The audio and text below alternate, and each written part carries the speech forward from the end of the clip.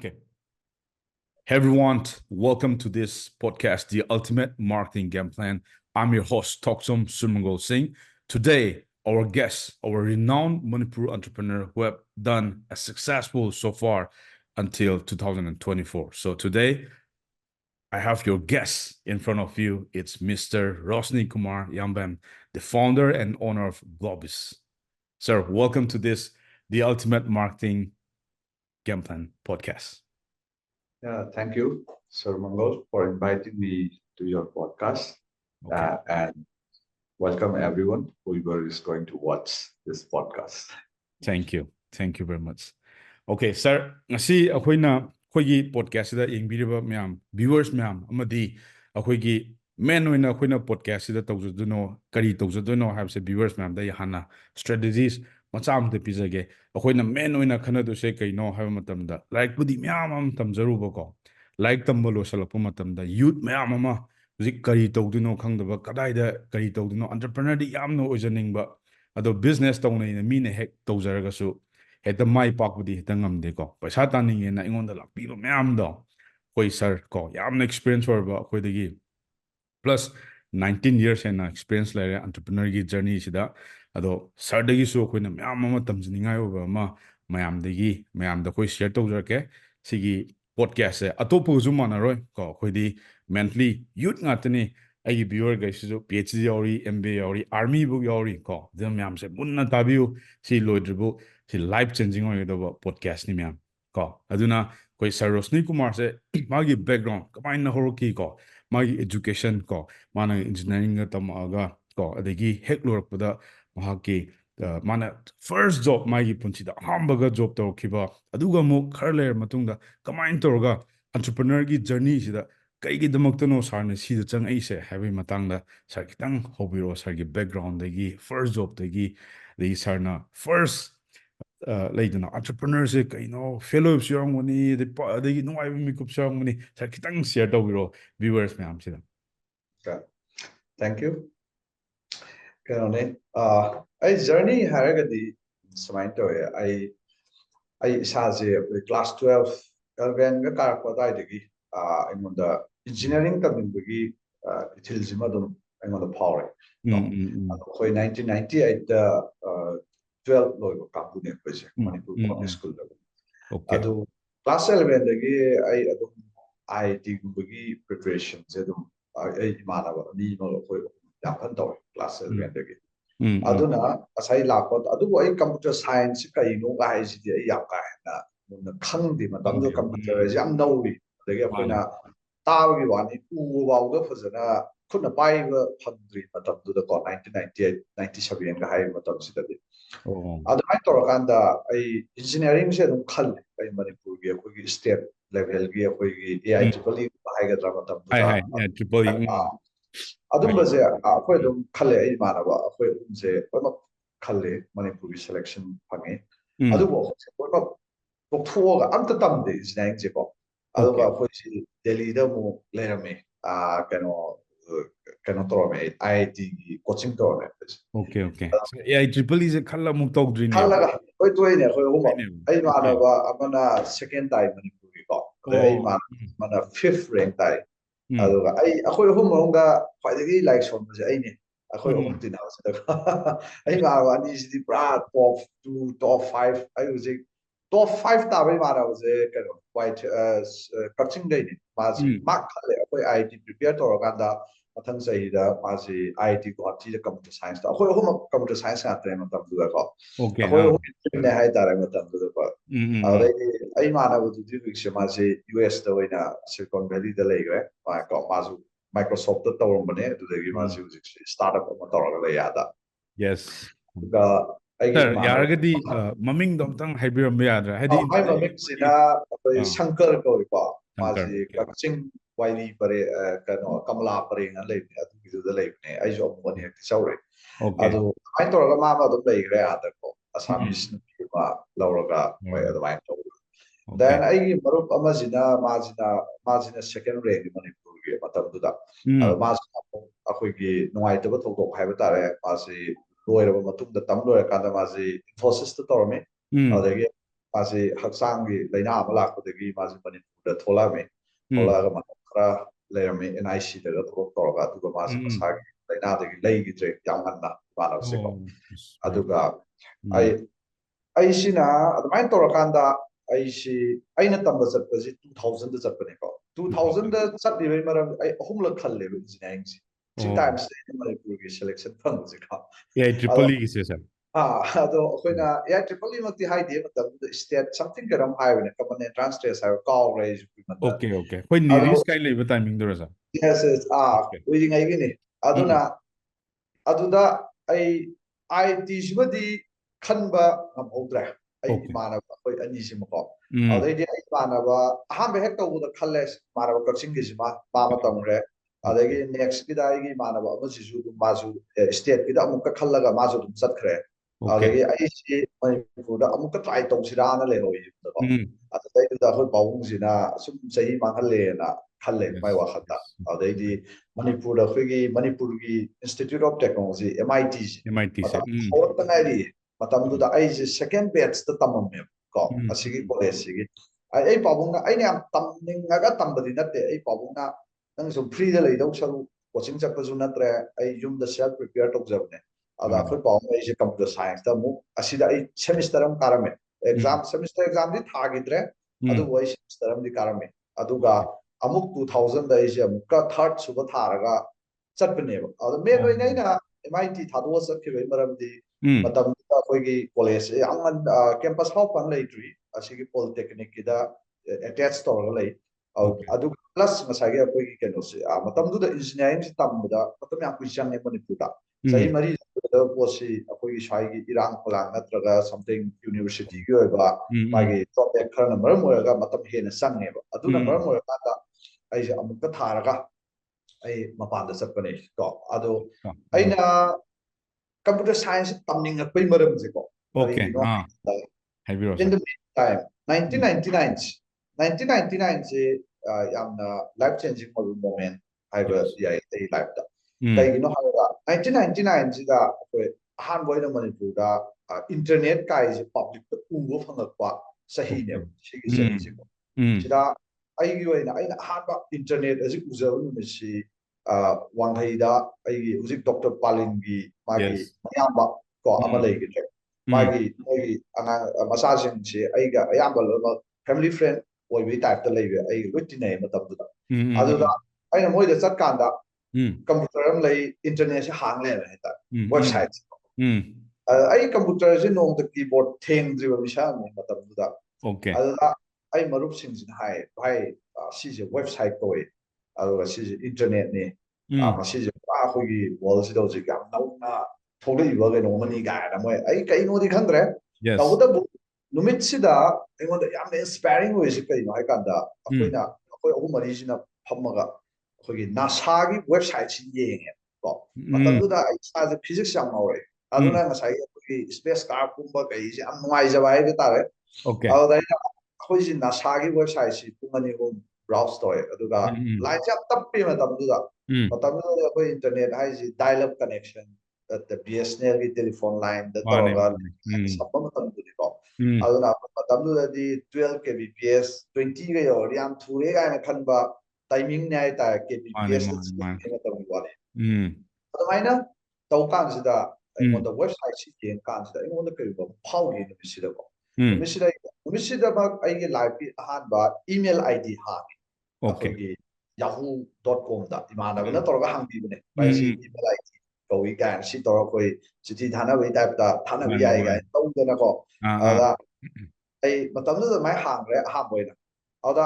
ꯁꯤꯒꯤ ꯋꯦꯕꯁꯥꯏꯠꯁꯤ ꯌꯦꯡꯉꯨꯔꯀꯥꯟꯗ ꯑꯩꯉꯣꯟꯗ ꯏꯊꯤꯜ ꯑꯃ ꯂꯥꯛꯑꯦ ꯏꯊꯤꯜꯁꯤ ꯀꯩꯅꯣ ꯍꯥꯏ ꯀꯥꯟꯗ ꯑꯩꯈꯣꯏꯒꯤ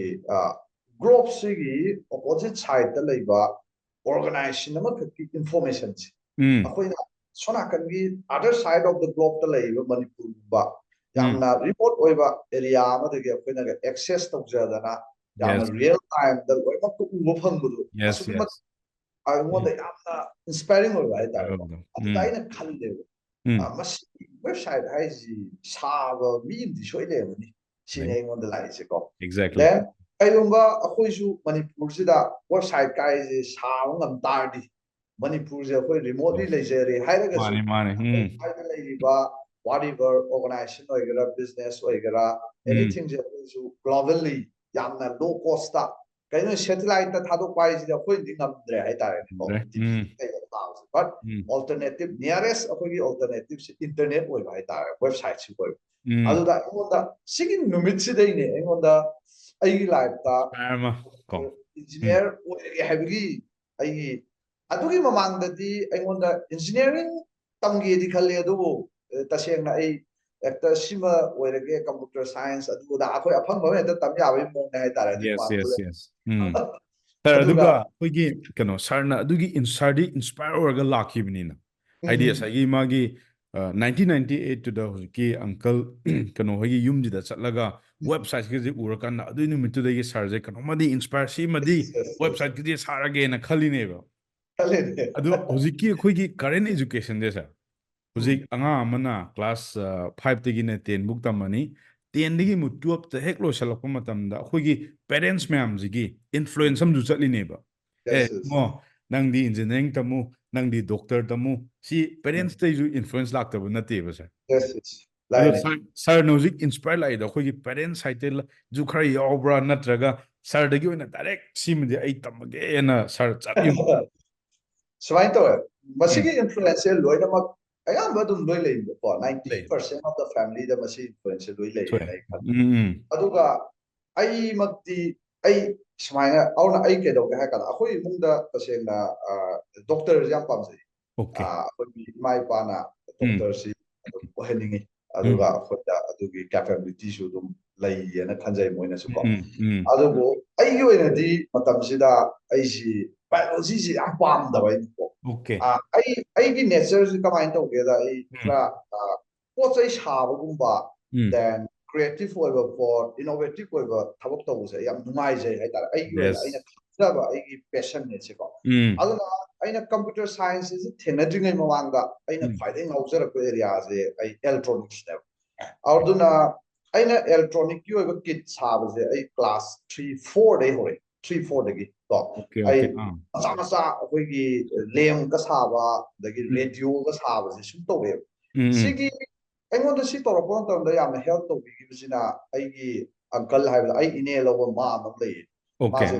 kai da le ni ma se engineer ma se electrical engineer ma se tam dokta project da torop me hai ma se auna ma se ne am support to we anga ko ngai da adum hai di aina ga wire kha toraga battery kha toraga circuit kha to buje I di amina kan time on the equipments about like the instrument the late ko I to jari sina ngasai gi science ki akogi physics ko mai maning da science ki project masa yaw ne ko sigum masa je yam saning ne si je sum sab si da ai ma si na mana ga magi emitter gumba voltmeter ga se pora aga haidi mana oina ga hena yam thawai aubi mama technology monda yamna technology ki field da yam achoba ai inspiration amane ko ai gi pamuni ma da de adugi part yam kana leite ko adugu ai mama sina ai hek to masam tang sabo so pana ga yamna thawai yamna loi equipment ga pora ga ai gi da mak to bi da yam to class 6 7 gu da adumai to kan da aina class 10 sai ba aina sabo si pora ma khalle ai gi ke akoigi kits myam se ko aduga aina electronic kits 101 ana akoigi makhan nangi wireless set sana bi do saba shuma myam se to yawon kha ina lei matam do class 10 ka aduga adum sab aduna ingonda mostly engineering taningi sisu ai se adugagi lakhibane hai tara aigi background aduna ingonda sigi area se yamna changninge aduga plus ngasagi biology sida aingonda kya changmu yade aduga haiba hi tabagi question nate ai sa de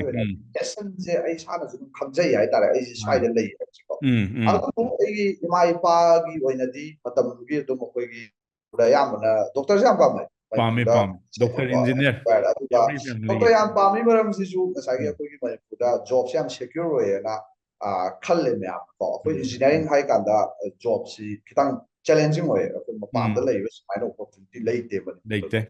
aduna maram oi bai ne na ju khale ina ate de gi wa to ga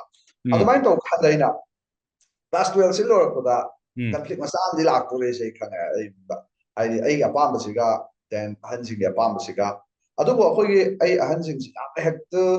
enforce tobanba adumbadi oite adum aigi free hand adum thabi haiba tare ko adumai tawkanda aise class 12 ta ke dawga hai kansida ai ahal laman amta khamandana aina biology lawde oh okay ai kai lawga hai kanda public school da ko option number fangi ako engineering drawing lawe wise ko pura ai kai no ai wakhanda ai engineering tammagena khanbige ai mada commitment ama aduga ko dum class 11 dai jo ai IT gi kai gi akoi matam du da correspondence course torme ko sita online coaching adu da lai ko thaina no che da post da thare hai tare ne aduna ai mana ani ji ga koi hom je coaching amam loi lawe ko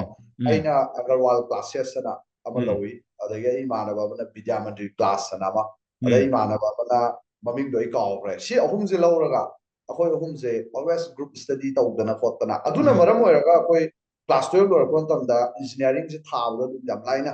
khanmang namgi bane ha dar adum aduna sida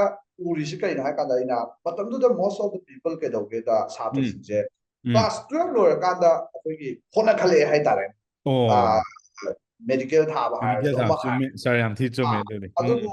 ai experience ta akoina honor na elben de honor ai yes aduna ke dawge hai kansida adu akoi kesu adum matam du da ai sada ai level of the confidence se akoi engineering se anytime how khanni hai confidence lai okay adum asi smai sum phamam ba gi pekha thaba dum khanni hai se dum confidence sir adu gi confidence adubu IT da di hong leite chume aduna akoi IT simadi akoi thengre akoina IT loina kok khanba horok se ka thengre hai ta adumai to ganda sumaina akoi gi nang uje hangi ko question bi matuina aingonda adugi pressure lake toropasi aina sa biology se logi da sonje kanta laitre ba thamai mane ai apamba aduda adum chatkre hai tare adumai to adum aina class hujike aina nasai website sabagi wakhanje khanba hore adai ko adumai to rodigi aingonda ke doge da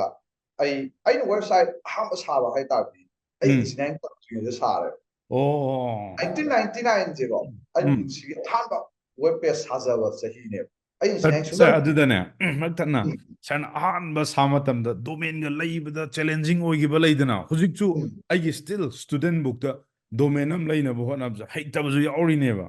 matamdudadi amukena challenging oramgani has a domain ga leidana web hosting ga leidana sir adu kitang haibiro sida aina website saba haraga tamduda 1999 da aina tawrisidi ai 12 loida ngaibni ko ai kan khang sida ai domain men ga yaudri just aina tawjai si web page si saraga ai gi local system da host tawjaba hai ta ne ko ai saba du tamjaba ne hai ta mai manu technical ga di kan khang bodri hai ta re aduna si aina kamai sagi ge da ai manaba ji sima play honest na to ada ma moi ai dis akoi dis sahi drop ta hore da na ko ada moi adum tamgre class 12 he go ka ada ai manaba sina first year loyaga majina tholok ko matam da koi gi chips magazine na na lei da na computer chips magazine si gi special edition na mana pore ya sida yawi si HTML DHTML the whole magazine je adu khak ki phong ba hai dara website kamai sadino okay manabusina summer break tholok ko jida thengna badagi mayum chalu da aina aspirations like magazine je to wide again ulai okay ai si aina tandabagi sang hai dura natraga pamjaru ba hai dura natraga ba hai dura kedoge da the whole magazine ja ai khudna chhil magazine je khudna chhil bai ta sir page no sangbra sangine sai thai ne ps sani mu si je ai huji how still I am wondering ai si xerox torom dri kai gino si ai tom da adu yam mun na so khoi khangdri matam du da xerox to ba khot ba gai ji am ne ta du pa sang bu gi su ram ba matam du da xerox si pa manga ra kya no lo ya khoi na matam du to ka na manga ra ta du dai ps sani to ra di Mane, lupa I agree. mani tabai mong ni ko Mane. aduna ina khanbada aduna maram oiba male aina simdibai maram se ko Mm. adumai to aina HTML HTML se aina boy mo loi itho thammi aduga Oh. dauge da Manipur akhoi matam du da han boy cyber cafe se thogle ko Chumme. hoji anau wanang sing di cyber cafe se khangdre Khangaroi, hoji khangaroi.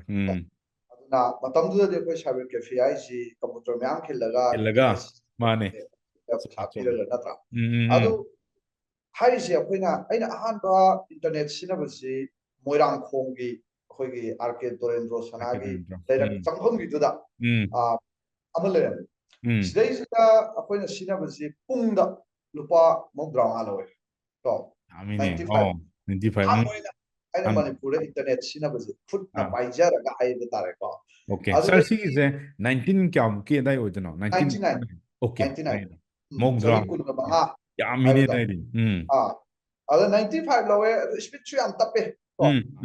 Sir, aduga huji akhoi yamna current oiba akhoi ke haini akhoi parents kai ko especially akhoi class 12 ko loisalakpa sir gi dabudi sir di AI triple E ge se ahumlak phawri ne mina ama phawbada kadai no harga sir di confident leiramni ne ko isana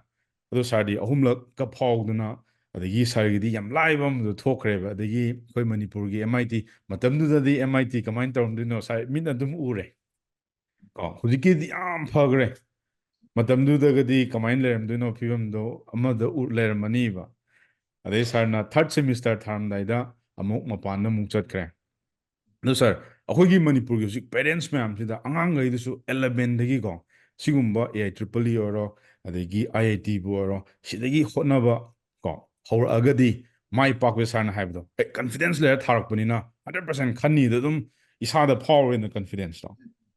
aduga koi parents mayam ju hek angang je 12 loipaga doctor engineer ne heta khoi gi Manipur gi society da sigi culture isamok chuni ko hek 12 loipaga koi babana Chennai da Anamla University da pabai na aduda engineering tamnaba phom ga lowduna khotuna taweba do sargi yamna valuable message ama khatang koi angang jina pamjaba ju khandokpada yam maru oibra anago sigi matang sa khitang thambirong ꯁꯤ ꯌꯥꯝ ꯃꯔꯨ ꯑꯣꯏꯌꯦ ꯃꯔꯨ ꯑꯣꯏꯌꯦ ꯁꯤ ꯉꯁꯥꯏꯒꯤ ꯑꯩꯈꯣꯏꯅ ꯂꯥꯏꯐꯇ ꯊꯦꯡꯅꯗꯣꯏꯁꯤ ꯑꯦꯔꯤꯌꯥꯅꯤꯗ ꯊꯦꯡꯅꯅꯤꯀꯣ yes ꯉꯁꯥꯏꯒꯤ ꯀ꯭ꯂꯥꯁ 12 ꯂꯣꯏꯔꯛꯄꯗ ꯁ꯭ꯋꯥꯏꯗ ꯑꯩꯒꯤ ꯂꯥꯏꯐꯀꯤ ꯑꯣꯏꯕ ꯄ꯭ꯔꯣꯐꯦꯁꯅꯦꯜ ꯀꯣꯔꯁ ꯑꯃꯈꯛ ꯆꯠꯅꯅꯕ ꯍꯧꯔꯛꯄ ꯃꯇꯝꯗ ꯃꯃꯥ ꯃꯄꯥꯒ ꯃꯆꯥꯒꯒꯤ ꯁꯤꯒꯤ ꯀꯥꯏꯟ ꯑꯣꯐ ꯀꯟꯐ꯭ꯂꯤꯛ ꯁꯤꯃ yes ꯌꯨꯖꯨꯋꯦꯜꯂꯤ ꯏꯠ ꯍꯦꯄꯟꯁ ꯀꯣ yes ꯑꯗꯨꯅ ꯑꯩꯈꯣꯏꯒꯤ ꯃꯇꯝꯗꯁꯨ ꯑꯗꯨꯝ ꯊꯣꯛꯏ ꯑꯩꯒꯤ ꯏꯃꯥꯟꯅꯕ ꯏꯟꯖꯤꯅꯤꯌꯔ ꯐꯥꯎꯋꯦ ꯃꯥꯁꯨ ꯀꯣ ꯑꯩꯈꯣꯏ ꯊꯥꯃꯤꯟꯅꯀꯥꯟꯗ ꯑꯇꯣꯞꯄ ꯏꯃꯥꯟꯅꯕ ꯑꯃ ꯕꯠ ꯃꯥꯒꯤ ꯐꯥꯗꯔꯁꯤꯅ ꯃꯦꯗꯤꯀꯦꯜꯁꯦ ꯌꯥꯝ ꯄꯥꯝꯕ ꯍꯥꯏꯇꯥꯔꯦ okay ꯑꯗꯨꯃꯥꯏꯅ ꯇꯧꯕꯗꯒꯤ ꯑꯗꯨꯝ ꯊꯥꯔꯦ ꯃꯥꯁꯦ ꯃꯦꯗꯤꯀꯦꯜꯁꯦ ꯑꯗꯨꯝ ꯊꯥꯔꯦ ꯏꯟꯖꯤꯅꯤꯌꯥꯔꯤꯡꯁꯦ ꯇꯣꯛꯑꯦ ꯃꯥꯁꯨ ꯁꯤꯠ ꯂꯧꯗ꯭ꯔꯦ ꯑꯗꯨꯒ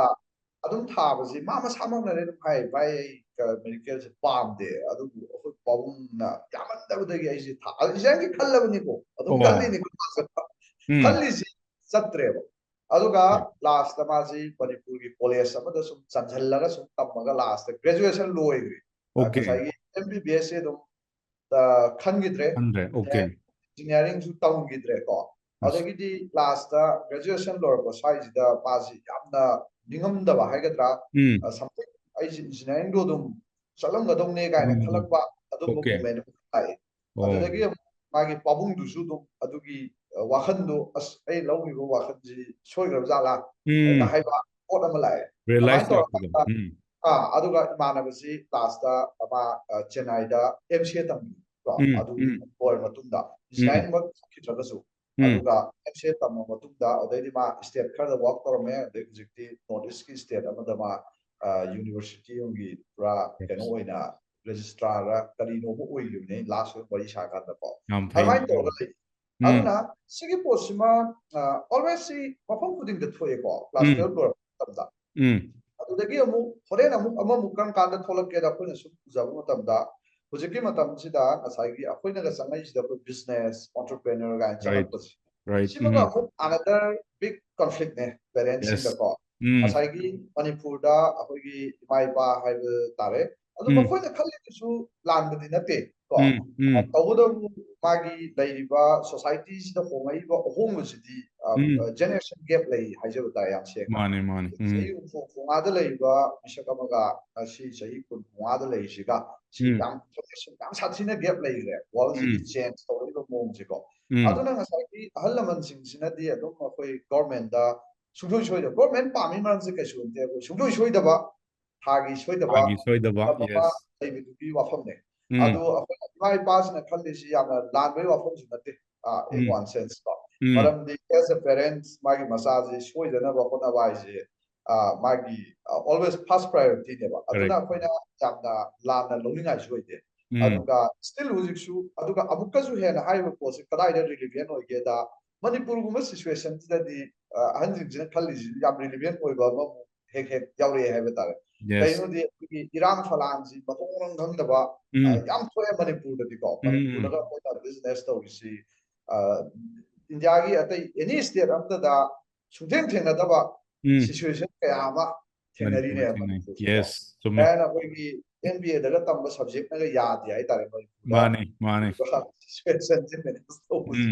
ꯑꯗꯨꯅ ꯀꯩꯗꯧꯒꯦ ꯍꯥꯏ ꯀꯥꯟꯁꯤꯗ ꯏꯚꯟ ꯕꯤꯖꯤꯅꯦꯁ ꯇꯧꯔꯤꯕ ꯃꯌꯥꯝ ꯑꯃ ꯀꯩꯒꯨꯝꯕꯗꯒ ꯑꯗꯨꯝ ꯐꯥꯒꯤ ꯑꯣꯏꯅ ꯍꯥꯏꯅꯗꯕ ꯅꯠꯇꯦ ꯉꯁꯥꯏꯒꯤ ꯑꯁꯤꯗꯤ ꯁꯔꯀꯥꯔꯒꯤ ꯇꯣꯂꯣꯞ ꯑꯃ ꯆꯥꯔ ꯑꯗꯨꯝ ꯂꯩꯔꯝꯕꯅꯕꯨ ꯍꯦꯟꯅ ꯐꯕꯖꯥꯠꯅꯤ ꯃꯅꯤꯄꯨꯔꯁꯤꯗ ꯀꯔꯕꯥꯔ ꯇꯧꯗꯧ ꯁꯔꯨꯛ ꯀꯥꯏꯗꯅ ꯑꯗꯨꯒ ꯖꯣꯛꯁꯨ ꯖꯣꯛꯅꯤ but sometimes it is also quite relevant ꯍꯥꯏꯕ ꯇꯥꯔꯦ ꯃꯅꯤꯄꯨꯔꯒꯤ ꯁꯤꯆꯨꯋꯦꯁꯟꯁꯤꯗ ꯌꯦꯡꯀꯥꯟꯗꯀꯣ ꯑꯗꯨꯕꯨ ꯍꯧꯖꯤꯛ ꯂꯥꯛꯏꯕ ꯋꯥꯔꯜꯁꯤꯒꯤ ꯑꯍꯣꯡꯕꯁꯤ ꯁꯤꯗ ꯑꯩꯈꯣꯏꯅ ꯌꯦꯡꯍꯧꯗꯣꯏꯗꯤ ꯑꯩꯈꯣꯏ ꯑꯣꯟꯇꯔꯄ꯭ꯔꯤꯅꯔꯁꯤꯞꯇ ꯆꯪꯉꯨꯔꯕꯅꯤna ꯑꯩꯈꯣꯏꯅꯁꯨ ꯍꯧꯖꯤꯛ ꯎꯔꯤꯁꯤ ꯀꯩꯅꯣ ꯁꯔꯀꯥꯔꯒꯤ ꯊꯕꯛ ꯂꯣꯏ ꯄꯤꯅꯤꯁꯤꯗꯤ ꯁꯨꯡꯂꯩ ꯂꯩꯇ꯭ꯔꯦ ꯀꯣ ꯁꯤ ꯌꯥꯝ ꯆꯝꯕ ꯋꯥꯐꯝꯅꯤꯀꯣ ꯑꯩꯈꯣꯏꯅ ꯌꯦꯡꯗꯣꯏꯁꯤ ꯀꯩꯅꯣ ꯃꯃꯥ ꯃꯄꯥ ꯑꯃ ꯑꯣꯏꯅ ꯑꯩꯈꯣꯏꯅ ꯌꯦꯡꯍꯧ ꯑꯩꯁꯨ ꯍꯧꯖꯤꯛ ꯑꯩ ꯏꯆꯥꯅꯨꯄꯤꯁꯤ ꯀ꯭ꯂꯥꯁ 10 ꯍꯧꯖꯤꯛ ꯊꯥꯗꯣꯏꯅꯤ ꯐꯦꯕꯋꯥꯔꯤ ꯇꯥꯡ 2ꯀꯣ ꯁꯣ ꯗ ꯁꯦꯝ ꯑꯗꯨꯒꯤ ꯊꯣꯠꯇꯨ ꯑꯩꯁꯨ ꯑꯦꯖ ꯑ ꯄꯦꯔꯦꯟꯁ ꯍꯧꯖꯤꯛ ꯈꯟꯕ ꯍꯧꯔꯛꯑꯕꯅꯦ ꯍꯥꯏꯇꯥꯔꯦ ꯌꯥꯝ ꯇꯞꯅ ꯃꯇꯝꯗꯅ ꯑꯩ ꯏꯃꯥ ꯏꯄꯥꯅ ꯑꯩꯉꯣꯟꯗ ꯈꯟꯕ ꯍꯧꯖꯤꯛꯅ ꯑꯃꯨꯛ ꯑꯩ ꯑꯃꯨꯛ ꯑꯩ ꯏꯆꯥꯁꯤ ꯀ꯭ꯂꯥꯁ 10 ꯌꯧꯔꯕꯅꯤꯅ ꯂꯣꯏꯔꯛꯀꯗꯧꯔꯕꯅꯤꯅ ꯍꯧꯖꯤꯛ ꯑꯩ ꯅꯦꯛꯁ 1-2 ꯌꯔꯁꯤꯗ ꯀꯔꯤ ꯇꯝꯗꯣꯏꯅꯣ ꯍꯥꯏꯕꯁꯤ ꯍꯧꯖꯤꯛ ꯏꯆꯥꯅꯨꯄꯤꯁꯤꯒ ꯋꯥꯔꯤ ꯁꯥꯕ ꯈꯣꯠꯄ ꯍꯧꯔꯕꯅꯦ ꯍꯥꯏꯇꯥꯔꯦ ꯑꯗꯨꯕꯨ ꯑꯩꯒꯤ ꯑꯣꯏꯅꯗꯤ ꯑꯦꯁ ꯑꯦ ꯄꯦꯔꯦꯟꯁ ꯀꯣ ꯑꯩꯈꯣꯏꯅꯁꯨ ꯖꯔꯨꯔꯦ ꯃꯌꯥꯝ ꯑꯃ ꯁꯪꯁꯥꯔꯁꯤꯗ ꯍꯣꯡꯉꯛꯏꯕ ꯃꯌꯥꯝꯁꯦ ꯑꯗꯨꯅ ꯉꯁꯥꯏꯒꯤ ꯑꯩꯉꯣꯟꯗ ꯍꯧꯖꯤꯛ ꯈꯟꯖꯕꯁꯤꯗꯤ ꯀꯩ ꯂꯩꯒꯦ ꯍꯥꯏ ꯀꯥꯟꯁꯤꯗ ꯄ꯭ꯔꯣꯐꯦꯁꯟ ꯏꯠꯁꯦꯜꯐꯁꯤꯗꯤ ꯌꯥꯝꯅ ꯍꯦꯛꯇ ꯏꯟꯖꯤꯅꯤꯌꯥꯔ ꯅꯠꯇ꯭ꯔꯗꯤ ꯌꯥꯗꯦ ꯅꯠꯇ꯭ꯔꯒ ꯗꯣꯛꯇꯔ ꯅꯠꯇ꯭ꯔꯗꯤ ꯌꯥꯗꯦꯒ ꯍꯥꯏꯕ ꯔꯣꯝꯗ ꯀꯩꯁꯨ ꯑꯩꯒꯤ ꯑꯣꯏꯅꯗꯤ ꯆꯠꯅꯤꯡꯗ꯭ꯔꯦ ꯀꯣ ꯑꯗꯨꯒ ꯉꯁꯥꯏꯒꯤ ꯇꯁꯦꯡꯅ ꯏꯁꯥꯅ ꯄꯥꯝꯕꯁꯦ ꯌꯥꯝ ꯊꯤꯅ ꯃꯔꯨ ꯑꯣꯏ ꯍꯥꯏꯇꯥꯔꯦ ꯑꯗꯨꯒ ꯑꯩꯅ ꯁꯨꯝ ꯍꯣꯏ ꯑꯩ ꯊꯥꯒꯤ ꯁꯣꯏꯗꯅ ꯈꯔ ꯐꯪꯉꯒ ꯄꯨꯟꯁꯤ ꯍꯤꯡꯒꯦ ꯍꯥꯏꯕꯒꯤꯗꯃꯛꯇꯗꯤ ꯏꯠꯁ ꯑꯣꯀꯦ ꯁꯔꯚꯥꯏꯚꯦꯜꯒꯤꯗꯃꯛꯇ ꯑꯣꯏꯇꯥꯔꯗꯤ ꯑꯗꯨꯒ ꯂꯥꯏꯐꯁꯤꯗ ꯀꯔꯤꯒꯨꯝꯕ ꯑꯃ ꯑꯩꯅ ꯁꯥꯏꯟ ꯇꯧꯒꯦ ꯍꯥꯏꯔꯒꯗꯤ ꯀꯔꯤꯒꯨꯝꯕ ꯑꯩ ꯖꯦꯅꯤꯠ ꯑꯃꯈꯛ ꯌꯧꯅ ꯑꯩ ꯍꯤꯡꯒꯦ ꯍꯥꯏꯇꯥꯔꯒꯗꯤ ꯄꯥꯝꯗꯕ ꯊꯕꯛ ꯑꯃ ꯇꯧꯔꯒ ꯑꯩ ꯖꯦꯅꯤꯠ ꯌꯧꯕ ꯍꯥꯏꯁꯤꯗꯤ ꯌꯥꯗꯦ ꯍꯥꯏꯇꯥꯔꯦ ꯌꯥꯝ ꯁꯦꯡꯅ ꯍꯥꯏꯔꯕꯗ ꯑꯗꯨꯅ ꯂꯥꯛꯇꯣꯏꯕ ꯀꯣꯏꯁꯟꯁꯦ ꯍꯣꯔꯦꯟ ꯀꯩ ꯂꯥꯛꯀꯗꯦ ꯑꯩꯁꯤ ꯆꯨꯝꯅ ꯑꯗꯨꯝ ꯍꯤꯡꯒꯦ ꯍꯥꯏꯔ ꯑꯩ ꯂꯥꯏꯐꯁꯤ ꯑꯩ ꯑꯗꯨꯝ ꯁꯣꯏꯗꯅꯕ ꯑꯩꯒꯤ ꯌꯨꯝ ꯃꯆꯥ ꯑꯃ ꯁꯥꯕ ꯗꯦꯟ ꯑꯩ ꯀꯩꯒꯨꯝꯕ ꯈꯔ ꯑꯩ ꯏꯆꯥꯁꯨ ꯈꯔ ꯁꯦꯝꯕ ꯂꯝ ꯃꯆꯥ ꯑꯃꯅꯤ ꯂꯩꯁꯟꯕ ꯀꯥꯔ ꯐꯖꯕ ꯑꯃꯅꯤ ꯊꯧꯕ ꯑꯗꯨꯗ ꯂꯣꯏꯁꯟꯁꯦ ꯍꯥꯏꯔꯒꯗꯤ ꯑꯗꯨꯝ ꯌꯥꯏ ꯑꯦꯅꯤ ꯄ꯭ꯔꯣꯐꯦꯁꯟ ꯄꯩꯁꯥ ꯈꯔ ꯊꯣꯛꯄ ꯑꯗꯨꯝ ꯄ꯭ꯔꯣꯐꯦꯁꯟ ꯑꯃ ꯍꯦꯛꯇ ꯇꯝꯕ ꯌꯥꯏꯕ ꯑꯗꯨꯗꯅ ꯑꯩꯒꯤ ꯑꯣꯕꯖꯦꯛꯇꯤቭꯁꯦ ꯑꯃꯨꯛ ꯈꯦꯠꯅꯔꯦ ꯍꯥꯏꯇꯥꯔꯦ it is not about impact then ꯑꯩꯒꯤ ꯁꯣꯁꯥꯏꯇꯤꯗ ꯑꯩꯒꯤ ꯀꯌꯥꯝ ꯀꯥꯍꯩꯕ ꯗꯦꯟ ꯑꯩꯁꯦ ꯀꯗꯥꯏꯐꯥꯎ ꯌꯧꯅ ꯀꯥꯔꯝꯗꯣꯏꯅꯣ ꯁꯤꯗ꯭ꯔꯤꯉꯩꯗ ꯍꯥꯏꯕꯗꯤ ꯁꯤ ꯃꯤꯁꯦ ꯃꯈꯜ ꯑꯅꯤꯅꯦꯀꯣ ꯑꯗꯨꯅ ꯑꯩꯅ ꯎꯖꯔꯛꯄ ꯑꯗꯣ ꯍꯥꯏꯔꯤꯕ ꯄꯣꯠꯁꯤ ꯑꯗꯨꯃꯥꯏꯅ ꯑꯩꯅ ꯍꯧꯖꯤꯛ ꯍꯥꯏꯔꯤꯕ ꯁꯤꯒꯤ ꯋꯥꯈꯜꯂꯣꯟꯁꯤꯗ ꯄꯔꯄꯁꯁꯤꯗ ꯃꯤ ꯈꯨꯗꯤꯡꯃꯛ ꯂꯣꯏ ꯋꯥꯛ ꯇꯧ ꯍꯥꯏꯕꯁꯤꯁꯨ ꯍꯦꯛꯇ ꯀꯩꯁꯨ ꯌꯥꯗꯦ ꯀꯩꯁꯨ ꯍꯥꯏꯕꯗ ꯌꯥꯗꯦ ꯍꯥꯏꯇꯥꯔꯦ ꯑꯗꯨꯅ ꯉꯁꯥꯏꯒꯤ ꯑꯗꯨꯅꯕꯨ ꯃꯤ ꯃꯈꯜ ꯂꯣꯏ ꯁꯨꯅ ꯂꯩꯔꯝꯕꯒꯤ ꯗꯤꯐ꯭ꯔꯦꯟ ꯄ꯭ꯔꯣꯐꯦꯁꯟ ꯂꯩꯔꯝꯃꯤꯅꯤ ꯑꯗꯨꯕꯨ ꯉꯁꯥꯏꯒꯤ ꯃꯤꯁꯤ ꯃꯥꯅ ꯄꯥꯝꯖꯕꯁꯤ ꯑꯣꯏꯔꯒꯗꯤ ꯃꯉꯣꯟꯗ ꯑꯋꯥꯕ ꯍꯥꯏꯁꯦ ꯂꯩꯇꯦ ꯗꯦꯟ ꯅꯨꯡꯉꯥꯏꯇꯕ ꯍꯥꯏꯁꯦ ꯂꯩꯇꯦ ꯂꯣꯏꯅꯃꯛ ꯑꯗꯨꯒ ꯑꯗꯨ ꯃꯌꯥꯝꯗꯨꯗ ꯍꯣꯔꯦꯟ ꯑꯩꯈꯣꯏꯅ ꯍꯣꯠꯅꯗꯣꯏꯗꯤ ꯁꯦꯟ ꯇꯥꯟꯕꯒꯤ ꯂꯝꯕꯤꯁꯤꯒ ꯑꯅꯤꯁꯤ ꯄꯨꯟꯁꯤꯟꯃꯤꯟꯅꯕ ꯑꯃ ꯆꯪꯉꯦꯕ ꯄꯥꯝꯃꯦꯅꯗꯤ ꯑꯗꯨꯝ ꯇꯝꯃꯒ last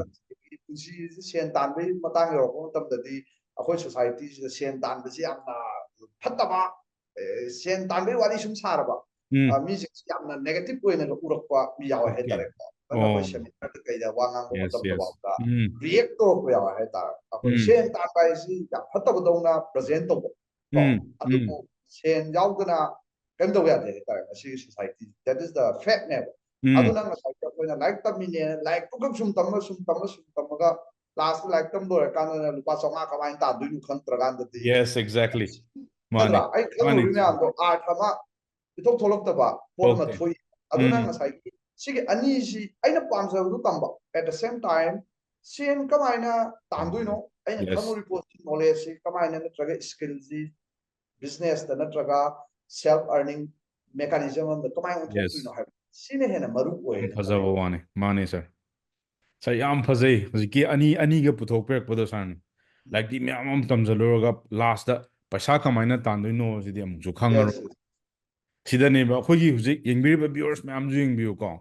nahakna PhD lore ko MBA lore adagi plus like nang phasana tammeba school college su di how to earn money is the yaw maroi ko viewers ma'am ju tabiro khoi parents ma'am ju ko huzik icha leibiriba class 11 12 ka wada huzik wari sanaba hobiro khoi sir gi ju huzik khoina hek metric thaba je mahaki di punsigi lana choba maneba thengna doise aduna parents ma'am ju ko si yam kana gani ta bada som ani som yamna ne mm. ngallingai dagi angang sida sigi motive si salhin bam sange Yes. akhoi gi like khatam sina kamain to ge da Mm. like sida like taming ngai sida te kem to ya de ta Mm. like taming ngai sida like sida chai kumanga like tam le ya ta ko Tamdani. life Mm. adu ga ga ngau ba hai ta life kari wo se akhoi thabai ngang phangdana chatkibuduna Makhala. study ko ba kano da part on the chakre adu Takre. 90% ge mindset tu na te ba Natte. society Mm. aduna even ai samupi da wa do ise hai se class 10 lore that what you want mana hai basi kaino online da instagram da kai da to ga mana kai kaino khara hai ri pi gi oi ba ma adu sara ga to ninge hai now Yes. ai hai se it's okay ai dam hai mo da class Mm. 7 kan ek 10 lo de na pesa tan ho hai se Yes. like tam ga no hai na te like tam but like tam mi ngai tam si da pesa tan ba ara hai na te Natte. Natte. lai ka mo mi khudi ma pesa tan ba ji lai loi ta lo pesa tan ba ji yam Mani. lu lo jane Mani. in one sense Mani. adu Sam. turi bo poto Mm. mangoda way of life moina angang oi ngai degi lan ga dong ne sa Mm. chai ta choi mana chai ta ma so degi ta tuk so degi ma dong khara khara side ta no moi punga ma ni kai thoga ga lari ka shu 100% pa fast up na te bi je Mani. ka Mani. pa ne da khan po ti ai ti ga je Mm. so Khande. Khande. tam khara adu da koina khaidok khiba area ba adu Mm. degi akpa lesson ma pangi ba hai Yes. si school da yaw di school की textbook पे याव दबो को आई ने लुपा चंगा पिवा pot अमा सारगा लाइधी मा सारगा me the योना बो होना र पदा इन फंगिबा knowledge सा Let's say. school ले याव दे Yam college ता तम sir. दे Chumme. that अदुगी पोट ने हिंदुई ने वा मी Mm. ए माना हिंगा कदुई दी को अदुना अदुगी पार्ट खतंग ए कनो तो होनी फोकस तो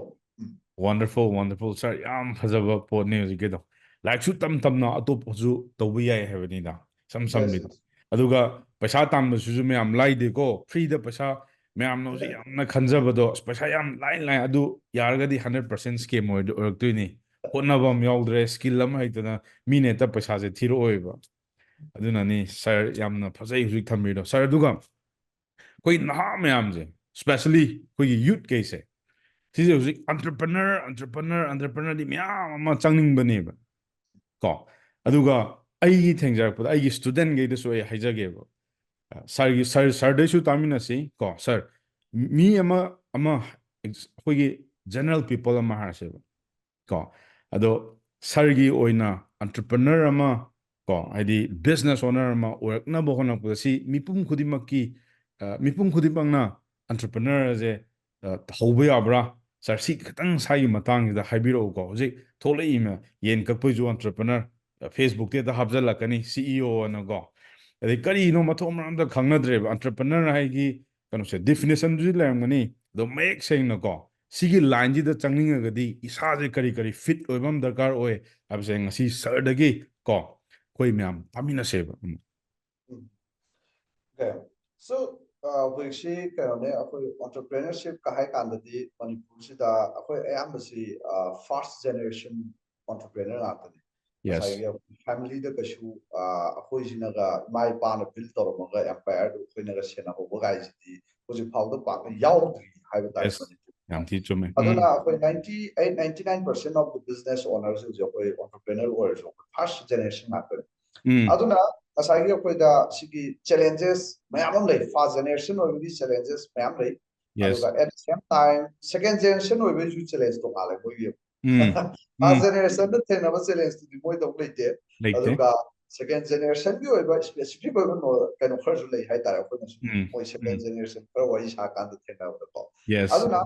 sida akhoi Manipur da go je entrepreneur ga ina la is at least yamna khangera khangoi maduda ai entrepreneur ne ga ina khalliba motive to wa dum ai thagninge haina thamge masi no hai matam da last one decade muksida lakhiba Manipur da movement ama hai bata sai startup ka hai posi india government level da gisu sai mayam sida masi sensitize to ko adagi suma mayam to level the Manipur startup scheme ga hai si lakon tam da startup o wahi ga si yamna common noiba day to day language ko oi entrepreneur ga hai ko adu if we look back around 15 years back around 2019 the high 9 10 the Manipur you are to ko ai shana han boina startup ki competition 2000 ai si 10 da Delhi da yauge na ai si apply to ko moigi L pet hybrid kanoma launch pet hybrid kanoma organization ko sille ko sidai sta aiju aigi ideas thazal matam da blind dating kana asagi cloud telephony tor matam mobile app tholok tri ado da koina cloud telephony tor ga nupi me am sigi telephone number se list to halaga mogi telephone number do disclose to thokta bida wazing na wari shana din taraga di adum IVR gi system ji tor shana han bai tare sigi prototype model am kha ai pitching to bugi to so pitching se koi hana online da pitching to matam da cloud telephony ji ya da am no riba kanone hujik ti am dai re aduna asai gi akoina ai gi idea ji around 5th 4th la 5th la tai akoi idea kun da mangara kun thai men da idea wena ko aduda sigi ji ai ji akoi hana saptring da akoi idea ji hana online da putting to ai tara mayam sir merti thale idea ji kitang share to biramba yagadra sa kari idea no kai do sum idea ji ka yunte matam du da physictana haraga na sai gi akoi Tinder gum mayam thole na sai gi sabi khangna ge ga hai se ko okay application yes akoi platform ne website web application ni aduga auda koina to duisi kaino matam du na mobile app tree then WhatsApp ku balai tree auna koina ka doge telephone do ina so koina digital period so na telephone akoi company da haraga ring toraganda sales organa press 1 press 2 na marketing hybrid to da na ring toro matung da asterisk 1 2 3 namagana nupi amada dial to doina itara and another profile am dong dial to auna nang no wari shana ningba any nupi ama aduda akoi website sida list to nupi sida wai shaya bai ta now do nang sung wai shana kanda nang wakhanda comfortable oira ga di nupi da phone number pirak pu ya magi personal it is up to you whatever connection do ni piri se sana dating ki site ama khane ka aina matam sida puthok ko se aduda si pitch to kanda adum 4th 5th rank phau nung challe ai gi idea adu very unfortunately kedoge da ina haye akoi Delhi chat kado ai flight ticket kak le ni ko so haye chatui ne haye chatui ne haiba ngasi sida event se cancel to re na ai ko amon do bidre now cancel to risk kai gino hai matam da moina pire ba reason ja mokhoi gi event du da entrepreneur startup yang khai su ngam dre just think about it India ji da Delhi da sinba program okay capital da nin ko da so yes capital da sinba program du da nang India gi entrepreneur startup yang khai pitch to binaba laita dana event ji cancel to bi so aina sida thamningi ba idea di kai no da in the last 1 decade as a nation and as a state we have come a very long way entrepreneurship ji matang da am sang na la ab ni ji se ko akoina pa du di yauram da di yari to da bu look back to tar di si haiba Delhi da sin da mi yang khai yau tri ni ko adu same thing Manipurda akoina 2014 da hanboina keno ama silli akoi ahan dinate startup ki oiba ani shubai beno ni dina Okay, okay. so akoi dynamic Manipur na NGO am lerame aduda aduda aishu project director oina work to mine hai tare patam Yes, yes. aduda akoina Manipur University MIMS ka collaborate toroga akoina keno startup pitching competition ama silli ahan boina hojike haiba organization jigi ahan boina adugi organize haiba pitching competition jigi damakta akoina sensitize tawuji thama waling edagi college satana poster khetana tawe on the final day of the event sinma matam sida numit sida laishi akoi only me tarik khataneo participate tawish amdene so tarik sida mu akoi satra ji yaman dabadagi audience memes ki oiba satra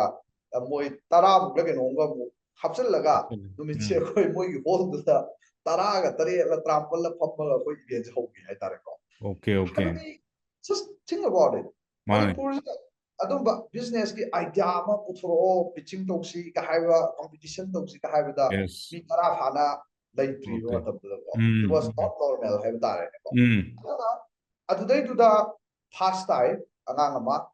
haisi kuji ma yam phajare kuji next 1-2 year da magi brands the national level kolani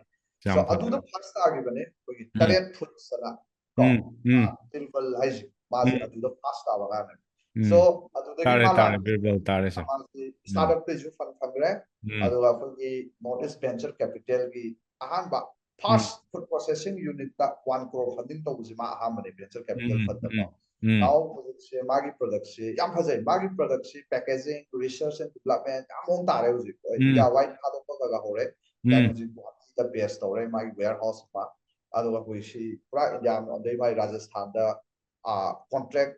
cannot away my manufacturing to it ports in India wide thadok na ba say hi say 2014 10 years back you are you know mane 10 years back the ni tara event da yapi na ba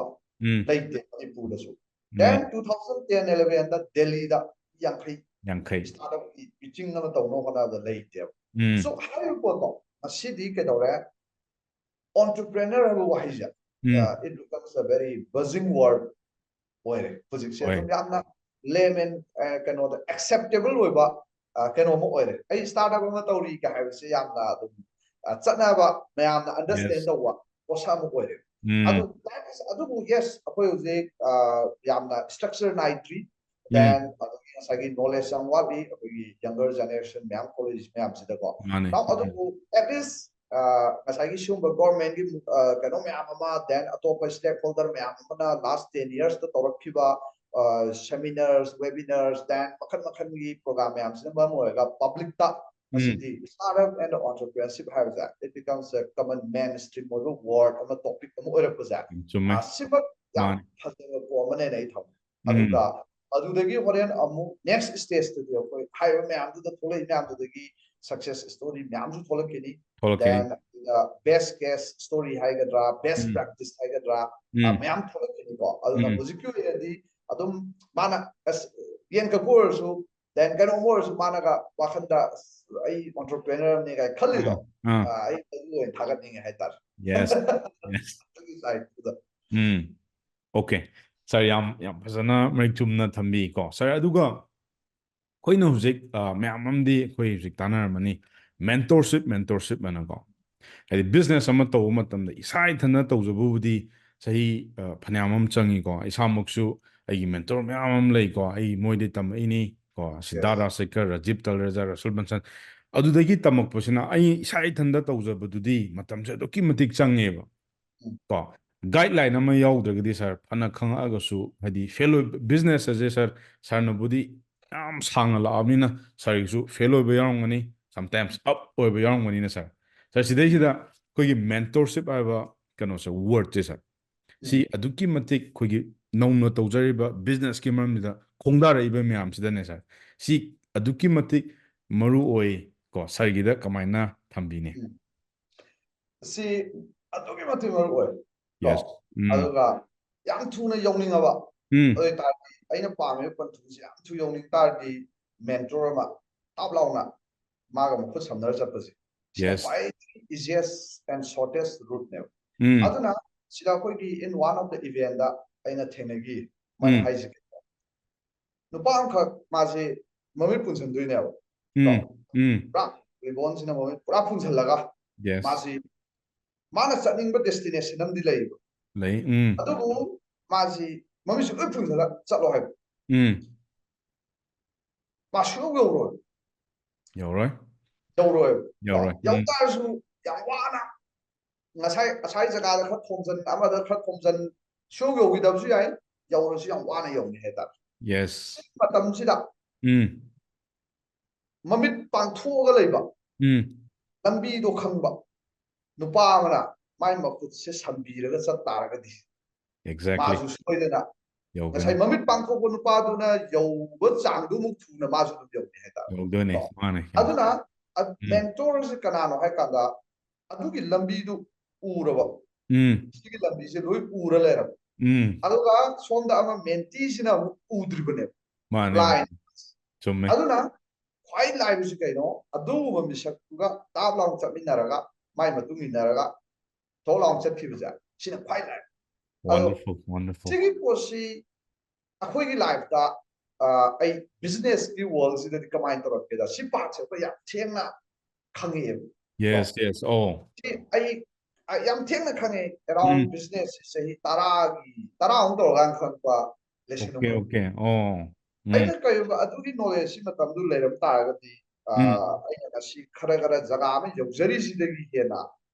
5 times or 10 times Yes. ꯍꯦꯟꯅ ꯂꯩꯕꯁꯨ ꯌꯥꯏꯑꯕ Exactly. ꯁꯤꯗ ꯑꯩꯒꯤ ꯁꯤꯒꯤ ꯃꯤꯁꯇꯦꯛꯁꯤ ꯀꯃꯥꯏꯅ ꯎꯔꯛꯀꯦ ꯍꯥꯏ ꯀꯥꯟꯗ date ꯏꯁ ꯑꯩ ꯃꯅꯤꯄꯨꯔꯒꯤꯁꯦ ꯑꯩꯈꯣꯏꯅ ꯃꯇꯝꯗꯨꯗ ꯕꯤꯖꯤꯅꯦꯁ ꯈꯔ ꯍꯧꯖꯔꯛꯄ ꯃꯇꯝꯗ ꯑꯩꯈꯣꯏꯅ ꯌꯥꯝꯅ ꯑꯩꯈꯣꯏꯕꯨ ꯏꯟꯁꯄꯥꯌꯔ ꯇꯧꯕꯤꯕ ꯑꯗꯨꯒ ꯑꯩꯈꯣꯏꯅ ꯔꯣꯜ ꯃꯣꯗꯦꯜ ꯑꯃ ꯑꯣꯏꯅ ꯑꯩꯈꯣꯏ ꯄꯨꯖꯔꯤꯁꯤ ꯃꯅꯤꯄꯨꯔꯗ ꯁꯥꯔ ꯗꯕ꯭ꯂꯤ Yes. ꯑꯗꯨꯒ ꯁꯥꯔ ꯄꯥꯂꯤꯟꯒ ꯑꯅꯤꯁꯤ ꯀꯩꯅꯣꯗ ꯃꯣꯏ ꯑꯅꯤꯒꯤ ꯕꯤꯜꯗꯤꯡꯁꯤꯡꯁꯨ ꯈ꯭ꯋꯥꯏ ꯆꯥꯎꯋꯦ ꯍꯥꯏꯇꯥꯔꯦ ꯆꯥꯎꯋꯦ ꯌꯥꯝ ꯊꯤ ꯆꯥꯎꯋꯦ ꯆꯨꯝꯃꯦ ꯍꯧꯖꯤꯛꯄꯨꯗꯤ ꯃꯌꯥꯝ ꯑꯃ ꯊꯣꯛꯂꯛꯑꯦ ꯂꯥꯁ 20 years ꯃꯨꯛꯁꯤꯗꯀꯣ ꯃꯇꯝꯗꯨꯗꯗꯤ ꯃꯣꯏ ꯑꯅꯤꯒꯤ ꯀꯩꯅꯣꯁꯦ ꯌꯥꯝꯅ ꯑꯩꯈꯣꯏꯒꯤ ꯚꯤꯖꯤꯕꯜ ꯑꯣꯏꯕ ꯍꯣꯏ ꯁꯦꯟ ꯄꯥꯏꯕꯗꯗꯤ ꯃꯣꯏ ꯑꯅꯤꯗꯤ ꯄꯥꯏꯕ ꯃꯤꯁꯨ ꯃꯌꯥꯝ ꯑꯃ ꯂꯩꯔꯝꯕ ꯌꯥꯏ ꯇꯧꯕꯇꯕꯨ ꯄꯥꯕ꯭ꯂꯤꯛꯇ ꯚꯤꯖꯤꯕꯜ ꯑꯣꯏꯕ ꯑꯗꯨꯒ ꯑꯩꯈꯣꯏ ꯑꯦꯄ꯭ꯔꯣꯆꯦꯕꯜ ꯑꯣꯏꯕ ꯀꯅꯦꯛ ꯇꯧꯕ ꯌꯥꯕ ꯑꯩꯈꯣꯏꯒ ꯎꯅꯕ ꯍꯥꯏꯇꯥꯔꯒꯗꯤ ꯑꯗꯨꯗ ꯑꯩꯒꯤ ꯋꯥꯟ ꯑꯣꯐ ꯗ ꯃꯤꯁꯇꯦꯛ ꯑꯩꯅ ꯁꯨꯝ ꯀꯣꯟꯅ ꯈꯜꯂꯛꯄ ꯍꯥꯏꯇꯥꯔꯦ ꯁꯣ ꯁꯥꯔ ꯗꯕ꯭ꯂꯤꯎꯁꯤ ꯃꯥꯒꯤ ꯕꯕꯤꯅꯥꯒꯤ ꯋꯦꯕꯁꯥꯏꯠ ꯀꯣꯟꯇ꯭ꯔꯦꯛꯁꯦ ꯑꯩꯅ 2006ꯀꯤ ꯗꯤꯁꯦꯝꯕꯔꯗ ꯐꯪꯉꯦ ꯃꯇꯝꯗꯨꯗꯀꯣ ꯗꯦꯟ ꯁꯤꯁꯨ ꯍꯣꯁꯄꯤꯇꯥꯜꯁꯤꯅ 2007ꯒꯤꯗ ꯐꯪꯕꯅꯦꯕ ꯑꯗꯨꯗꯒꯤ ꯁꯥꯔ ꯗꯕ꯭ꯂꯤꯎ ꯍꯣꯏꯁꯦ ꯑꯗꯨꯝ ꯄꯨꯜꯂꯤꯀꯣ ꯁꯥꯔ ꯄꯥꯂꯤꯟ ꯇꯧꯕꯇꯕꯨ ꯑꯩꯅ ꯁꯥꯔ ꯗꯕ꯭ꯂꯤꯎ ꯄꯨꯟꯕꯁꯤ ꯁꯥꯔ ꯄꯥꯂꯤꯟ ꯄꯨꯟꯕꯁꯤ ꯀꯃꯥꯏꯅ ꯇꯧꯒꯦ ꯍꯥꯏ ꯀꯥꯟꯁꯤꯗ ꯑꯩꯒꯤ ꯀꯁꯇꯃꯔ ꯑꯃ ꯑꯣꯏꯅ ꯄꯨꯟꯕ ꯍꯥꯏꯇꯥꯔꯦ ꯑꯩ ꯀꯣꯟꯅ ꯔꯤꯌꯦꯂꯥꯏꯁ ꯇꯧꯔꯛꯏꯅꯤꯀꯣ ꯍꯥꯏꯕꯗꯤ ꯑꯩ ꯅꯣꯡꯃꯗ ꯁꯥꯔ ꯗꯕ꯭ꯂꯤꯎꯒꯤ ꯃꯅꯥꯛꯇ ꯆꯠꯂꯒ ꯁꯥꯔ ꯄꯥꯂꯤꯟ ꯃꯅꯥꯛꯇ ꯆꯠꯂꯒ ꯑꯩꯒꯤ ꯕꯤꯖꯤꯅꯦꯁꯁꯤꯒꯤ ꯃꯇꯥꯡꯗ ꯁꯥꯔ ꯁꯨꯃꯥꯏꯅ ꯇꯧꯋꯤ ꯁꯤ ꯀꯃꯥꯏꯅ ꯇꯧꯔꯒ ꯒ꯭ꯔꯣ ꯇꯧ ꯌꯥꯅꯤ ꯅꯠꯇ꯭ꯔꯒ ꯃꯤ ꯂꯧꯕꯁꯤ ꯀꯃꯥꯏꯅ ꯂꯧꯅꯤ ꯁꯥꯔ ꯀꯃꯥꯏꯅ ꯂꯣꯟ ꯂꯧ ꯅꯣꯡꯃꯇ ꯑꯩ ꯋꯥꯔꯤ ꯁꯥꯔꯛꯇꯦꯕ that was one of the ꯑꯩꯒꯤ ꯈ꯭ꯋꯥꯏꯗꯒꯤ ꯔꯤꯌꯔ ꯑꯣꯄꯣꯔꯆꯨꯅꯤꯇꯤ ꯑꯃꯈꯛ ꯑꯩꯅ ꯃꯥꯡꯍꯟꯈꯤꯕ ꯀꯩꯅꯣꯅꯦ ꯃꯤꯁ ꯇꯧꯕꯅꯦ ꯍꯥꯏꯇꯥꯔꯦ ꯈꯪꯗꯕꯗꯒꯤ ꯑꯩ ꯃꯣꯏꯒ ꯑꯗꯨꯝ ꯄꯨꯜꯂ ꯂꯩꯅꯤꯀꯣ ꯌꯦꯁ ꯄꯨꯟꯕꯗꯨꯗ ꯑꯩꯅ ꯐꯪꯕ ꯏꯟꯁꯄꯤꯔꯦꯁꯟ ꯃꯌꯥꯝ ꯑꯃ ꯇꯝꯃꯦ ꯃꯣꯏꯗꯒꯤ ꯇꯧꯕꯇꯕꯨ ꯄꯔꯁꯅꯦꯜ ꯀꯣꯏꯁꯟ ꯑꯃ ꯑꯩꯅ ꯅꯣꯡꯃꯇ ꯕꯤꯖꯤꯅꯦꯁꯀꯤ ꯃꯇꯥꯡꯗ ꯁꯥꯔ ꯍꯣꯏꯗ ꯑꯩ ꯍꯪꯉꯛꯈꯤꯗꯦꯕ ꯀꯩꯅꯣ ꯑꯩ ꯆꯠꯂꯅꯤ ꯑꯗꯨꯒ ꯑꯗꯨꯝ ꯑꯩꯈꯣꯏ ꯋꯦꯕꯁꯥꯏꯠꯀꯤ ꯀꯩ ꯁꯣꯐꯋꯦꯌꯔꯒꯤ ꯑꯗꯨꯝ ꯌꯥꯝ ꯄ꯭ꯔꯣꯐꯦꯁꯅꯦꯜ ꯑꯣꯏꯕ ꯔꯤꯂꯦꯁꯟ ꯑꯃꯗ ꯑꯩꯁꯨ ꯃꯣꯏ ꯀꯁꯇꯃꯔ ꯑꯣꯏꯅ ꯑꯗꯨꯝ ꯎꯏ ꯍꯥꯏꯇꯥꯔꯦ ꯃꯇꯝꯗꯨꯗꯀꯣ ꯑꯦꯁ ꯗ ꯃꯦꯟꯇꯣꯔ ꯑꯣꯏꯅꯒ ꯈꯟꯕꯁꯤ ꯑꯩꯉꯣꯟꯗ ꯈꯪꯗ꯭ꯔꯤ ꯃꯇꯝ ꯃꯦꯟꯇꯣꯔꯒ ꯋꯥꯍꯩꯁꯤꯃꯛꯁꯨ ꯃꯨꯟꯅ ꯈꯜꯂꯨꯗꯦ ꯍꯥꯏꯇꯥꯔꯦ ꯃꯇꯝꯗꯨꯗꯀꯣ ꯃꯁꯤ ꯂꯥꯁ 10 years ꯃꯨꯛꯇ ꯌꯥꯝꯅ ꯑꯩꯈꯣꯏ ꯆꯈꯠꯂꯛꯄ ꯀꯩꯅꯣ ꯋꯥꯔꯛ ꯑꯃꯅꯦꯕ ꯑꯗꯨꯅ ꯑꯗꯨꯃꯥꯏꯅ ꯇꯧꯔꯒ ꯑꯗꯨꯝ ꯑꯩ ꯐꯖꯅ ꯃꯥꯡꯈ꯭ꯔꯦ ꯀꯣ ꯑꯗꯨꯗꯩꯗꯤ ꯑꯩꯅ ꯃꯦꯟꯇꯣꯔꯤꯡꯁꯤꯒꯤ ꯀꯩꯅꯣꯁꯤ ꯌꯥꯝ ꯐꯖꯅ ꯑꯩꯅ ꯈꯪꯂꯛꯄꯁꯤ ꯀꯩꯅꯣ ꯂꯥꯏꯔꯤꯛ ꯃꯌꯥꯝ ꯁꯨꯝ ꯄꯥꯔꯛꯑꯀꯥꯟꯗ ꯑꯩ ꯂꯥꯏꯔꯤꯛ ꯄꯥꯕꯒꯤ ꯍꯦꯕꯤꯠꯁꯤ ꯌꯥꯝ ꯂꯩ ꯑꯩꯉꯣꯟꯗ ꯑꯗꯨꯅ ꯂꯥꯏꯔꯤꯛ ꯃꯌꯥꯝ ꯁꯨꯝ ꯄꯥꯔꯀꯥꯟꯗ ꯃꯦꯟꯇꯣꯔꯒ ꯁꯤꯒꯤ ꯀꯣꯟꯁꯦꯞ ꯑꯃ ꯁꯨꯝ ꯂꯥꯛꯑꯦ ꯑꯗꯨꯗꯒꯤꯗꯤ ꯑꯩꯅ ꯑꯍꯥꯟꯕ ꯑꯩꯈꯣꯏꯒꯤ ꯀꯩꯅꯣꯗ ꯍꯥꯏꯗ꯭ꯔꯕꯥꯠꯇ ꯏꯚꯦꯟ ꯑꯃ ꯌꯥꯎꯋꯦ ꯑꯩꯈꯣꯏꯒꯤ ꯂꯤꯟ ꯁ꯭ꯇꯥꯔꯠ ꯑꯞ ꯃꯦꯆꯤꯟꯗꯅ ꯁꯣ 2013 ꯂ 14 ꯑꯣꯏꯕ ꯑꯗꯨꯗ ꯀꯩꯗꯧꯒꯦ ꯍꯥꯏ ꯀꯥꯟꯁꯤꯗ ꯑꯩꯈꯣꯏꯒꯤ Indiaꯒꯤ ꯑꯆꯧ ꯑꯆꯧꯕ entrepreneur startup successful startup ꯍꯥꯏꯕ ꯇꯥꯔꯦ Mm. ꯃꯇꯝꯗꯨꯗ ꯑꯩꯈꯣꯏꯒꯤ ꯘꯔ ꯄꯦ ꯀꯥꯏꯅ ꯂꯩ ꯀꯩꯅꯣꯗꯒꯤ ꯔꯦꯗ ꯕꯁꯀꯤ ꯐꯥꯎꯟꯗꯔ ꯀꯣ ꯑꯗꯒꯤ ꯃꯣꯏ ꯑꯗꯒꯤ ꯎꯕꯔꯒꯤꯁꯨ ꯌꯥꯎꯏ ꯑꯗꯒꯤ ꯃꯣꯏ ꯈꯔ ꯂꯥꯛꯑꯦ ꯑꯗꯨꯒ ꯀꯩꯗꯧꯒꯦꯗ ꯑꯩꯈꯣꯏꯒꯤ 3 daysꯀꯤ ꯏꯚꯦꯟꯠꯁꯤꯗ ꯃꯣꯏꯅ ꯑꯩꯈꯣꯏꯁꯤ ꯃꯦꯟꯇꯣꯔꯤꯡ ꯇꯧꯕ ꯍꯥꯏꯇꯥꯔꯦ ꯁꯤ ꯑꯩꯒꯤ ꯂꯥꯏꯐꯇ it was a very life changing Yes. momentꯅꯦ entrepreneurshipꯀꯤ ꯖꯔꯅꯤꯗ ꯑꯩꯅ ꯍꯥꯟꯅ ꯎꯔꯝꯗꯕ perspective ꯑꯃꯈꯛ ꯀꯣ Yes. ꯑꯗꯨꯅ ꯁꯤꯗ ꯑꯩꯈꯣꯏꯅ ꯇꯝꯃꯛꯏꯁꯤ ꯕꯤꯖꯤꯅꯦꯁꯁꯤ ꯄꯩꯁꯥ ꯌꯥꯝ ꯆꯪꯍꯟꯗꯅ ꯌꯥꯝ ꯂꯤꯟ ꯑꯣꯏꯅ ꯀꯃꯥꯏꯅ ꯂꯤꯟ ꯁ꯭ꯇꯥꯔꯠꯑꯞꯀꯤ ꯄ꯭ꯔꯤꯟꯁꯤꯄꯜꯁꯤ ꯄꯥꯜꯂꯒ ꯍꯧꯒꯗꯒꯦꯁꯤ ꯇꯝꯃꯛꯑꯦꯕ Yes. ꯑꯗꯨꯒ ꯊꯥꯔꯠ ꯁꯨꯕ ꯅꯨꯃꯤꯠꯁꯤꯗ ꯑꯩꯈꯣꯏ ꯕꯤꯖꯤꯅꯦꯁ ꯑꯥꯏꯗꯤꯌꯥ ꯄꯤꯆꯤꯡ ꯀꯣꯝꯄꯤꯇꯤꯁꯟ ꯇꯧꯔꯦ ꯑꯗꯨꯒ ꯉꯁꯥꯏ ꯑꯗꯨꯗ ꯃꯣꯏ ꯑꯃꯅꯤ ꯐꯥꯔꯁꯠꯀ ꯇꯥꯕ ꯁꯦꯀꯦꯟ ꯇꯥꯕꯁꯦ ꯑꯃꯨꯛ ꯃꯣꯏꯅꯒ ꯃꯦꯟꯇꯣꯔ ꯇꯧꯕꯤꯕ ꯈꯣꯠꯄ ꯄ꯭ꯔꯣꯁꯦꯁ ꯑꯃ ꯇꯧꯔꯦ ꯍꯥꯏꯇꯥꯔꯦ ꯁꯤꯒꯤꯁꯤ ꯑꯩꯉꯣꯟꯗ ꯌꯥꯝꯅ ꯑꯥꯏ ꯑꯣꯄꯅꯤꯡ ꯃꯣꯃꯦꯟꯅꯦ ꯑꯩꯒꯤ ꯂꯥꯏꯐꯇ ꯁꯤꯗꯒꯤ ꯑꯩ ꯃꯦꯟꯇꯣꯔꯤꯡ ꯍꯥꯏꯕ ꯋꯥꯍꯩꯁꯤ ꯁꯤꯗꯩ ꯈꯪꯈꯤꯕꯅꯦ ꯍꯥꯏꯇꯥꯔꯦ Okay. ꯑꯗꯨꯗꯒꯤ ꯑꯩꯅ ꯑꯗꯨꯒꯤ ꯏꯚꯦꯟꯠꯁꯤ ꯌꯥꯎꯔꯀꯥꯟꯗ ꯃꯅꯤꯄꯨꯔ ꯂꯥꯛꯑꯒ ꯑꯩꯅ ꯑꯗꯨꯗꯒꯤꯅꯦꯕ ꯑꯩꯈꯣꯏꯅ ꯃꯅꯤꯄꯨꯔꯗ ꯗꯥꯏꯅꯥꯃꯤꯛ ꯃꯅꯤꯄꯨꯔꯁꯤꯗ ꯑꯩ ꯋꯥꯛ ꯇꯧꯃꯤꯟꯅꯔꯒ ꯁ꯭ꯇꯥꯔꯠꯑꯞꯀꯤ ꯄꯤꯆꯤꯡꯒꯥꯏ ꯁꯤꯟꯕ ꯍꯧꯈ꯭ꯔꯤꯁꯤ ꯑꯗꯨꯒꯤ ꯑꯩꯅ ꯁꯨꯝ ꯂꯣꯀꯦꯜ ꯂꯦꯚꯦꯜ ꯔꯤꯄ꯭ꯂꯤꯀꯥ ꯑꯃ ꯃꯇꯝꯗꯨꯗ ꯀꯣꯟꯁꯦꯞ ꯑꯣꯏꯅ ꯍꯧꯗꯣꯛꯈꯤꯕꯅꯦ ꯍꯥꯏꯇꯥꯔꯦ ꯀꯃꯥꯏꯅ ꯁꯤ ꯃꯣꯗꯦꯜꯁꯤ ꯄꯨꯊꯣꯛꯀꯗꯒꯦꯅ ꯁꯤꯁꯤ ꯃꯦꯟꯇꯣꯔꯤꯡꯒꯤ ꯇꯁꯦꯡꯅ ꯀꯥꯟꯅꯕ ꯄꯣꯠꯁꯤ ꯑꯩꯉꯣꯟꯗ ꯔꯤꯌꯦꯂꯥꯏꯁ ꯇꯧꯕ ꯄꯣꯠꯁꯤ ꯀꯃꯥꯏꯅ ꯐꯪꯉꯤ ꯑꯩꯅ ꯍꯧꯖꯤꯛꯀꯤ ꯗꯥꯏꯅꯥꯃꯤꯛ ꯃꯅꯤꯄꯨꯔ ꯇꯧꯃꯤꯟꯅ ꯀꯥꯟꯁꯤꯗ ꯑꯩꯈꯣꯏꯅ ꯀꯃꯥꯏꯅ ꯇꯧꯏ ꯄꯤꯆꯤꯡ ꯇꯧꯍꯜꯂꯦ ꯑꯗꯩꯗꯤ ꯀꯣꯝꯄꯤꯇꯤꯁꯟ ꯇꯧꯔꯀꯥꯟꯗ ꯈꯟꯕ ꯃꯤꯁꯤꯡꯁꯤ ꯑꯩꯈꯣꯏꯅ ꯁꯦꯂꯦꯛ ꯇꯧꯔꯤꯁꯤꯡꯁꯦ ꯑꯩꯅ ꯃꯇꯝꯗꯨꯗ ꯑꯩ ꯌꯥꯝ ꯈꯪꯕ ꯍꯩꯕꯒꯤ ꯀꯣꯏꯁꯟ ꯅꯠꯇꯦ Yes. ꯇꯧꯕꯇꯕꯨ ꯑꯩꯅ ꯆꯍꯤ ꯑꯃꯃꯝ ꯃꯦꯟꯇꯣꯔꯤꯡ ꯇꯧꯋꯦꯕ ꯑꯩꯈꯣꯏꯉꯩ ꯑꯩ ꯑꯣꯐꯤꯁꯁꯤꯗ ꯑꯗꯨꯝ ꯃꯦꯟꯇꯣꯔꯤꯡ ꯍꯥꯏꯅ ꯌꯥꯝ ꯐꯣꯔꯃꯦꯜ ꯅꯠꯇꯦ ꯀꯦꯖꯨꯋꯦꯜꯅꯤ ꯑꯩꯈꯣꯏ ꯇꯧꯔꯤꯁꯤ ꯖꯁ ꯊꯥ ꯑꯃꯗ ꯑꯅꯤꯔꯛ ꯎꯅꯕ ꯀꯣ ꯁꯦꯀꯦꯟ ꯁꯦꯇꯔꯗꯦꯒ ꯐꯣꯔꯠ ꯁꯦꯇꯔꯗꯦꯒ ꯅꯨꯡꯊꯤꯟ ꯄꯨꯡ ꯁ꯭ꯋꯥꯏꯗꯒꯤ ꯑꯗꯨꯒ ꯂꯥꯛꯑꯒ ꯆꯥ ꯑꯃ ꯊꯛꯃꯤꯟꯅꯔꯒ ꯑꯗꯨꯝ ꯍꯣꯔꯦꯟ ꯅꯨꯡꯗꯥꯡ ꯄꯨꯡ 10 ꯇꯥꯕꯁꯨ ꯑꯗꯨꯝ ꯌꯥꯎꯋꯦ ꯃꯌꯥꯝꯁꯦ Okay. ꯑꯗꯨꯝ Okay. ꯑꯗꯨꯒ ꯑꯩꯈꯣꯏꯉꯩꯁꯤ ꯑꯗꯨꯝ ꯂꯥꯏꯐ ꯑꯃ ꯁꯨꯝ ꯁꯥꯒꯠꯄ ꯑꯗꯨꯒ ꯑꯗꯨꯗ ꯃꯌꯥꯝ ꯈꯪꯅꯤꯡꯕ ꯀꯣꯏꯁꯟ ꯑꯦꯁ ꯑꯥꯔ ꯁꯤ ꯀꯃꯥꯏꯅ ꯇꯧꯕ ꯀꯝꯄꯅꯤ ꯔꯦꯖꯤꯁꯇ꯭ꯔꯦꯁꯟ ꯀꯃꯥꯏꯅ ꯇꯧꯕ ꯃꯥꯔꯀꯦꯇꯤꯡꯒꯤ ꯁꯦꯜꯁ ꯑꯗꯨꯝ ꯑꯦꯅꯤ ꯇꯣꯄꯤꯛ ꯂꯩꯇꯦ ꯖꯁ ꯑꯗꯨꯗꯒꯤ ꯑꯩꯈꯣꯏ ꯃꯥꯅ ꯊꯦꯡꯅꯕ ꯆꯦꯂꯦꯟꯖꯦꯁ ꯗꯦꯟ ꯏꯚꯟ ꯉꯁꯥꯏ ꯍꯥꯏꯔꯤꯕ ꯃꯃꯥ ꯃꯄꯥꯒ ꯂꯩꯕ ꯀꯟꯐ꯭ꯂꯤꯛ ꯀꯔꯕꯥꯔꯗ Yes. ꯍꯧꯔꯛꯄꯗ ꯃꯃꯥ ꯃꯄꯥꯅꯗꯤ ꯒꯣꯔꯃꯦꯟ ꯊꯕꯛ ꯇꯧ ꯒꯣꯔꯃꯦꯟ ꯊꯕꯛ ꯇꯧ ꯀꯥꯏꯅ ꯉꯥꯡꯕ ꯁꯤꯒꯨꯝꯕ ꯃꯌꯥꯝꯁꯦ ꯑꯩꯈꯣꯏ ꯃꯌꯥꯝꯁꯨ ꯄꯨꯜꯂꯒ ꯁꯨꯃꯥꯏꯅ ꯃꯨꯠ ꯈꯔ ꯑꯣꯐ ꯑꯣꯏꯔ ꯂꯥꯛꯄꯁꯤ ꯍꯦꯛ ꯑꯩꯈꯣꯏꯅ ꯑꯃꯨꯛ ꯀꯩꯅꯣ ꯇꯧꯕꯤꯕ ꯑꯃꯅ ꯑꯃꯨꯛ ꯈꯤꯇꯪ ꯃꯣꯇꯤꯚꯦꯠ ꯇꯧꯕꯤꯕꯀꯣ ꯑꯗꯨ ꯁꯤꯒꯤ ꯄꯣꯠꯁꯤ ꯇꯧꯔꯛꯑꯦꯕ ꯁꯤꯁꯦ ꯑꯩ ꯖꯁ ꯕꯤꯐꯣꯔ ꯀꯣꯔꯣꯅꯥꯗ ꯑꯩꯈꯣꯏ ꯇꯣꯛꯈ꯭ꯔꯦ ꯀꯣꯔꯣꯅꯥꯗꯒꯤ ꯁꯤ ꯄ꯭ꯔꯣꯁꯦꯁꯁꯦ ꯑꯩ ꯇꯣꯛꯈ꯭ꯔꯦ ꯀꯣ Okay. ꯀꯣꯔꯣꯅꯥ ꯑꯩ ꯑꯦꯔꯥꯎꯟ 4-5 years ꯑꯗꯨꯃꯥꯏꯅ ꯃꯌꯥꯝ ꯁꯨꯝ ꯄꯨꯜꯂꯛꯑꯦ ꯍꯥꯏꯁꯤ ꯄꯩꯁꯥ ꯂꯧꯕ ꯅꯠꯇꯦ ꯀꯩꯝ ꯅꯠꯇꯦ ꯗꯤꯁ ꯏꯁ ꯑ ꯚꯦꯔꯤ ꯀꯝꯄ꯭ꯂꯤꯠꯂꯤ ꯀꯩꯅꯣꯅꯦ ꯁꯣꯁꯤꯌꯦꯜ ꯋꯥꯔꯛꯅꯦ ꯍꯥꯏꯇꯥꯔꯦ Okay. ꯑꯗꯨꯃꯥꯏꯅ ꯇꯧꯕ ꯃꯇꯝꯁꯤꯗ ꯀꯩ ꯎꯔꯛꯏ ꯏꯆꯝ ꯆꯝꯅ ꯑꯩꯈꯣꯏꯅ ꯊꯥ ꯑꯃꯗ ꯅꯨꯃꯤꯠ ꯅꯤꯅꯤꯈꯛ ꯎꯅꯔꯒ ꯋꯥꯔꯤꯗꯪ ꯁꯥꯕꯁꯤꯗ ꯁꯛꯁꯦꯁ ꯑꯣꯏꯕ ꯁ꯭ꯇꯥꯔꯠꯑꯞ ꯃꯌꯥꯝ ꯊꯣꯛꯂꯛꯑꯦ ꯁꯤꯗ ꯑꯩꯈꯣꯏ ꯁꯤꯗ ꯊꯣꯛꯃꯤꯟꯅꯔꯛꯄꯗ ꯍꯧꯖꯤꯛ Nice. ꯇꯔꯦꯠ ꯐꯨꯗꯁ ꯋꯥꯟ ꯑꯣꯐ ꯗꯦꯝ ꯀꯣ ꯗꯦꯟ ꯃꯅꯤꯄꯨꯔꯗ ꯐꯨꯗ ꯋꯥꯏꯐꯥꯏ ꯀꯣ ꯗꯦꯟ ꯃꯦꯗꯤꯂꯦꯟ ꯀꯣ ꯗꯦꯟ ꯑꯩꯈꯣꯏ ꯍꯧꯖꯤꯛ ꯂꯤꯛꯂꯝ ꯕꯦꯀꯔꯤ ꯀꯣ ꯑꯗ ꯑꯃ ꯂꯩ ꯗꯦꯟ ꯁꯨꯃꯥꯏꯅ ꯃꯌꯥꯝ ꯑꯃ ꯂꯩꯔꯤ ꯀꯣ Yes. ꯌꯥꯝꯅ ꯄꯣꯄꯨꯂꯔ ꯑꯣꯏꯕ ꯗꯦꯟ ꯍꯧꯖꯤꯛ ꯑꯣꯟ ꯗ ꯃꯦꯀꯤꯡ ꯑꯗꯨꯝꯕ ꯃꯌꯥꯝ ꯂꯩ ꯁꯣ ꯍꯥꯏꯔꯤꯁꯤꯗ ꯑꯩ ꯁꯨꯝ ꯃꯦꯟꯇꯣꯔ ꯇꯧ ꯀꯥꯟꯁꯤꯗ ꯑꯩꯈꯣꯏ ꯃꯦꯟꯇꯤꯁꯤꯡꯁꯤꯒ ꯁꯨꯝ ꯄꯨꯜꯂ ꯀꯥꯟꯁꯤꯗ ꯆꯍꯤ 2-3 ꯁꯨꯝ ꯂꯩꯃꯤꯟꯅ ꯀꯔꯤ ꯎꯔꯛꯀꯦꯗ ꯆꯍꯤ ꯑꯃꯒ ꯌꯧꯔꯛꯄꯗꯒꯤ ꯀꯩꯅꯣꯝ ꯂꯥꯛꯑꯦ ꯇ꯭ꯔꯥꯟꯁꯐꯣꯔꯃꯦꯁꯟ ꯑꯃ ꯂꯥꯛꯑꯦ Yes. ꯑꯩꯈꯣꯏ ꯃꯦꯟꯇꯤꯁꯤꯡꯁꯤꯗ ꯁꯣ ꯑꯩꯒꯤ ꯑꯣꯏꯅꯗꯤ ꯑꯦꯅꯤ ꯃꯦꯟꯇꯤ ꯂꯥꯛꯏ ꯃꯌꯥꯝꯁꯦ ꯑꯩ ꯁꯤꯅꯦꯃꯥ ꯌꯦꯡꯒꯨꯝꯅꯦꯕ ꯑꯩꯒꯤ ꯑꯣꯏꯅꯗꯤꯀꯣ ꯃꯣꯏꯅ ꯑꯍꯥꯟꯕ ꯂꯥꯛꯈꯤꯕ ꯑꯩ ꯎꯅꯕ ꯂꯥꯛꯈꯤꯕ ꯅꯨꯃꯤꯠꯇꯣ ꯑꯩ ꯍꯧꯖꯤꯛꯐꯥꯎ ꯑꯗꯨꯝ ꯅꯤꯡꯁꯤꯡꯉꯦꯕ Okay. ꯃꯣꯏꯁꯦ ꯀꯃꯥꯏꯅ ꯂꯥꯛꯈꯤꯕꯅꯣ ꯍꯧꯖꯤꯛꯀꯣ ꯂꯥꯏꯐꯁꯤꯗ ꯖꯁ ꯄꯩꯁꯥ ꯂꯩꯇꯦ ꯗꯦꯟ Yes. ꯏꯃꯨꯡꯁꯤꯡꯁꯦ ꯑꯌꯥꯝꯕ ꯂꯣꯏ ꯋꯥꯏ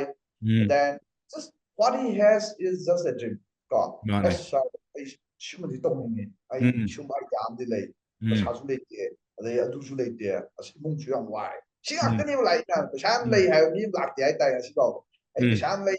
ꯀꯔꯕꯥꯔ ꯇꯧꯒꯦ ꯍꯥꯏꯕ ꯃꯤ ꯑꯃ ꯂꯥꯛꯇꯦꯕ ꯃꯤꯁꯦ ꯂꯣꯏ ꯂꯥꯛꯏ ꯃꯌꯥꯝꯁꯦ ꯁꯦꯟ ꯌꯥꯝ ꯋꯥꯏ ꯑꯗꯨ ꯇꯧꯋꯦ ꯍꯥꯏꯕ ꯉꯥꯛꯇꯅꯦ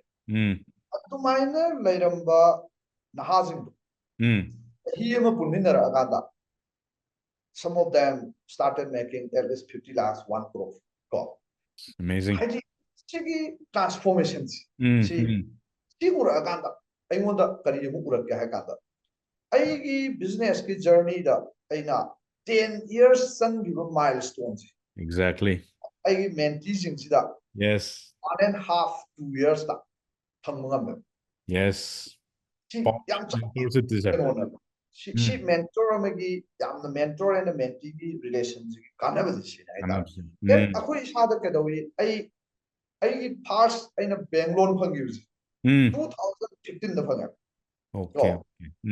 ꯀꯩꯅꯣꯗ ꯑꯩ 2007ꯗ ꯑꯍꯥꯟꯕ ꯑꯣꯏꯅ ꯕꯦꯡ ꯂꯣꯟ ꯇꯥꯟꯅꯕ ꯆꯠꯂꯦ ꯕꯤꯖꯥꯄꯨꯔꯗ ꯗꯦꯟ as usual ꯃꯌꯥꯝ ꯊꯦꯡꯅꯔꯤꯕ ꯏꯁꯨ ꯀꯩꯅꯣ ꯄꯣꯔꯣ ꯃꯌꯥꯝ ꯑꯃ ꯍꯥꯏꯔꯦ ꯗꯦꯟ ꯉꯝꯗ꯭ꯔꯦ ꯂꯩꯇ꯭ꯔꯦ ꯇꯣꯛꯑꯦ ꯑꯗꯨꯝ ꯀꯣ ꯗꯦꯟ ꯕꯥꯏ 2014 ꯑꯩꯈꯣꯏꯁꯨ ꯈꯔ ꯃꯦꯆꯣꯔ ꯑꯣꯏꯔꯦ ꯗꯦꯟ ꯀꯣꯂꯦꯖ ꯃꯌꯥꯝ ꯂꯩꯔꯦ ꯀꯣꯟꯐꯔꯦꯟꯁ ꯃꯌꯥꯝ ꯌꯥꯎꯔꯦ ꯑꯗꯒꯤ ꯃꯌꯥꯝ ꯑꯃ ꯇ꯭ꯔꯦꯅꯤꯡ ꯌꯥꯎꯔꯦ ꯑꯗꯨꯗꯩꯗꯤ ꯂꯣꯟ ꯑꯁꯤ ꯀꯃꯥꯏꯅ ꯂꯧꯗꯣꯏꯅꯣ ꯑꯁꯤ ꯑꯩꯈꯣꯏ ꯈꯪꯉꯦ ꯑꯗꯩꯗꯤ ꯈꯔ ꯂꯩꯔ ꯂꯣꯟꯁꯤ ꯆꯍꯤ ꯈꯨꯗꯤꯡ ꯂꯧꯔꯦ ꯑꯃꯗꯪ ꯂꯧ ꯑꯃꯗꯪ ꯂꯧ ꯗꯦꯟ ꯑꯩꯈꯣꯏꯅ ꯑꯗꯨꯗ ꯈꯪꯉꯛꯏꯕ ꯅꯣꯂꯦꯖꯇꯨ ꯍꯥꯏꯔꯤꯕ ꯁ꯭ꯇꯥꯔꯠꯑꯞꯁꯤꯡꯁꯤꯗ ꯑꯩꯈꯣꯏꯅ ꯍꯦꯛ ꯃꯣꯏꯅ ꯀꯝꯄꯅꯤ ꯔꯦꯁꯇꯥꯔ ꯇꯧꯕ ꯅꯨꯃꯤꯠꯇꯒꯤ so you have to prepare these things ꯀꯣ ꯅꯪ next 1 year ꯃꯨꯛꯇ ꯂꯣꯟ ꯂꯧꯒꯦ ꯍꯥꯏꯇꯥꯔꯒꯗꯤ ꯅꯪ ꯁꯤꯁꯤ ꯊꯝꯍꯧ ITR ꯊꯝꯍꯧ GST TU ꯑꯗꯨ ꯇꯧ ꯑꯗꯥ ꯇꯧ ꯁꯤ ꯂꯣꯏꯅꯃꯛ ꯇꯧꯍꯧꯔꯀꯥꯟꯗꯗꯤ within a year ꯗ ꯂꯣꯟ ꯐꯪꯉꯦ Money. ꯑꯗꯣ ꯑꯩꯈꯣꯏꯅ ꯆꯍꯤ 9 ꯆꯪꯉꯦ Yes. ꯑꯗꯨꯒꯤ Difference. ꯈꯦꯠꯅꯕꯗꯨ ꯑꯗꯣ ꯍꯥꯏ ꯄꯣꯠꯁꯤ ꯁꯤꯒꯨꯝꯕ ꯄꯣꯠꯁꯦ ꯑꯩꯈꯣꯏꯅ ꯃꯦꯟꯇꯣꯔꯤꯡ ꯍꯥꯏꯕ ꯄꯣꯠꯁꯤ ꯂꯥꯛꯑꯀꯥꯟꯗ ꯁꯤꯗ ꯑꯩ ꯏꯁꯥꯅꯁꯨ ꯎꯖꯔꯦꯕ ꯑꯩ ꯏꯁꯥꯅ ꯃꯦꯟꯇꯣꯔ ꯑꯣꯏꯀꯥꯟꯗ ꯑꯃꯨꯛ ꯉꯁꯥꯏꯒꯤ ꯃꯦꯟꯇꯣꯔꯁꯦ ꯑꯩꯅ ꯃꯤꯉꯣꯟꯗꯒꯤ ꯃꯦꯟꯇꯣꯔꯤꯡ ꯇꯧꯕꯗꯒꯤ ꯀꯥꯟꯅꯕꯗꯨ ꯈꯛ ꯅꯠꯇꯅ ꯉꯁꯥꯏꯒꯤ ꯑꯩꯅ ꯃꯣꯏ ꯃꯌꯥꯝ ꯅꯍꯥ ꯃꯌꯥꯝ ꯑꯃꯁꯨ ꯄꯨꯟ ꯀꯥꯟꯗ ꯑꯩꯁꯨ ꯑꯩꯅ ꯇꯧꯔꯤꯁꯤ ꯌꯥꯝ ꯃꯦꯟꯇꯣꯔꯤꯡ ꯐꯣꯔꯃꯦꯂꯤ ꯇꯧꯔꯤ ꯀꯥꯏꯅ ꯈꯟꯕ ꯅꯠꯇꯦ ꯆꯨꯝꯅ ꯁꯨꯝ ꯑꯩꯈꯣꯏ ꯇ꯭ꯔꯥꯏꯕ ꯑꯃ ꯁꯥꯒꯠꯄꯒꯤ ꯋꯥꯔꯤꯅꯤ ꯑꯩꯅ ꯈꯪꯖꯕ ꯑꯩꯈꯣꯏꯅ ꯂꯣꯏ ꯈꯪꯕꯁꯨ ꯅꯠꯇꯦ ꯑꯗꯣ ꯑꯩꯅ ꯈꯪꯖꯕ ꯈꯔꯗꯣ ꯁꯨꯝ ꯈꯔ ꯁꯨꯝ ꯁꯤꯌꯥꯔ ꯇꯧꯕ ꯈꯛꯇꯪꯅꯦꯕ ꯗꯦꯠ ꯏꯁ ꯚꯦꯔꯤ ꯕꯦꯅꯤꯐꯤꯁꯤꯌꯦꯜ ꯀꯣ ꯑꯗꯨꯅ ꯁꯤꯒꯤ ꯄꯣꯠꯁꯦ ꯂꯥꯛꯄꯗꯩꯗꯤ ꯀꯩꯗꯧꯔꯦ ꯍꯧꯖꯤꯛꯇꯤ ꯑꯩꯈꯣꯏ ꯏꯁꯥꯁꯨ ꯃꯦꯟꯇꯣꯔ ꯍꯥꯏꯕꯁꯦ ꯑꯩꯁꯦ 50 ꯁꯨꯒꯦꯔꯥ 50 ꯁꯨꯒꯦꯔꯥ ꯑꯩ ꯃꯦꯟꯇꯣꯔ ꯂꯩꯇꯕ ꯌꯥꯗꯦ ꯑꯗꯨꯅ ꯂꯥꯁꯇ ꯑꯩꯒꯤ ꯕꯤꯖꯤꯅꯦꯁꯇ ꯑꯩꯁꯨ ꯁꯤꯁꯦ ꯏꯁꯇ꯭ꯔꯦꯇꯦꯖꯤ ꯑꯃ ꯑꯣꯏꯅ ꯈꯜꯂꯛꯑꯦꯕ ꯍꯧꯖꯤꯛꯇꯤ ꯑꯩꯈꯣꯏꯗ ꯃꯦꯟꯇꯣꯔꯤꯡ ꯍꯥꯏꯕꯁꯦ ꯏꯁꯇ꯭ꯔꯦꯇꯦꯖꯤ ꯑꯃꯅꯦꯕ ꯑꯩꯒꯤ ꯕꯤꯖꯤꯅꯦꯁ ꯒ꯭ꯔꯣꯠꯀꯤꯗꯃꯛꯇ ꯃꯤ ꯃꯌꯥꯝ ꯑꯃꯅ ꯁꯤ ꯃꯥꯔꯀꯦꯇꯤꯡ ꯄꯩꯁꯥ ꯊꯥꯗꯩꯁꯤ ꯀꯩꯒꯤ ꯏꯠ ꯏꯁ ꯒ꯭ꯔꯣꯠ ꯇꯨ ꯄꯨꯔꯛꯅꯕꯅꯦꯕ ꯑꯗꯨ ꯑꯣꯏꯇꯥꯔꯗꯤ ꯑꯩꯅ ꯃꯦꯟꯇꯣꯔꯤꯡꯁꯤꯗ time and money and effort ꯊꯥꯗꯉꯝ ꯇꯥꯔꯗꯤ ꯃꯦꯟꯇꯣꯔ ꯑꯃꯒ ꯎꯅꯕꯗ ꯑꯣꯔ ꯋꯥꯔꯤ ꯁꯥꯕ ꯑꯗꯨ ꯑꯣꯏꯇꯥꯔꯗꯤ that is also an investment for your business ꯒ꯭ꯔꯣꯠꯅꯦ ꯏꯆꯝ ꯆꯝꯕ ꯄꯣꯠ ꯅꯠꯇꯦꯕ ꯖꯁ ꯂꯥꯏꯛ ꯃꯥꯔꯀꯦꯇꯤꯡꯅꯦ ꯍꯥꯏꯇꯥꯔꯦ ꯃꯥꯔꯀꯦꯇꯤꯡ ꯌꯥꯎꯗꯀꯥꯟ ꯕꯤꯖꯤꯅꯦꯁ ꯆꯥꯎꯗꯦ ꯑꯗꯨ ꯆꯞ ꯃꯥꯟꯅꯩ ꯃꯦꯟꯇꯣꯔꯤꯡ ꯌꯥꯎꯔꯀꯥꯟꯗ ꯑꯩ 10 yearsꯀꯤ ꯒ꯭ꯔꯣꯠꯇꯨ 2 yearsꯇ ꯄꯨꯔꯛꯄ ꯉꯝꯃꯦꯕ ꯑꯗꯨꯅ ꯁꯤ ꯂꯥꯛꯑꯀꯥꯟꯗꯗꯤ ꯍꯧꯖꯤꯛꯇꯤ ꯑꯩꯈꯣꯏꯅ ꯃꯦꯟꯇꯣꯔ ꯍꯥꯏꯁꯦ ꯏꯠ ꯏꯁ ꯑ ꯃꯁ ꯏꯁꯇ꯭ꯔꯦꯇꯦꯖꯤ ꯑꯃꯅꯦꯕ ꯕꯤꯖꯤꯅꯦꯁ ꯑꯩ ꯆꯨꯝꯅ ꯃꯦꯟꯇꯣꯔꯐꯥꯎ ꯍꯥꯏꯔꯣ ꯏꯁꯇ꯭ꯔꯦꯇꯦꯖꯤꯅꯦ ꯍꯥꯏꯅꯤꯡꯉꯦꯕ ꯕꯤꯖꯤꯅꯦꯁꯀꯤ ꯑꯣꯏꯅ ꯂꯩꯇ ꯌꯥꯗꯕ ꯀꯣ ꯑꯗꯨꯅ ꯍꯣꯔꯦꯟ ꯑꯩꯒꯤ ꯑꯦꯛꯁꯄꯤꯔꯤꯌꯦꯟꯁꯇ ꯑꯩꯅ ꯗꯣꯅꯥꯜ ꯃꯤꯂꯔꯁꯤ ꯑꯩ ꯀꯩꯅꯣ ꯇꯧꯋꯦ ꯑꯩ ꯅꯍꯥꯟꯁꯨ ꯑꯃꯨꯛ ꯅꯪꯒ ꯎꯅꯕꯗ ꯍꯥꯏꯈ꯭ꯔꯕꯁꯨ ꯃꯥꯜꯂꯦ ꯑꯩ ꯃꯥꯒꯤ ꯃꯦꯟꯇꯣꯔꯤꯡ ꯂꯧꯋꯦ ꯍꯥꯏꯇꯥꯔꯦ ꯀꯣ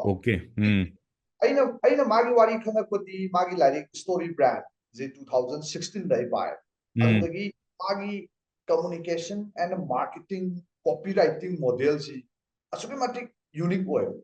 ꯑꯗꯨꯗꯒꯤ ꯃꯥꯁꯤ ꯄꯨꯔꯥ ꯋꯥꯔꯜꯒꯤ ꯑꯣꯏꯅ ꯀꯩꯅꯣꯅꯦ ꯍꯥꯏꯇꯥꯔꯦ ꯄꯨꯔꯥ ꯑꯣꯊꯣꯔꯤꯇꯤꯅꯦ ꯍꯥꯏꯇꯥꯔꯦ ꯁꯤꯒꯤ ꯃꯥꯅꯦ ꯁꯔ ꯑꯗꯨꯗꯩ ꯑꯃꯨꯛ ꯑꯩꯁꯤ ꯗꯨꯕꯥꯏꯗ ꯑꯩꯁꯦ ꯄꯥꯕ꯭ꯂꯤꯛ ꯁ꯭ꯄꯤꯀꯤꯡꯒꯤ ꯇ꯭ꯔꯦꯅꯤꯡ ꯑꯃ ꯌꯥꯎꯕ ꯆꯠꯂꯦ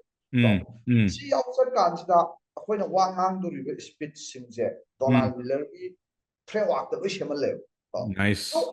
ꯗꯦꯠ ꯄꯣꯏꯟꯠ ꯑꯗꯨꯗ ꯑꯩꯅ ꯗꯨꯕꯥꯏ ꯆꯠꯀꯥꯟꯗ ꯑꯩꯉꯣꯟꯗ ꯑꯗꯨꯒꯤ ꯗꯣꯅꯥꯜ ꯃꯤꯂꯔꯁꯤꯒꯤ ꯚꯦꯂꯨꯁꯤ ꯑꯩꯉꯣꯟꯗ ꯑꯃꯨꯛ ꯍꯦꯟꯅ ꯈꯪꯉꯛꯄ ꯍꯥꯏꯇꯥꯔꯦ ꯍꯥꯟꯅꯅ ꯑꯩꯅ ꯁꯨꯝ ꯃꯥꯒꯤ ꯄꯣꯠꯁꯦ ꯐꯖꯩ ꯈꯟꯖꯕ ꯌꯥꯝ ꯃꯑꯣꯡ ꯇꯥꯏꯌꯦ ꯗꯦꯟ ꯇꯣꯞ ꯅꯣꯠꯁ ꯑꯣꯔꯒꯅꯥꯏꯖꯦꯁꯟ ꯑꯃꯗ ꯑꯩꯈꯣꯏꯁꯨ ꯄꯥꯕ꯭ꯂꯤꯛ ꯁ꯭ꯄꯤꯀꯤꯡ ꯇ꯭ꯔꯦꯅꯤꯡꯒ ꯌꯥꯎꯔꯀꯥꯟꯗ ꯃꯣꯏꯅꯁꯨ ꯑꯗꯨ ꯁꯤꯖꯤꯟꯅꯔꯝꯕ ꯍꯥꯏꯇꯥꯔꯦ ꯑꯗꯨꯗꯩꯗꯤ ꯑꯩꯅ ꯀꯣꯔꯣꯅꯥ ꯃꯅꯨꯡꯁꯦ ꯁꯦꯀꯦꯟꯒꯤ ꯋꯦꯕꯇ ꯑꯣꯏꯔꯝꯒꯅꯤ ꯑꯗꯨꯒꯤ ꯃꯅꯨꯡꯗ ꯑꯩꯅ 1 yearꯒꯤ ꯕꯤꯖꯤꯅꯦꯁ ꯀꯣꯆꯤꯡꯒꯤ ꯀꯩꯅꯣꯁꯤ ꯌꯥꯎꯋꯦ ꯃꯦꯟꯇꯣꯔꯤꯡ ꯁꯦꯁꯟꯁꯤ ꯑꯦꯚ꯭ꯔꯤ ꯋꯤꯛ ꯑꯩꯈꯣꯏ ꯅꯨꯡꯗꯥꯡ ꯄꯨꯡ 2ꯗ ꯍꯧꯋꯦ ꯄꯨꯡ 2ꯗ US ꯇꯥꯏꯝ ꯑꯣꯏꯕꯅꯤꯅꯀꯣ ꯑꯗꯨꯒ ꯑꯩꯈꯣꯏꯒꯤ ꯀꯝꯃꯨꯅꯤꯇꯤ ꯑꯃ ꯊꯝꯃꯦ ꯅꯥꯎ ꯁꯤꯒꯤ ꯃꯦꯟꯇꯣꯔꯤꯡ ꯁꯦꯁꯟꯁꯤꯒꯤ ꯃꯃꯥꯡꯗ ꯀꯣ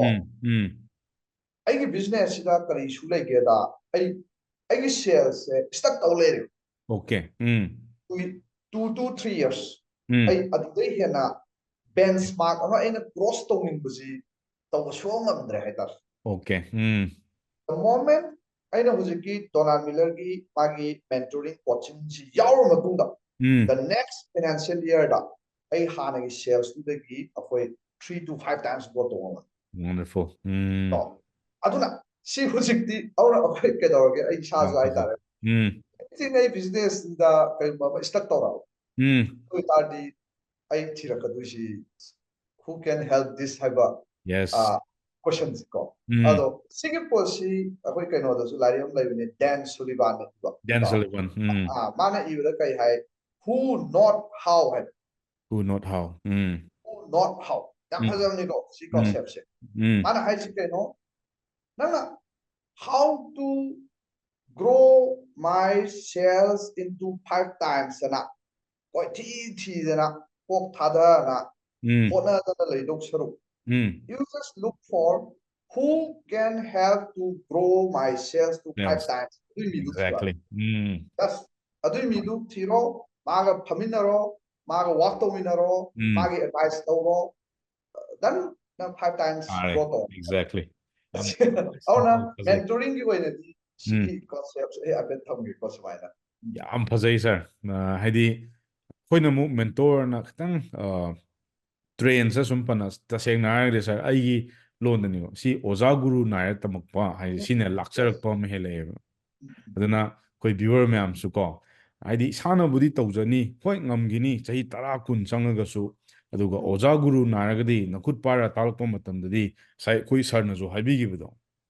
ꯆꯍꯤ 10 ꯆꯪꯒꯗꯧꯕ ꯄꯣꯠꯇꯣ ꯆꯍꯤ 2ꯗꯅꯦꯕ ꯆꯪꯗꯣꯏꯁꯦ ꯑꯗꯨꯅ ꯁꯤꯒꯤꯁꯤꯗꯤ ꯌꯥꯝꯅ ꯃꯔꯨ ꯑꯣꯏꯅ ꯈꯜꯂꯤꯀꯣ ꯑꯦꯅꯤ ꯕꯤꯖꯤꯅꯦꯁꯀꯤ ꯑꯣꯏꯒꯦꯔꯥ ꯂꯥꯏꯔꯤꯛ ꯇꯝꯃꯛꯄꯗꯕꯨ ꯑꯣꯏꯒꯦꯔꯥ ꯑꯣꯖꯥ ꯒꯨꯔु ꯅꯥꯏꯕꯁꯤꯗꯤ ꯏꯠꯁ ꯚꯦꯔꯤ ꯏꯝꯄꯣꯔꯇꯦꯟ ꯁꯣ ꯑꯗꯣ ꯑꯩꯈꯣꯏ ꯃꯈꯥ ꯆꯠꯊꯖꯔꯛꯀꯦꯀꯣ ꯑꯗꯨꯒ ꯁꯥꯔꯅ ꯑꯟꯇꯔꯄ꯭ꯔꯦꯅꯔꯒꯤ ꯖꯔꯅꯤꯁꯤꯗ ꯂꯥꯛꯈ꯭ꯔꯤꯁꯦ ꯁꯥꯔꯒꯤ ꯒ꯭ꯂꯣꯕꯦꯁ ꯍꯧꯗꯣꯔꯛꯏꯁꯦ ꯁꯤꯁꯦ ꯀꯃꯥꯏꯅ ꯇꯧꯔꯒ ꯈꯜꯂꯛꯈ꯭ꯔꯤꯅꯣ ꯀꯣ ꯍꯧꯖꯤꯛ ꯑꯦꯁꯄꯥꯏꯔꯤꯡ ꯃꯌꯥꯝꯁꯨ ꯂꯩꯔꯝꯒꯅꯤ ꯑꯟꯇꯔꯄ꯭ꯔꯦꯅꯔꯗ ꯆꯪꯖꯅꯤꯡꯕ ꯃꯌꯥꯝꯁꯨ ꯂꯩꯔꯝꯒꯅꯤ ꯀꯣ ꯍꯦꯛꯇ ꯁꯤ ꯈꯣꯡ ꯊꯥꯡꯖꯜꯂꯨꯔꯒ ꯈꯔ ꯂꯩꯔꯛꯇ ꯐꯦꯜ ꯑꯣꯏꯕ ꯈꯔ ꯂꯩꯔꯛꯇ ꯐꯦꯜ ꯑꯣꯏꯕ ꯀꯣ ꯑꯗꯩ ꯀꯃꯥꯏꯅ ꯇꯧꯔ ꯑꯃꯨꯛ ꯐꯦꯜ ꯑꯣꯏꯕꯗꯒꯤ ꯑꯃꯨꯛ ꯍꯧꯒꯠꯂꯛꯀꯅꯤ ꯀꯣ ꯑꯗꯣ ꯁꯥꯔꯒꯤ ꯖꯔꯅꯤꯗꯣ ꯑꯝꯇꯪ ꯃꯌꯥꯝꯗ ꯑꯝꯇꯪ ꯁꯦꯌꯔ ꯇꯧꯕꯤꯌꯨꯀꯣ ꯑꯩꯁꯨ ꯌꯥꯝ ꯇꯥꯖꯅꯤꯡꯉꯤ ꯀꯣ ꯀꯃꯥꯏꯅ ꯇꯧꯔ ꯆꯪꯉꯛꯈ꯭ꯔꯤꯅꯣ ꯃꯅꯤꯄꯨꯔꯗ ꯃꯇꯝꯗꯨꯒꯤ ꯁꯤꯆꯨꯋꯦꯁꯟ ꯀꯣ ꯍꯥꯏꯐꯦꯠꯇꯪ ꯁꯥꯔ ꯁꯦꯌꯔ ꯇꯧꯕꯤꯔꯣ ꯑꯗꯨꯒꯤ ꯃꯇꯥꯡꯗ ꯀꯩꯅꯣꯅꯦ ꯁꯤ ꯌꯥꯝ ꯏꯟꯇꯔꯦꯁꯇꯤꯡ ꯑꯣꯏꯕ ꯋꯥꯔꯤꯅꯤꯀꯣ ꯑꯗꯨꯅ ꯑꯩꯒꯤ ꯑꯣꯏꯅꯁꯨ ꯌꯥꯝꯅ ꯀꯩ ꯍꯥꯏꯅꯤ ꯏꯃꯣꯁꯅꯦꯜꯁꯨ ꯑꯣꯏꯕ ꯗꯦꯟ ꯍꯥꯏꯂꯤ ꯄꯔꯁꯣꯅꯦꯜ ꯑꯣꯏꯕ ꯁꯣ 2000ꯗ ꯑꯩ ꯉꯁꯥꯏ ꯍꯥꯏꯈ꯭ꯔꯦ ꯑꯩ ꯏꯟꯖꯤꯅꯤꯌꯥꯔꯤꯡꯁꯤ 3 ꯁꯨꯕ ꯈꯜꯂꯦ ꯑꯗꯨꯒ ꯑꯩ ꯇꯝꯕ ꯆꯠꯂꯦ ꯑꯩꯅ ꯇꯝꯃꯛꯏꯁꯤ ꯃꯗꯨꯔꯥꯏꯗ ꯑꯩꯈꯣꯏ ꯊꯤꯌꯥꯒꯔꯥꯖꯔ ꯀꯣꯂꯦꯖ ꯑꯣꯐ ꯏꯟꯖꯤꯅꯤꯌꯥꯔꯤꯡꯗꯣ ꯑꯗꯨꯗ ꯇꯝꯃꯛꯑꯦ ꯀꯝꯄ꯭ꯌꯨꯇꯔ ꯁꯥꯏꯟꯁꯇ ꯗꯦꯟ ꯁꯤꯗ ꯇꯝꯃꯛꯑꯀꯥꯟꯁꯤꯗ ꯑꯩꯅ ꯏꯟꯖꯤꯅꯤꯌꯥꯔꯤꯡ ꯇꯝꯕ ꯆꯠꯈꯤꯕ ꯃꯇꯝꯗ ꯑꯩꯒꯤ ꯋꯥꯈꯜꯗ ꯂꯩꯔꯤꯁꯤ ꯀꯩꯅꯣ ꯍꯥꯏ ꯀꯥꯟꯗ ꯑꯩꯒꯤ ꯑꯦꯝ ꯑꯣꯐ ꯂꯥꯏꯐ ꯍꯥꯏꯔꯒꯗꯤ ꯑꯩꯁꯤ US ꯗ ꯁꯦꯇꯜ ꯇꯧꯕꯁꯤ ꯃꯁꯤ ꯑꯩꯈꯣꯏ ꯁꯤꯂꯤꯀꯣꯟ ꯚꯦꯂꯤ ꯑꯣꯏꯗꯣꯏꯔꯣ ꯁꯥꯔ ꯀꯩꯅꯣ ꯁꯤ ꯑꯩꯈꯣꯏꯒꯤ ꯀꯝꯄ꯭ꯌꯨꯇꯔ ꯏꯟꯖꯤꯅꯤꯌꯥꯔ ꯑꯃꯒꯤ ꯀꯩꯅꯣꯅꯦ ꯑꯃꯦꯔꯤꯀꯟ ꯗ꯭ꯔꯤꯝꯁꯦ ꯑꯩꯈꯣꯏꯒꯤ ꯑꯦꯚ꯭ꯔꯤ ꯀꯝꯄ꯭ꯌꯨꯇꯔ ꯏꯟꯖꯤꯅꯤꯌꯥꯔꯒꯤ ꯀꯩꯅꯣꯅꯦ ꯍꯥꯏꯇꯥꯔꯦ ꯗ꯭ꯔꯤꯝꯅꯦ ꯍꯥꯏꯇꯥꯔꯦ ꯁꯣ ꯑꯗꯨꯃꯥꯏꯅ ꯇꯧꯔꯒ ꯑꯩꯁꯦ ꯆꯠꯈꯤꯕꯅꯦ ꯑꯗꯨꯅ ꯑꯩ ꯍꯣꯠꯁꯨ ꯍꯣꯠꯅꯩ ꯃꯇꯝꯗꯨꯗ ꯑꯩꯅ ꯈꯟꯖꯔꯝꯕꯅ ꯀꯝꯄ꯭ꯌꯨꯇꯔ ꯏꯟꯖꯤꯅꯤꯌꯥꯔꯤꯡꯁꯤ BTech ꯂꯣꯏꯁꯤꯜꯂꯒ US ꯗ ꯐꯔꯗꯔ ꯁ꯭ꯇꯗꯤ ꯇꯧꯔꯒ ꯑꯗꯨꯒ ꯁꯤꯂꯤꯀꯣꯟ ꯚꯦꯂꯤꯒꯨꯝꯕꯗ ꯁꯝꯋꯦꯌꯔ ꯅꯨꯡꯉꯥꯏꯅ ꯂꯩꯒꯦ ꯍꯥꯏꯕꯗꯣ ꯑꯗꯨꯅꯤꯗ ꯑꯗꯨꯕꯨ ꯑꯩ ꯐꯥꯔꯁ ꯏꯌꯔ ꯐꯥꯎꯗ ꯑꯩ ꯀꯩ ꯍꯣꯠꯅꯔꯝꯃꯤ US ꯆꯠꯅꯕꯒꯤ ꯑꯩ GRE ꯀꯟꯅ ꯑꯩ ꯄ꯭ꯔꯤꯄꯦꯔꯦꯁꯟ ꯇꯧꯔꯝꯃꯤ ꯗꯦꯟ TOEFL ꯑꯩ ꯏꯪꯂꯤꯁ ꯂꯦꯡꯒ꯭ꯋꯦꯖꯀꯤ ꯄꯥꯁ ꯇꯧꯅꯕ ꯍꯣꯠꯅꯔꯝꯃꯤ ꯁꯗꯟꯂꯤ ꯑꯩ ꯐꯥꯔꯁ ꯏꯌꯔꯁꯤꯗ ꯑꯩꯒꯤ ꯄꯥꯕꯨꯡꯁꯤ ꯀꯦꯟꯁꯔ ꯗꯤꯇꯦꯛ ꯇꯧꯋꯦꯕ ꯀꯦꯟꯁꯔ ꯅꯥꯁꯤꯜꯂꯛꯄ ꯁꯤ ꯑꯗꯨ ꯅꯥꯔꯛꯄꯁꯤ ꯋꯥꯟ ꯑꯣꯐ ꯗ ꯀꯩꯅꯣꯅꯦ ꯑꯩꯒꯤ ꯇꯔꯅꯤꯡ ꯄꯣꯏꯟ ꯑꯃ ꯑꯣꯏꯗꯣꯏꯅꯤ ꯑꯗꯨꯗꯒꯤ ꯁꯤ ꯅꯥꯔꯛꯄꯁꯤꯗꯒꯤ ꯀꯩꯗꯧꯒꯦ ꯍꯥꯏ ꯀꯥꯟꯁꯤꯗ ꯑꯩꯈꯣꯏ ꯏꯃꯨꯡꯁꯤꯗ ꯅꯦꯛꯁ 1-2 ꯏꯌꯔꯁꯤꯗ ꯑꯩꯈꯣꯏ ꯑꯗꯨꯝ ꯃꯨꯝꯕꯩꯁꯤ ꯆꯍꯤ ꯑꯃꯗ ꯊꯥ 5 ꯇꯔꯨꯛꯇꯤ ꯑꯗꯨꯝ ꯇꯥꯇꯥ ꯍꯣꯁꯄꯤꯇꯥꯜꯁꯤꯗ ꯑꯩꯈꯣꯏ ꯂꯥꯏꯌꯦꯡꯕꯁꯦ ꯑꯗꯨꯅ ꯑꯩ ꯃꯣꯁ ꯑꯣꯐ ꯗ ꯑꯩꯒꯤ ꯁꯦꯃꯤꯁꯇꯔ ꯇꯥꯏꯝꯁꯦ ꯑꯩ ꯃꯨꯝꯕꯩꯗ ꯑꯗꯨꯝ ꯂꯩ ꯍꯥꯏꯇꯥꯔꯦꯀꯣ ꯑꯗꯨꯅ ꯂꯥꯏꯌꯦꯡꯕꯒꯤ ꯈꯣꯠꯄꯒꯤ ꯑꯗꯨꯝ ꯇꯧꯔ ꯂꯩ ꯑꯗꯨꯅ ꯆꯍꯤ 2-3ꯁꯤ ꯇꯧꯁꯜꯂꯛꯑꯀꯥꯟꯗꯗꯤ ꯑꯩꯈꯣꯏꯒꯤ ꯏꯃꯨꯡꯁꯤꯒꯤ ꯐꯥꯏꯅꯥꯟꯁꯤꯌꯦꯜ ꯁꯤꯆꯨꯋꯦꯁꯟꯁꯤ ꯌꯥꯝ ꯁꯥꯊꯤꯅ ꯃꯌꯥꯝ ꯂꯣꯏ ꯈꯪꯉꯤꯗꯨꯅꯤ ꯀꯦꯟꯁꯔ ꯑꯗꯨꯅ ꯋꯥꯁꯜꯂꯛꯑꯦꯕ ꯑꯗꯨꯅ ꯑꯩ ꯊꯥꯔꯠ ꯏꯌꯔꯒ ꯌꯧꯔꯛꯄ ꯇꯥꯏꯃꯤꯡꯁꯤꯗ ꯑꯩꯉꯣꯟꯗ ꯈꯤꯇꯪ ꯗꯥꯏꯂꯦꯃꯥ ꯑꯃ ꯈꯔ ꯂꯥꯛꯄ ꯍꯧꯔꯛꯑꯦꯕ ꯑꯩꯉꯣꯟꯗ ꯍꯥꯏꯗꯤ ꯑꯩꯒꯤ ꯂꯥꯏꯐꯁꯤꯒꯤ ꯑꯩꯅ ꯍꯥꯟꯅ ꯈꯜꯂꯤꯕ ꯄꯣꯠꯁꯤ ꯑꯩꯁꯦ ꯑꯗꯨꯝ ꯆꯠꯄ ꯌꯥꯗꯣꯔꯤꯕ꯭ꯔꯥ ꯅꯠꯇ꯭ꯔꯒ ꯑꯗꯒꯤ ꯑꯩꯒꯤ ꯏꯃꯨꯡ ꯃꯅꯨꯡꯒꯤ ꯁꯦꯟ ꯊꯨꯝꯒꯤ ꯐꯤꯕꯝꯁꯦ ꯌꯥꯝ ꯋꯥꯁꯜꯂꯛꯄꯁꯤꯗ ꯁꯦꯟ ꯊꯨꯝꯁꯤ ꯃꯇꯦꯡ ꯄꯥꯡꯅꯤꯡꯕꯒꯤ ꯑꯃꯁꯨ ꯑꯩꯉꯣꯟꯗ ꯁꯨꯝ ꯐꯥꯎꯕ ꯍꯧꯔꯛꯑꯦ ꯑꯗꯨꯗꯒꯤ ꯑꯃꯨꯛ ꯑꯩꯒꯤ ꯏꯃꯨꯡꯁꯤꯗ ꯏꯆꯤꯟ ꯏꯅꯥꯎꯁꯤ ꯑꯩ ꯏꯆꯤꯟ ꯏꯅꯥꯎ 4ꯅꯦ ꯑꯩꯅ ꯑꯍꯜ ꯃꯇꯝꯗꯨꯗ ꯏꯅꯥꯎꯄꯥ 2 ꯏꯆꯟꯅꯨꯄꯤ 1 ꯂꯣꯏ ꯂꯩꯔꯤ ꯃꯣꯏ ꯑꯉꯥꯡ ꯉꯥꯛꯇꯅꯦ ꯂꯥꯏꯔꯤꯛ ꯇꯝꯃꯤ Yes. ꯑꯗꯨꯅ ꯉꯁꯥꯏꯒꯤ ꯑꯩꯉꯣꯟꯗ ꯋꯥꯈꯜꯁꯦ ꯃꯈꯜ ꯃꯈꯜ ꯈꯜꯂꯦ ꯀꯣ ꯑꯩꯉꯣꯟꯗ ꯁꯦꯟ ꯇꯥꯅꯤꯡꯉꯤ ꯗꯦꯟ ꯃꯇꯦꯡ ꯄꯥꯡꯅꯤꯡꯉꯤ ꯗꯦꯟ ꯌꯨꯝꯗ ꯍꯜꯂꯛꯑꯒ ꯑꯍꯜ ꯂꯃꯟ ꯃꯌꯥꯝꯁꯤꯒ ꯂꯩꯃꯤꯟꯅꯔꯒ ꯐꯤꯖꯤꯀꯦꯜꯂꯤ ꯄꯩꯁꯥ ꯈꯛ ꯅꯠꯇꯅ ꯍꯦꯜꯞ ꯃꯥꯅꯤ ꯃꯥꯅꯤ ꯇꯧꯅꯤꯡꯕꯒꯤ ꯋꯥꯈꯜ ꯆꯪꯉꯤ ꯑꯩꯉꯣꯟꯗ ꯂꯩ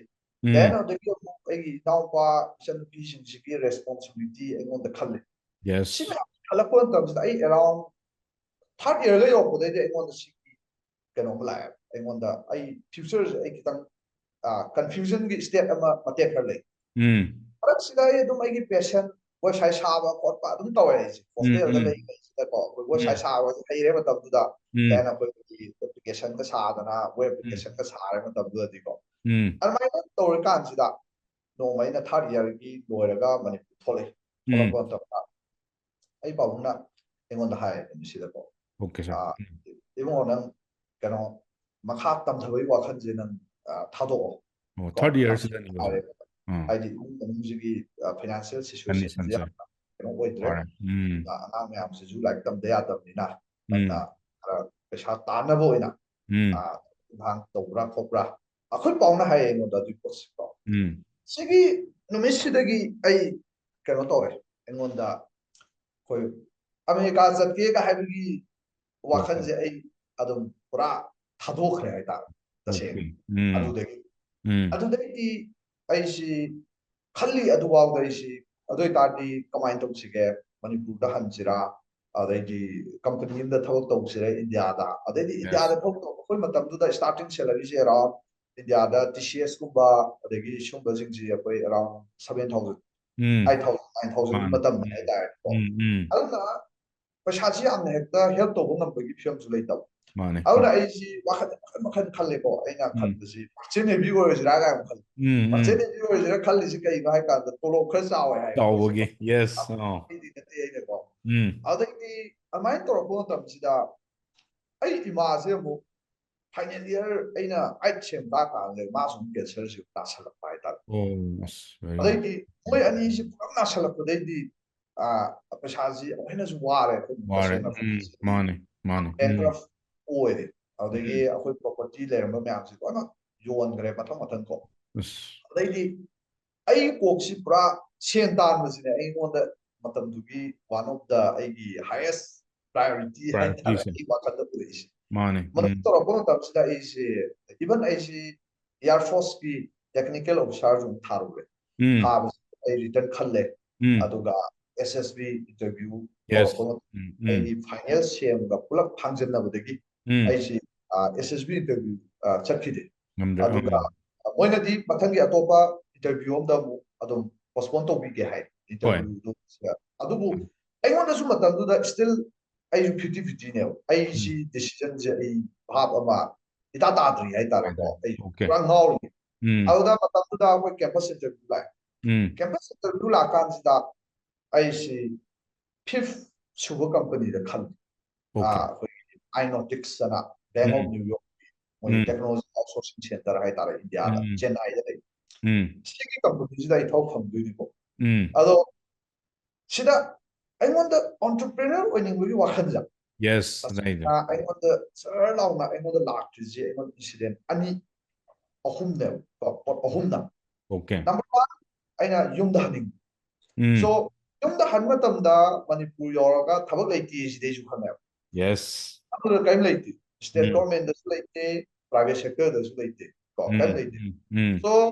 ꯗ ꯑꯣꯟꯂꯤ ꯑꯣꯞꯁꯟ ꯏꯁ ꯑꯩꯅ ꯀꯔꯤꯒꯨꯝꯕ ꯈꯔ ꯍꯧꯕꯁꯤ ꯈꯛꯇꯅ ꯑꯩꯒꯤ ꯁꯔꯚꯥꯏꯚꯦꯜꯅꯦ ꯍꯥꯏꯇꯥꯔꯦ ꯌꯦꯁ ꯁꯦꯀꯦꯟꯂꯤ ꯀꯩꯗꯧꯒꯦ ꯍꯥꯏ ꯀꯥꯟꯁꯤꯗ ꯑꯩꯅ ꯃꯇꯝꯗꯨꯗ ꯑꯩꯉꯣꯟꯗ ꯑꯣꯟꯇꯔꯄ꯭ꯔꯦꯅꯔꯒꯤ ꯏꯟꯁꯄꯤꯔꯦꯁꯟ ꯑꯍꯥꯟꯕ ꯑꯣꯏꯅ ꯑꯩꯉꯣꯟꯗ ꯀꯥꯏ ꯐꯪꯈꯤꯒꯦ ꯍꯥꯏ ꯇꯥꯔꯗꯤ ꯑꯩꯈꯣꯏꯒꯤ ꯀꯣꯂꯦꯖꯁꯤꯗ ꯑꯩꯅ ꯇꯝꯃꯛꯄ ꯃꯇꯝꯗ ꯇ꯭ꯌꯥꯒꯔꯥꯖ ꯀꯣꯂꯦꯖ ꯑꯣꯐ ꯏꯟꯖꯤꯅꯤꯌꯥꯔꯤꯡ ꯍꯥꯏꯁꯦ ꯁꯤꯁꯤꯒꯤ ꯑꯩꯈꯣꯏꯒꯤ ꯐꯥꯎꯟꯗꯔꯁꯦ ꯀꯣ ꯁꯤꯒꯤ ꯐꯥꯎꯟꯗꯔꯁꯤ ꯃꯣꯏꯁꯤ ꯏꯟꯗꯁꯇ꯭ꯔꯤꯌꯦꯂꯤꯁꯅꯦꯕ ꯌꯥꯝ ꯐꯥꯎꯕ ꯇꯥꯃꯤꯜ ꯅꯥꯗꯨꯗ ꯃꯣꯏ ꯃꯁꯥꯒꯤ ꯍꯦꯛꯇ ꯑꯩꯈꯣꯏꯒꯤ ꯐꯦꯛꯇ꯭ꯔꯤꯒꯁꯦ 10ꯃꯨꯛꯀ ꯂꯩꯕ ꯗꯦꯟ ꯀꯣꯂꯦꯖꯀꯁꯦ 13-14 ꯂꯩꯕ ꯑꯗꯨꯝꯕ ꯀꯩꯅꯣꯅꯦ ꯍꯥꯏꯇꯥꯔꯦ ꯃꯣꯏꯁꯦ ꯍꯦꯛꯇ ꯑꯩꯈꯣꯏ ꯁ꯭ꯋꯥꯏ ꯂꯦꯚꯦꯜꯁꯦ ꯅꯠꯇꯦ ꯍꯥꯏꯇꯥꯔꯦ ꯑꯗꯨꯗ ꯃꯥꯒꯤ ꯑꯩꯈꯣꯏ ꯐꯥꯎꯟꯗꯔꯁꯤꯒꯤ ꯃꯆꯥꯅꯨꯄꯤꯁꯦ ꯑꯩꯈꯣꯏꯁꯦ ꯁꯦꯃꯤꯁꯇꯔ ꯑꯃ ꯄꯨꯟꯃꯤꯟꯅꯔꯛꯑꯦ ꯐꯥꯔꯁ ꯁꯦꯝ assembly First sem da koi je kan khangna na te adum mane last to the moju ya moina electronics communication okay oiba easy science akoi mm myam mana myam do pulle akoi myam mm adai shum tine tha mm taruk tre tinare dai di last da di akoi si ma se kanano se khangi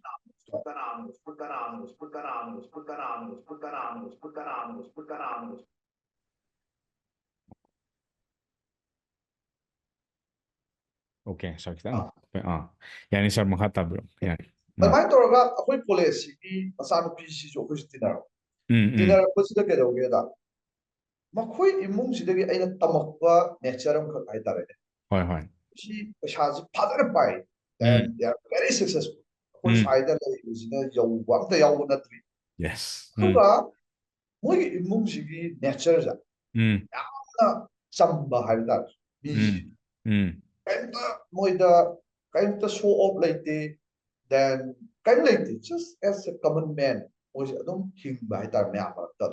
okay aduna asagi ai manabi si makoi ja akoi gi phi ga thi bu adum school college ki counter to adum maso adum bank to the queue ga lepa ga adum thiba okay kaimta makoi gi college ni ga haibi gi kaimbao privilege treatment amolete yam chamna life hing to adagi gari ga je timex kumba gi lupa chatuk chatre pibo ga siraga adum chapalam tonga yam chamna hai tare ne akoi auna ibana bisi tha taruk tina kanda mase adumba imungdagi tholakpa mine je akoi shuang khangdi oh simplicity sum khang namdi sumaina chaminna dana chaminna dana akoi myam pundana ibana myam ga pulise khangdi auna akoi na khangda bisi kalai baw level khangdege da aigi ibana wa marwari lei matam da phal degi akoi chaminna ba mana no mo da hangi as ai no gi DVD player leibra ga tamdu da koi DVD si kaga tholok ko timing ne hai da ne ko DVD player leibra ga hangi ne hai da ai sukan khan de hai da sida mo gi imung si gi laiba success stories ya si banda kai hani engon de amna entrepreneurship si am satina inspire ho ge ai yes life si amna ju successful mo je ko contribute am to society da aduga yamnasu humble loina kaimta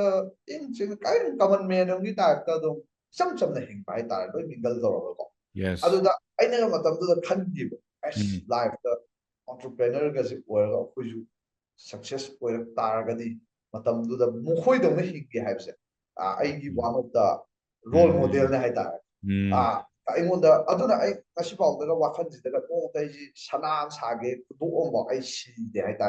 okay si kai no aingonda ngasai gi adudagi lakhiba philosophy khat na hai ta ai yes di ai ka ma north le me adu ma ga delhi da ko delhi le ka da di delhi shi da di life shi pra ko gi show up nak ne hai ta life shi mane ko hai ta hoi adu ba hoi mo so madurai south chi chalu ga ji life shi am chamna human to human interactions then here na focus piraga atai ke lamba super ji thudok na darka ta da wi type le si jmai ngonda aina madrai tamjar ko tamda aina power kiwa adugi inspiration ne expression da si ji ai one of the aina entrepreneur oining ba khaga haurak pagi journey ne si ji ko sidai sida mo ai family gi situation jina mo he na mo ai choi oide adabagi situation ama mo ai ta sidai sida imonda mai su gi bizina kaida no hai kanda campus interview lakpas okay campus interview lakan sida apna company sigi interview tawtringe da moina auditorium da khoi myam se loi koksalaga PowerPoint presentation ama p yes yes tawi ko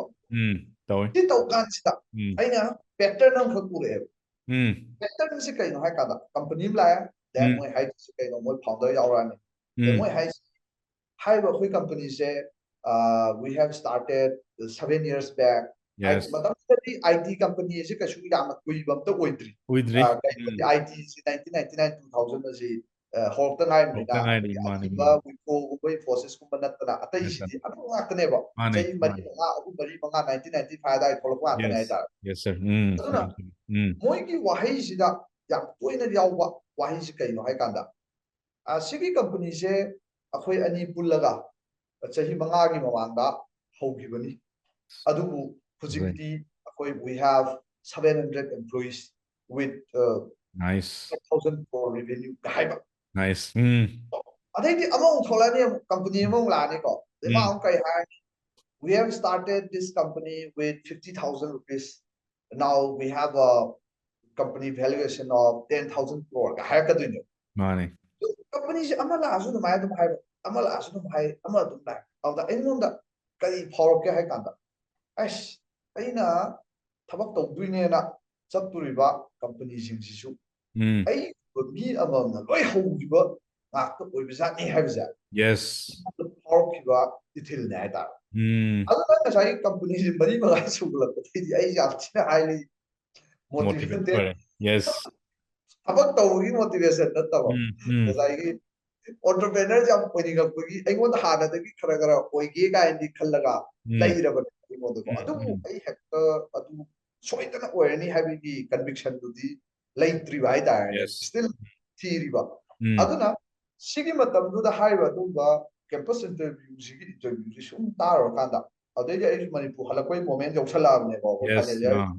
final year adai aingonda phawre hena aingonda adugi interview sing sida ngang presentation ji pur kanda assurely aishu manipur da sadaga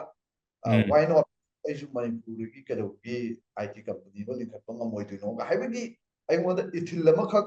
lae hai tar ko mai torga aishi manipur da dum khoi thole adu bawda aina tharamiba company si result haidokti aduga ai pekha ti lora 8 semester lora aduga aishi manipur thole aduga thola gansida kamain to ga gansida ain tharamiba thobokse result aaya to khalle is khalle na paw powerful no se still I remember it was Friday no okay Friday no ai si kai lege Mumbai le now Mumbai sida mu ai gi maruk ngasai aina haiba internet ahamba ugiba website ugiba imana basi magi pabung si cancer na adugi ai pabungi aiga akhoi ni si chaminabane yes almai torga Mumbai sida layingai sida akhoi ma sina phone torega sai torga ingo nang na tharamba kano do khalle ya mandi 50 pung mapanda Chennai da join to si join to na ha masigi decision si aina thabak phangakpada aina kok ngau bi decision si simu decision lawda aina waba decision masi bawda ai lawdri ai tar okay kainoda aingoda thabak tawdira hangaina entrepreneur oininge gain sum haibani dana hojikti aisi decision am lawda yadre yes abo am phanjale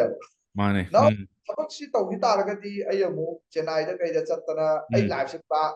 tongan ba journey na now I have to take it aduna kedora aina Friday numisida ai imanabi mayam wai sai ga already thabak tawar laiba mayam haidi kari tawdino khotino lakini ai person information ni boy lowis sida lowis kaino ai husi haiba company aina tawduriba company sida already ai imanabi phokto tamil masaba amonda aina phone tawe aina haisi ai tolok kya phangi dan yunda lupa kya thaba ngami sine so mana hire ko kaino by 13,000 phangi hai ko 13,000 se go comparatively it is a better salary hai tare matam duda atai ayamana 9 10 and 1 pi matam so mana haisi 13,000 phangi ado ai loi khai do phaga na yum dal palishin ani thaba ngami haiba imanabisi Tamil masani aduga Tamil si usually moi si am frugal oi moi ki lifestyle si yes paisa sa sisina ba moi si akhoi dong tok de moi tawde yamna so aduna aina thamisi kaino ya kuppa imanabi khakna hairakpa answer ne ba ko lupa lising ani yumda thaba ngami si okay adai di ai si mo patang phone torok kusida paisa patagi ai tamo prem nam le masi ai dance senior ne ba khoi ki engineering college da masina TCS da thok to ꯃꯇꯝꯗꯨꯗ ꯑꯩꯈꯣꯏ ꯁꯤꯖꯤꯁꯤꯅ ꯀꯦꯝꯄꯁꯇ ꯂꯩꯕꯅꯤ ꯑꯩꯅ ꯇꯧꯗꯣꯏ ꯀꯝꯄꯅꯤꯁꯤꯒ ꯑꯗꯨꯗꯩꯗꯨꯗ ꯇꯥꯃꯣ ꯐ꯭ꯔꯦꯝꯁꯤꯗ ꯑꯩꯅ phone ꯇꯧꯔꯦ ꯁꯦꯂꯔꯤꯁꯤ ꯀꯌꯥꯝ ꯐꯪꯒꯦ ꯍꯧꯖꯤꯛꯁꯦ ꯃꯇꯝꯗꯨꯗ ꯇꯥꯃꯣꯁꯤꯅ ꯍꯥꯏꯔꯛꯄꯁꯤ 19,000 ꯐꯪꯉꯦ ꯍꯥꯏ ꯃꯥꯁꯤ ꯑꯗꯨꯗ ꯑꯩꯅ ꯇꯥꯃꯣ ꯌꯨꯝꯗꯗꯤ ꯀꯌꯥꯃꯨꯛꯀꯨꯝꯕ ꯇꯥꯃꯣ ꯊꯥꯕ ꯉꯝꯒꯦꯅ ꯍꯥꯏ ꯑꯗꯨꯗ ꯇꯥꯃꯣꯁꯤꯅ ꯀꯔꯤ ꯍꯥꯏꯔꯛꯀꯦꯗ ꯔꯣꯁꯅꯤ ꯃꯤ ꯑꯇꯩꯒꯤꯗꯤ ꯈꯪꯗꯦ ꯑꯗꯨꯒ ꯑꯩꯒꯤꯗꯤ ꯀꯣꯟꯅꯗꯗꯅ ꯌꯨꯝꯗꯩ ꯊꯥꯔꯛꯏꯁꯤꯅꯤ Okay. ꯍꯥꯏꯗꯤ ꯑꯩꯁꯤ ꯁꯤꯒꯤ ꯏꯟꯐꯣꯔꯃꯦꯁꯟ ꯃꯌꯥꯝꯁꯤ ꯑꯩ ꯑꯦꯔꯥꯎꯟ ꯃꯤ 35ꯃꯨꯛ ꯋꯥꯔꯤ ꯁꯥꯏ ꯑꯩꯁꯤ ꯏꯃꯥꯟꯅꯕ ꯃꯌꯥꯝ ꯁꯤꯗ ꯑꯩꯅ ꯅꯨꯃꯤꯠꯁꯤꯗ ꯋꯥꯔꯤ ꯁꯥꯕ ꯃꯇꯝꯗ ꯑꯩꯅ ꯐꯪꯕ ꯑꯩꯒꯤ ꯐꯥꯏꯅꯦꯜ ꯀꯟꯀ꯭ꯂꯨꯖꯟꯁꯤ ꯀꯩꯅꯣ ꯍꯥꯏ ꯀꯥꯟꯗ Yes. ꯕꯦꯁ ꯀꯦꯁꯇ ꯂꯨꯄꯥ 2,000 ꯊꯥꯉꯝꯃꯤ ꯋꯥꯔꯁ ꯀꯦꯁꯇ ꯌꯨꯝꯗꯩ ꯄꯩꯁꯥ ꯊꯥꯏ ꯍꯥꯏꯇꯥꯔꯦ Okay. ꯁꯤꯒꯤ ꯏꯟꯐꯣꯔꯃꯦꯁꯟꯁꯤꯃ ꯑꯩꯉꯣꯟꯗ ꯄꯥꯏꯔꯀꯥꯟꯗ ꯑꯩꯁꯤ ꯀꯩꯗꯧꯔꯦ ꯅꯦꯛꯁ ꯗꯦꯒꯤ ꯁꯦꯇꯔꯗꯦ ꯅꯨꯃꯤꯠꯀꯤ ꯐ꯭ꯂꯥꯏꯠ ꯑꯩꯁꯤ ꯏꯝꯐꯥꯜ ꯊꯣꯛꯂꯛꯑꯦ ꯑꯗꯩꯗꯤ ꯁꯟꯗे ꯅꯨꯃꯤꯠꯀꯤ ꯏꯝꯐꯥꯜ ꯇꯨ ꯆꯦꯟꯅꯥꯏꯒꯤ ꯐ꯭ꯂꯥꯏꯠ ꯇꯤꯀꯦꯠ ꯑꯃ ꯑꯩꯈꯣꯏ ꯄꯥꯕꯨꯡ ꯍꯣꯏꯅ ꯀꯛꯑꯒ ꯊꯝꯃꯝꯃꯦ ꯅꯥꯎ ꯁꯦꯇꯔꯗꯦ ꯅꯨꯃꯤꯠꯁꯤꯗ ꯑꯩ ꯏꯝꯐꯥꯜ ꯌꯧꯔꯛꯑꯦ ꯄꯨꯡ 1-2 ꯑꯗꯨꯋꯥꯏꯗ ꯑꯗꯨꯗ ꯑꯩꯈꯣꯏ ꯃꯥꯅ ꯑꯩꯉꯣꯟꯗ ꯂꯨꯄꯥ 10,000 ꯄꯤ ꯃꯥꯅ ꯐꯤꯔꯣꯟ ꯀꯩꯀꯥ ꯈꯣꯡꯎꯞ ꯑꯍꯟꯕ ꯂꯩꯔꯨꯁꯣ ꯑꯩꯁꯤ ꯄꯩꯁꯥꯁꯤ ꯄꯥꯏꯔ ꯊꯣꯛꯂꯛꯑꯒ ꯑꯩꯁꯦ ꯂꯩꯗꯅ ꯑꯗꯨꯝ ꯍꯜꯂꯦ ꯌꯨꯝꯗ Okay. ꯍꯥꯏꯗꯤ ꯑꯩ ꯆꯠꯇꯣꯏꯔꯥ ꯆꯠꯂꯣꯏꯗꯣꯏꯔꯥ ꯍꯥꯏꯁꯦ ꯑꯩꯒꯤ ꯑꯆꯧꯕ ꯗꯥꯏꯂꯦꯃꯥꯅꯦ ꯍꯥꯏꯇꯥꯔꯦ ꯑꯗꯩꯗꯤ ꯁꯟꯗꯦ ꯅꯨꯃꯤꯠꯁꯤ ꯌꯧꯔꯦ ꯁꯟꯗꯦ ꯅꯨꯃꯤꯠꯁꯤꯗ ꯑꯩ ꯐ꯭ꯂꯥꯏꯠꯁꯦ ꯄꯨꯡ 12:30 ꯆꯦꯟꯅꯥꯏꯁꯤ Okay. ꯑꯗꯩꯗꯤ ꯑꯩꯁꯤ ꯄꯨꯡ 9:30 ꯇꯥꯔꯦ ꯑꯩꯁꯤ ꯐꯃꯨꯡꯗꯩ ꯍꯧꯒꯠꯇ꯭ꯔꯤ ꯏꯁꯇꯤꯜ ꯑꯩ ꯐꯃꯨꯡꯁꯤꯗ ꯈꯜꯂꯤ ꯑꯩꯁꯤ ꯆꯠꯁꯤꯔꯥ ꯀꯩꯅꯣꯗꯤ ꯑꯩ ꯂꯥꯏꯐꯀꯤ ꯗꯤꯁꯤꯖꯟꯅꯦ ꯍꯥꯏꯇꯥꯔꯦ ꯑꯩꯅ ꯇꯧꯗꯣꯏꯁꯤ ꯆꯨꯝꯅꯒꯤ ꯊꯕꯛ ꯑꯃꯈꯛ ꯐꯪꯕꯒꯤ ꯋꯥꯐꯝ ꯑꯣꯏꯗ꯭ꯔꯦꯕ ꯑꯗꯨꯅ ꯑꯩ ꯏꯃꯥꯁꯤꯅ ꯄꯨꯡ 9:30 ꯇꯥꯔꯀꯥꯟꯗ ꯑꯩ ꯐꯃꯨꯡ ꯀꯥ ꯆꯪꯉꯒ ꯃꯥꯅ ꯑꯩꯉꯣꯟꯗ ꯍꯥꯏꯕꯁꯤ ꯏꯕꯨꯡꯉꯣ ꯅꯪ ꯆꯠꯇꯣꯏꯔꯥ ꯆꯠꯂꯣꯏꯗꯣꯏꯔꯥ ꯀꯣ ꯑꯗꯣ ꯅꯪ ꯆꯠꯇꯧ ꯑꯣꯏꯔꯒꯗꯤ ꯄꯨꯡ 12:30 ꯐ꯭ꯂꯥꯏꯠꯅꯤ ꯄꯨꯡ 9:30 ꯅꯪ ꯔꯤꯄꯣꯔꯠ Yes. ꯇꯧꯗꯕ ꯌꯥꯕ ꯄꯨꯡ Mane. ꯑꯃꯈꯛꯇꯪ ꯁꯤꯅꯤ ꯑꯩꯅ ネꯛꯁ 5 ꯃꯤꯅꯠꯁꯦ ꯃꯁꯤꯗ ꯑꯩꯅ ꯐꯃꯨꯡꯁꯤꯗ ꯈꯟꯕꯁꯦ ꯂꯥꯏꯐꯁꯤ ꯐꯥꯁ ꯐꯣꯔꯋꯥꯔꯗ ꯇꯧꯔꯒ ꯑꯩꯅ Okay. ꯆꯠꯂꯕ ꯃꯇꯨꯡꯁꯤꯗ ꯀꯩꯗꯧꯕꯀꯣ ꯁꯣ Yes. ꯑꯩꯅ ꯄꯨꯔꯛꯏꯁꯤ ꯀꯩꯅꯣ ꯍꯥꯏ ꯀꯥꯟꯗ ꯑꯩꯅ ꯑꯥꯗ ꯆꯠꯂꯀꯥꯟꯗ ꯑꯩꯅ ꯉꯝꯗꯣꯏꯁꯤ ꯀꯩꯅꯣ ꯑꯩꯅ ꯏꯃꯥ ꯏꯄꯥꯕꯨꯡꯗ ꯑꯩꯅ ꯃꯇꯦꯡ ꯄꯥꯡ ꯉꯝꯗꯣꯏꯁꯤ ꯀꯩꯅꯣ ꯁꯤ ꯌꯦꯡꯀꯥꯟꯗ ꯂꯨꯄꯥ 2,000 ꯍꯥꯏꯇꯥꯔꯦ ꯁꯣ ꯂꯨꯄꯥ 2,000 ꯅꯠꯇꯕ ꯄꯣꯠ ꯑꯝꯇ ꯑꯩꯅ ꯄꯥꯡꯕ ꯉꯝꯃꯣꯏꯗꯣꯔꯤ ꯍꯥꯏꯇꯥꯔꯦ Yes. ꯆꯍꯤ ꯅꯨꯃꯤꯠ 10ꯅꯤ 15ꯅꯤ ꯁꯨꯇꯤ ꯐꯪꯒꯅꯤ ꯗꯦꯟ ꯑꯗꯨꯗ ꯉꯥꯏꯍꯥꯛ ꯍꯞꯇꯥ ꯑꯃ ꯊꯣꯛꯂꯝꯒꯅꯤ ꯗꯦꯟ ꯑꯩꯅ ꯐꯤꯖꯤꯀꯦꯜꯂꯤ ꯃꯣꯏꯒ ꯂꯩꯃꯤꯟꯅꯕ ꯐꯪꯉꯔꯣই ꯗꯦꯟ ꯁꯦꯟ ꯑꯣꯏꯅ ꯑꯩꯅ ꯑꯥꯗ ꯂꯩꯌꯦꯗꯅ ꯂꯥꯛꯇ ꯊꯥꯔꯛꯄ ꯉꯝꯕꯁꯨ ꯅꯠꯇꯕ ꯁꯤꯒꯤ ꯋꯦꯇꯦꯖꯁꯦ ꯑꯩꯅ ꯁꯦꯔꯐꯂꯥꯗ ꯁꯨꯝ ꯊꯥꯡꯒꯠꯂ ꯌꯦꯡꯉꯦ ꯍꯥꯏꯇꯥꯔꯦ ꯑꯩ ꯁ꯭ꯋꯥꯏꯗ ꯑꯗꯨꯝ ꯂꯩꯔꯒ ꯏꯃꯥ ꯄꯥꯕꯨꯡ ꯁꯦꯕꯥ ꯇꯧꯔꯒ ꯄꯩꯁꯥꯗꯨꯗꯤ 2,200ꯗꯨꯗꯤ ꯑꯩ ꯑꯉꯥꯡ 2 ꯇ꯭ꯌꯨꯁꯟ ꯇꯧꯔꯁꯨ ꯑꯗꯨꯝ ꯐꯪꯉꯝꯅꯤ ꯑꯗꯨ ꯑꯣꯏꯔꯒꯗꯤ ꯑꯗꯨꯒꯤ ꯚꯦꯂꯨ ꯑꯃꯈꯛ ꯑꯩꯉꯣꯟꯗ ꯚꯦꯂꯨ ꯑꯅꯤꯁꯤ ꯑꯩꯒꯤ ꯖꯣꯕ ꯑꯩꯒꯤ ꯀꯦꯔꯤꯌꯔꯗꯨꯒꯤ ꯚꯦꯂꯨꯗꯨꯒ ꯗꯦꯟ ꯑꯩꯒꯤ ꯁꯣꯝꯗ ꯂꯥꯏꯐꯀꯤ ꯑꯣꯏꯕ ꯐꯦꯃꯤꯂꯤꯒꯤ ꯑꯣꯏꯕ ꯚꯦꯂꯨꯁꯤꯒ ꯑꯅꯤꯁꯤ ꯁꯨꯝ ꯊꯥꯡꯒꯠꯀꯥꯟꯗ ꯂꯥꯁꯇ ꯑꯩꯅ ꯂꯧꯔꯤ ꯗꯤꯁꯤꯖꯟꯁꯤ ꯆꯠꯂꯔꯣꯏꯒꯦꯅ ꯑꯩ ꯗꯤꯁꯤꯖꯟ ꯂꯧꯔꯦ ꯑꯗꯨꯒ ꯑꯩꯁꯤ ꯐꯃꯨꯡꯗꯒꯤ ꯏꯁꯇ꯭ꯔꯦꯠꯇ ꯊꯣꯛꯂꯛꯑꯒ ꯑꯩꯈꯣꯏ ꯃꯥꯏ ꯃꯅꯥꯛꯇ ꯑꯗꯨꯒ ꯑꯩꯅ ꯋꯥꯏ ꯆꯠꯂꯔꯣꯏꯒꯦ that moment that ꯃꯗꯨꯒꯤ ꯃꯣꯃꯦꯟꯠꯇꯨꯗꯒꯤ ꯑꯩ ꯂꯥꯏꯐꯇ ꯉꯁꯤ ꯐꯥꯎꯕꯗ ꯊꯕꯛ ꯍꯥꯏꯁꯦ ꯖꯣꯕ ꯑꯝꯇ ꯊꯥꯈꯤꯗ꯭ꯔꯦ ꯍꯥꯏꯇꯥꯔꯦ Okay. Okay. ꯑꯩ Oh. ꯖꯣꯕ ꯑꯃ ꯇꯧꯔꯛꯇꯦ ꯑꯩ ꯂꯥꯏꯐꯇ Sir, yamna interesting oibani. Sir gi punsi da di job amuk tawte private ꯑꯃꯐꯥꯎ ki. ꯇꯧꯔꯛꯇ꯭ꯔꯦ ꯀꯔꯤꯝꯐꯥꯎ I'm proud oy sir. ꯑꯗꯨꯅ Yam nungai.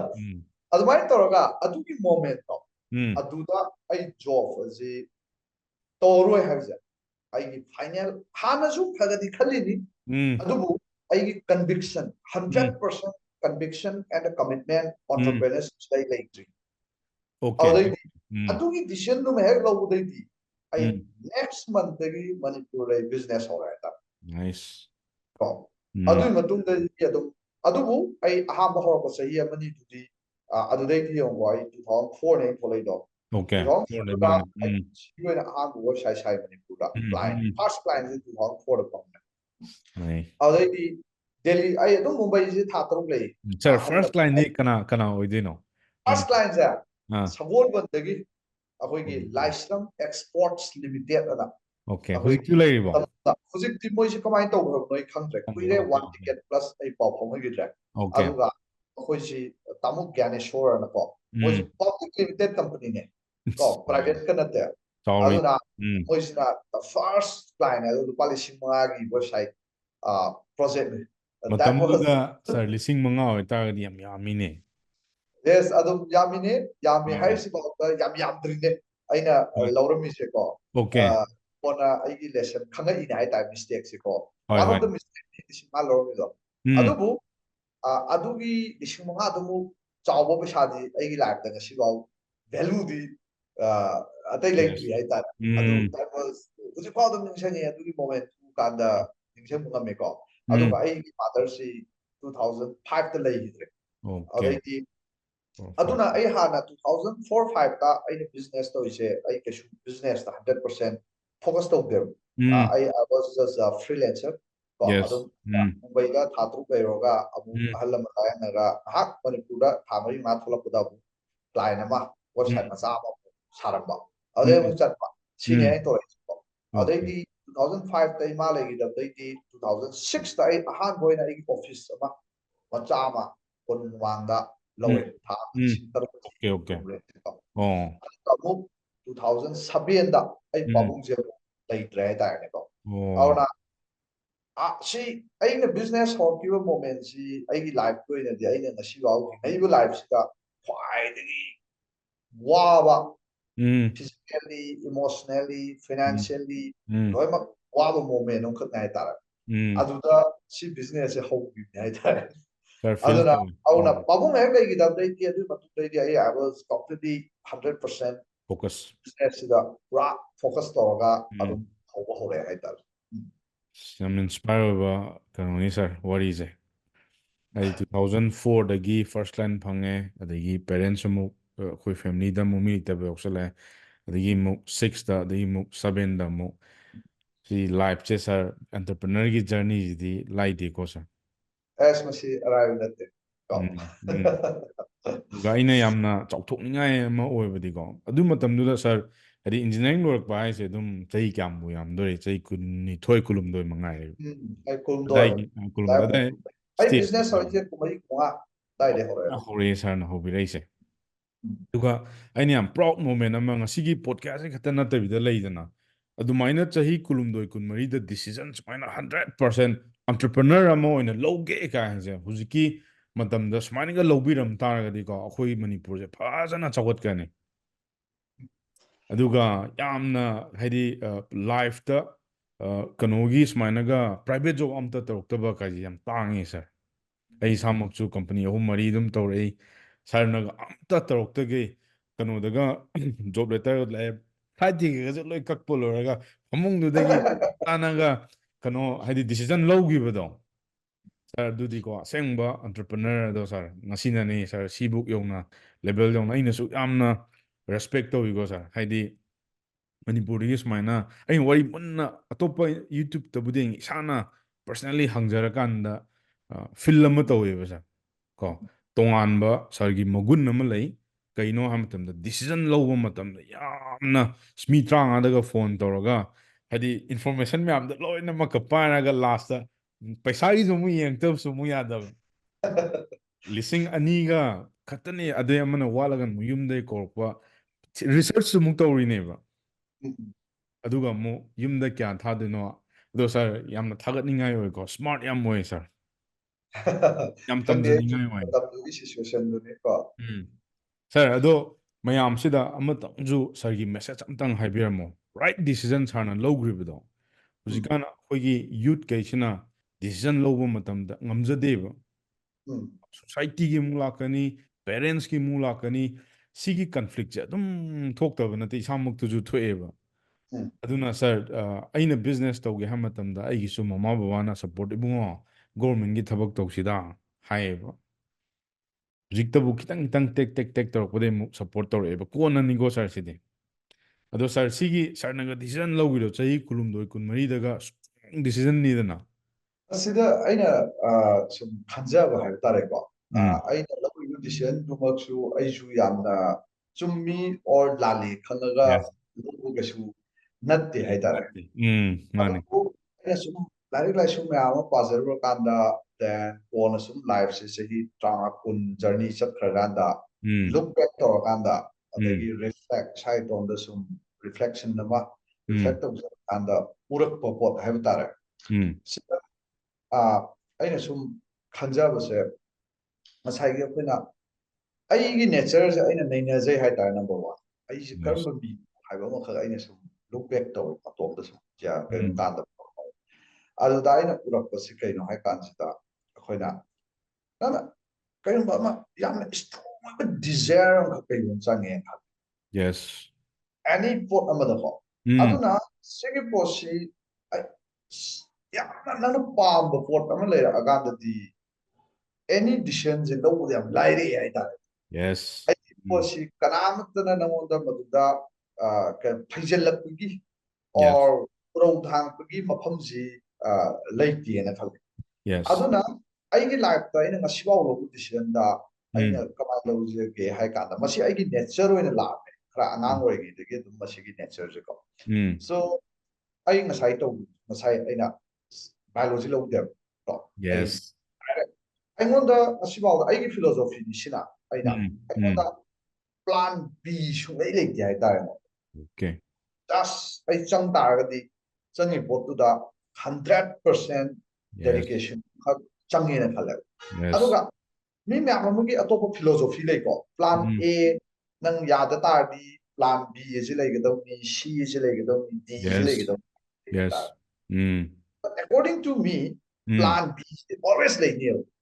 life Okay. ta ke Mm. will lay Laini. oje angang amasu mawang pa wishi grain lower se lakhoma se ba Man. adu Mm. magi oi ba plan am tholakani hai tar Compulsory. Yes. ꯑꯩꯅ ꯍꯥꯟꯅ ꯑꯩ ꯄꯥꯕꯨꯡ ꯁꯤꯔꯒꯅ ꯑꯩ ꯀꯃꯥꯏꯅ ꯇꯧꯔꯒ ꯍꯤꯡꯗꯣꯏꯅꯣ ꯀꯥꯏꯅ ꯈꯜ ꯂꯩꯕꯒꯤ ꯗꯔꯀꯥꯔ ꯀꯩꯁꯨ Oide. ꯂꯩꯇꯦꯅ ꯈꯜꯂꯦ ꯑꯩ Mm. ꯋꯥꯈꯜꯗ Mani. instead of that ꯑꯩꯒꯤ ꯂꯥꯏꯐꯇ ꯑꯩꯒꯤ ꯃꯥꯡꯗ ꯇꯥꯔꯤꯕ ꯄꯨꯟꯁꯤ ꯃꯇꯦꯛ ꯈꯔꯁꯤꯗ Mm. ꯑꯩꯅ ꯑꯃꯨꯛꯇꯪ ꯑꯩꯅ ꯄꯥꯝꯖꯕ ꯄꯣꯠ ꯑꯃꯈꯛꯀꯤꯗꯃꯛꯇ ꯆꯞ ꯌꯨꯡꯅ ꯂꯦꯞꯄ ꯉꯝꯕꯁꯤ Yes. ꯁꯤ Mm. ꯈ꯭ꯋꯥꯏꯗꯒꯤ ꯃꯔꯨꯑꯣꯏꯕ ꯒꯨꯟ ꯑꯃꯈꯛꯅꯦꯕ Yes. Mm. ꯁꯤꯁꯤ ꯌꯥꯎꯗ꯭ꯔꯀꯥꯟꯗꯗꯤ ꯀꯥꯕꯛ ꯀꯥꯕꯛ ꯈꯟꯕꯗꯗꯤ ꯀꯩꯗꯧꯔꯛꯀꯦ ꯍꯥꯏ ꯀꯥꯟꯗ Mm. ꯍꯥꯏꯅ ꯃꯤ ꯑꯃꯒꯤ ꯋꯥꯔꯤ ꯑꯃ ꯇꯥꯔꯨꯕꯗ ꯑꯗꯨꯝ ꯃꯥ ꯑꯗꯨꯝ That's ꯍꯩꯔꯒ yes. ꯆꯠꯈꯤꯕ ꯌꯥꯏ Yes. ꯍꯥꯏꯇꯥꯔꯦꯀꯣ Mm. Mm. ꯄꯨꯝꯅꯃꯛꯁꯦ Mm. ꯑꯗꯨꯅ ꯑꯩꯅ ꯁꯤꯒꯨꯝꯕ ꯗꯤꯁꯤꯖꯟ ꯑꯃ ꯂꯧꯔꯝꯗꯥꯏ ꯄꯨꯟꯁꯤꯒꯤ ꯑꯣꯏꯕ ꯂꯥꯏꯐ ꯆꯦꯟꯖꯤꯡ ꯗꯤꯁꯤꯖꯟ ꯍꯥꯏꯕ ꯑꯃ ꯂꯩꯀꯣ ꯑꯩ ꯆꯨꯝꯅ Yes. ꯈꯣꯡꯒ꯭ꯔꯥꯎ ꯐꯨꯔꯤꯠ ꯂꯩꯕ Mani. Car Mani. ꯂꯩꯕ ꯍꯥꯏꯗꯨꯅ ꯋꯥꯔꯤ ꯑꯃꯅꯤ Mani. But Mm. Life changing ꯑꯣꯏꯕ ꯗꯤꯁꯤꯖꯟ ꯑꯃ ꯂꯧꯔꯝꯗꯥꯏꯗ ꯑꯩꯅ Yes. ꯍꯦꯛ ꯍꯦꯛ ꯈꯪꯖꯕꯁꯦ ꯀꯃꯥꯏꯅ Mm. ꯑꯩꯅ ꯎꯖꯒꯦ ꯍꯥꯏ ꯀꯥꯟꯗ ꯑꯩꯅ ꯁꯨꯝ ꯂꯨꯛ ꯑꯞ ꯇꯧꯖꯕ ꯃꯇꯝꯗ Mm. ꯁꯨꯕꯥꯁ ꯆꯟꯗ꯭ꯔ ꯕꯣꯁꯀꯨꯝꯕꯁꯤ ꯑꯩ ꯑꯃꯨꯛꯃꯨꯛ ꯎꯏ ꯍꯥꯏꯇꯥꯔꯦ Mm. ꯃꯈꯣꯏꯅ ꯂꯧꯔꯤꯕ ꯗꯤꯁꯤꯖꯟꯁꯤ ꯀꯃꯥꯏꯅ ꯂꯧꯔꯤꯅꯣ ꯁꯤ Mm. ꯅꯨꯡꯗꯥꯡ ꯑꯃꯗꯒ ꯃꯌꯨꯝꯁꯤ ꯄꯨꯂꯞ ꯊꯥꯗꯣꯛꯑꯝꯃꯒ ꯆꯠꯈ꯭ꯔꯒ ꯃꯈꯣꯡꯅ ꯆꯠꯈ꯭ꯔꯒ ꯀꯟꯇ꯭ꯔꯤ ꯃꯌꯥꯝꯁꯤ ꯂꯥꯜꯂꯒ ꯃꯊꯪ ꯃꯊꯪ ꯆꯠꯂꯒ ꯀꯟꯇ꯭ꯔꯤ ꯃꯌꯥꯝ ꯑꯃꯒꯤ ꯄ꯭ꯔꯥꯏꯝ ꯃꯤꯅꯤꯁꯇꯔ Mm. ꯄ꯭ꯔꯁꯤꯗꯦꯟꯒꯁꯤ ꯎꯅꯔꯒ Yes. ꯃꯗꯨꯗꯒꯤ ꯃꯥꯒꯤ ꯑꯥꯏꯗꯤꯌꯥꯗꯨ ꯄꯤꯔꯒ ꯃꯗꯨꯗꯒꯤ ꯑꯥꯔꯃꯤ ꯇꯦꯡꯒꯣꯜꯒꯁꯤ ꯂꯤꯡꯈꯠꯂꯒ ꯂꯥꯟꯗꯥꯔꯛꯑꯒ ꯁꯤꯡꯒꯥꯄꯨꯔ ꯀꯔꯤ ꯀꯔꯥꯁꯤ ꯌꯧꯔꯛꯑꯒ ꯃ꯭ꯌꯥꯟꯃꯥꯔ ꯐꯥꯎꯔꯒ ꯃꯅꯤꯄꯨꯔ ꯌꯧꯔꯛꯏꯅꯦ ꯍꯥꯏꯇꯥꯔꯦ Mani. Mm. ꯑꯦꯅꯤ ꯑꯩꯒꯤ ꯂꯥꯏꯐꯇ ꯈ꯭ꯋꯥꯏꯗꯒꯤ ꯂꯨꯕ ꯗꯤꯁꯤꯖꯟ ꯑꯃ ꯂꯧꯔꯝꯗꯥꯏꯗ ꯑꯩꯅ ꯈꯟꯕꯁꯤꯒ ꯑꯩꯅ ꯂꯧꯗꯣꯏ ꯗꯤꯁꯤꯖꯟꯁꯤ ꯁꯨꯕꯥꯁ ꯆꯟꯗ꯭ꯔ ꯂꯧꯔꯤꯗꯨ ꯃꯨꯛꯇꯤ ꯂꯨꯗꯦ Today. Yes. Oh. Mm. ꯃꯥꯅ ꯇꯧꯔꯤꯕ ꯑꯗꯨꯏ ꯂꯦꯚꯦꯜꯗꯨ ꯌꯧꯕ ꯅꯠꯇꯦꯕ ꯑꯩꯈꯣꯏꯅ Mani. ꯇꯧꯔꯤꯁꯤ Mani. Mm. ꯀꯔꯤ ꯅꯠꯇꯦ ꯍꯥꯏꯇꯥꯔꯦ ꯏꯠ ꯏꯁ Mm. ꯚꯦꯔꯤ ꯑꯩꯈꯣꯏ ꯂꯧꯔꯤꯁꯤꯗꯤ ꯌꯥꯝꯅ ꯂꯥꯏꯕ ꯁꯤꯗ ꯇꯨꯃꯤꯟꯅꯁꯤꯗ ꯑꯩ ꯀꯥ ꯑꯃꯗ ꯐꯝꯃꯒ ꯑꯗꯨꯝ ꯏꯪ ꯆꯤꯛꯅ ꯂꯩꯒꯗꯧꯕ ꯀꯩꯅꯣꯝꯒꯤ ꯋꯥꯔꯤꯅꯦꯕꯀꯣ Mani. ꯑꯗꯨꯅ Mm. ꯉꯁꯥꯏꯒꯤ ꯁꯤꯁꯤꯅ ꯑꯩꯉꯣꯟꯗ ꯍꯦꯛ ꯍꯦꯛ ꯑꯦꯅꯤ ꯂꯥꯏꯐ ꯆꯦꯟꯖꯤꯡ ꯗꯤꯁꯤꯖꯟ ꯑꯃ ꯂꯧꯔꯝꯗꯥꯏꯗ ꯑꯩꯉꯣꯟꯗ ꯑꯗꯨꯃꯥꯏꯅ Mm. ꯈꯜꯂꯦ ꯍꯥꯏꯇꯥꯔꯦ ꯅꯥꯎ ꯑꯗꯨ ꯑꯣꯏꯇꯥꯔꯗꯤ ꯑꯗꯨꯒꯤ ꯂꯦꯚꯦꯜꯗ ꯃꯤ ꯑꯃꯅ ꯈꯜꯂꯒ ꯊꯕꯛ ꯄꯥꯡꯊꯣꯛꯈ꯭ꯔꯕ ꯃꯤꯑꯣꯏ ꯀꯌꯥ ꯑꯃꯅꯦꯕ ꯑꯩꯈꯣꯏꯒꯤ ꯄꯨꯟꯁꯤꯒꯤ ꯖꯔꯅꯤꯁꯤꯗ ꯑꯩꯈꯣꯏꯅ Exactly. ꯇꯝꯖꯔꯛꯏꯁꯦꯀꯣ Mm. ꯅꯥꯎ ꯑꯗꯨ ꯑꯣꯏꯇꯥꯔꯗꯤ ꯑꯩ ꯁꯤꯒꯤ ꯁꯤꯒꯨꯝꯕ ꯑꯃꯁꯤꯗꯤ ꯀꯩꯁꯨ ꯅꯠꯇꯕ ꯄꯣꯠ ꯑꯃꯗꯧꯅ ꯑꯩꯉꯣꯟꯗ ꯎꯏ ꯍꯥꯏꯇꯥꯔꯦ Mm. ꯑꯗꯨꯅ ꯑꯩꯉꯣꯟꯗ ꯏꯟꯁꯄꯥꯌꯔ ꯇꯧꯋꯦ Mm. ꯍꯥꯏꯇꯥꯔꯦ ꯑꯩꯅ ꯌꯥꯝ ꯆꯥꯎꯋꯦꯅ ꯈꯜꯂꯝꯕ ꯄꯣꯠꯇꯣ Mm. ꯀꯩꯁꯨ ꯅꯠꯇꯕ ꯄꯣꯠ ꯑꯃꯗꯧꯅ ꯈꯜꯂꯦ ꯍꯥꯏꯇꯥꯔꯦꯀꯣ Yes. ꯑꯗꯨꯅ ꯁ꯭ꯇꯤꯜ ꯑꯩꯉꯣꯟꯗꯁꯨ ꯍꯧꯖꯤꯛꯁꯨ ꯑꯗꯨꯝ ꯕꯤꯖꯤꯅꯦꯁꯇꯁꯨ ꯑꯗꯨꯃꯥꯏꯅ ꯑꯗꯨꯝ ꯈꯟꯕ ꯑꯩꯈꯣꯏꯅ Mm. ꯃꯣꯃꯦꯟꯠꯁꯤ ꯂꯧꯋꯤ ꯍꯥꯏꯗꯤ Mm. ꯀꯔꯤꯒꯨꯝꯕ ꯃꯇꯝꯗ ꯕꯤꯖꯤꯅꯦꯁꯁꯤꯁꯨ ꯇꯧꯕ ꯀꯥꯟꯗ ꯑꯩꯈꯣꯏꯅ ꯌꯥꯝꯅ ꯆꯦꯂꯦꯟꯖꯤꯡ ꯑꯣꯏꯕ ꯃꯣꯃꯦꯟ ꯃꯌꯥꯝ Mm. ꯂꯥꯛꯑꯦꯀꯣ ꯕꯤꯖꯤꯅꯦꯁ Mm. ꯍꯥꯏꯁꯤ Mm. ꯑꯔꯥꯏꯕ ꯄꯣꯠ ꯅꯠꯇꯕꯅꯤꯅ Yes, exactly. ꯑꯩꯅ ꯑꯃꯨꯛ ꯈꯜꯂꯦꯀꯣ ꯑꯦꯂꯣꯟ ꯃꯛꯁꯅ ꯃꯥꯅ ꯁ꯭ꯄꯦꯁ ꯑꯦꯛꯁ ꯀꯥꯏꯁꯤ ꯂꯤꯡꯈꯠꯂꯛꯄꯁꯤ Live nothing. mana field the knowledge kam le bisu nati Yes. Mars size da mi amana chalaga khudar raga Mars se kamai to e kham bisu nati Natte. just mana vision da ka sagal da ganda atugi da wakta mana stand of lupus atugi stand du ne ba magi pose oiri is Yes. Yes. aduna taka ta isi kaino sagi akogi entrepreneur me am usually no changa me am hang yaw akhoi sok ka to kanda sar ai pesa khar di lei la nga ma kai ma adubu ai si aina khalli ba idea ji chattuira chaloi karbar si oiduira Yes. oigata ba karbar da thadagi ha Adage. Do yam khale. Chumi chumi. now the question is oigata ba karbar oiroi da karbar ha like the idea Naite. I'm chumi. any field da ai IT industry da hire so fail oigiba company myam lei Lay. at the same time growth of su lei Exactly. then cheng yolaga mayum thura dalan sagi mi su lei Lay. aduga cheng yon bai karbar du da haidadana adum lukkiba mi su loi lei ni any industry da loi lei ha example what aduna ngasagi it is not a matter of sigi karbar hoi industry segment dui matungina sector dui matungina magi matam gi humanity gi civilization jida si karbar si jana pesa tanjai habna tongan ba wari amni adu natta bidati ngasagi it is all akoi ishajine akoi na fail oi ba haji business na te fail oi ma saji fail oi ne Exactly. aduna bu sansar jida any business ama tuthara aba bankrupt oira aba company basi CEO ama tanaw sindokpoda karbar du mathaga oli ne haita Yes. Yam phase. that means business to natebo CEO to business to natebo mi ma khatane CEO ama khatane ba sidoi ma Yes. anu taga kushalakda after innovation myam puthoraktana culture puthoraktana vision na puthoraga si even Microsoft buda jo koi Yes. ungrabane haita ko last Silly. decades aduna last the entrepreneur has the pills the la ka da ko pura isi kai pura da ai has ni last business size last la ai has ka yamna strong boy hybrid ching ko ai has build the janga me to ai has aduki mate build to mate ai business grow to ne ta aduga aina side sum la business to sum grow to rakani habisidi no aduna ai aduna akona sigi point sida ai life ta am phajaba keno ma kha interview kha pa ki se kai no ha kanda ki keno red bus ki founder se mong interview question am hange mong da hai se kai no ha kanda sarna entrepreneur oidringa entrepreneur oira aba matunga Difference. sarna kari khenaba Yes. lagi se question ji ko mama sa Bangalore dai ni ko Bangalore based ta mana khumne man hai ji aina entrepreneur oidringai matamda Yes. ai nungdang da aina gari thobo matamda Bangalore gi street sida traffic light sina kayba red oira aduga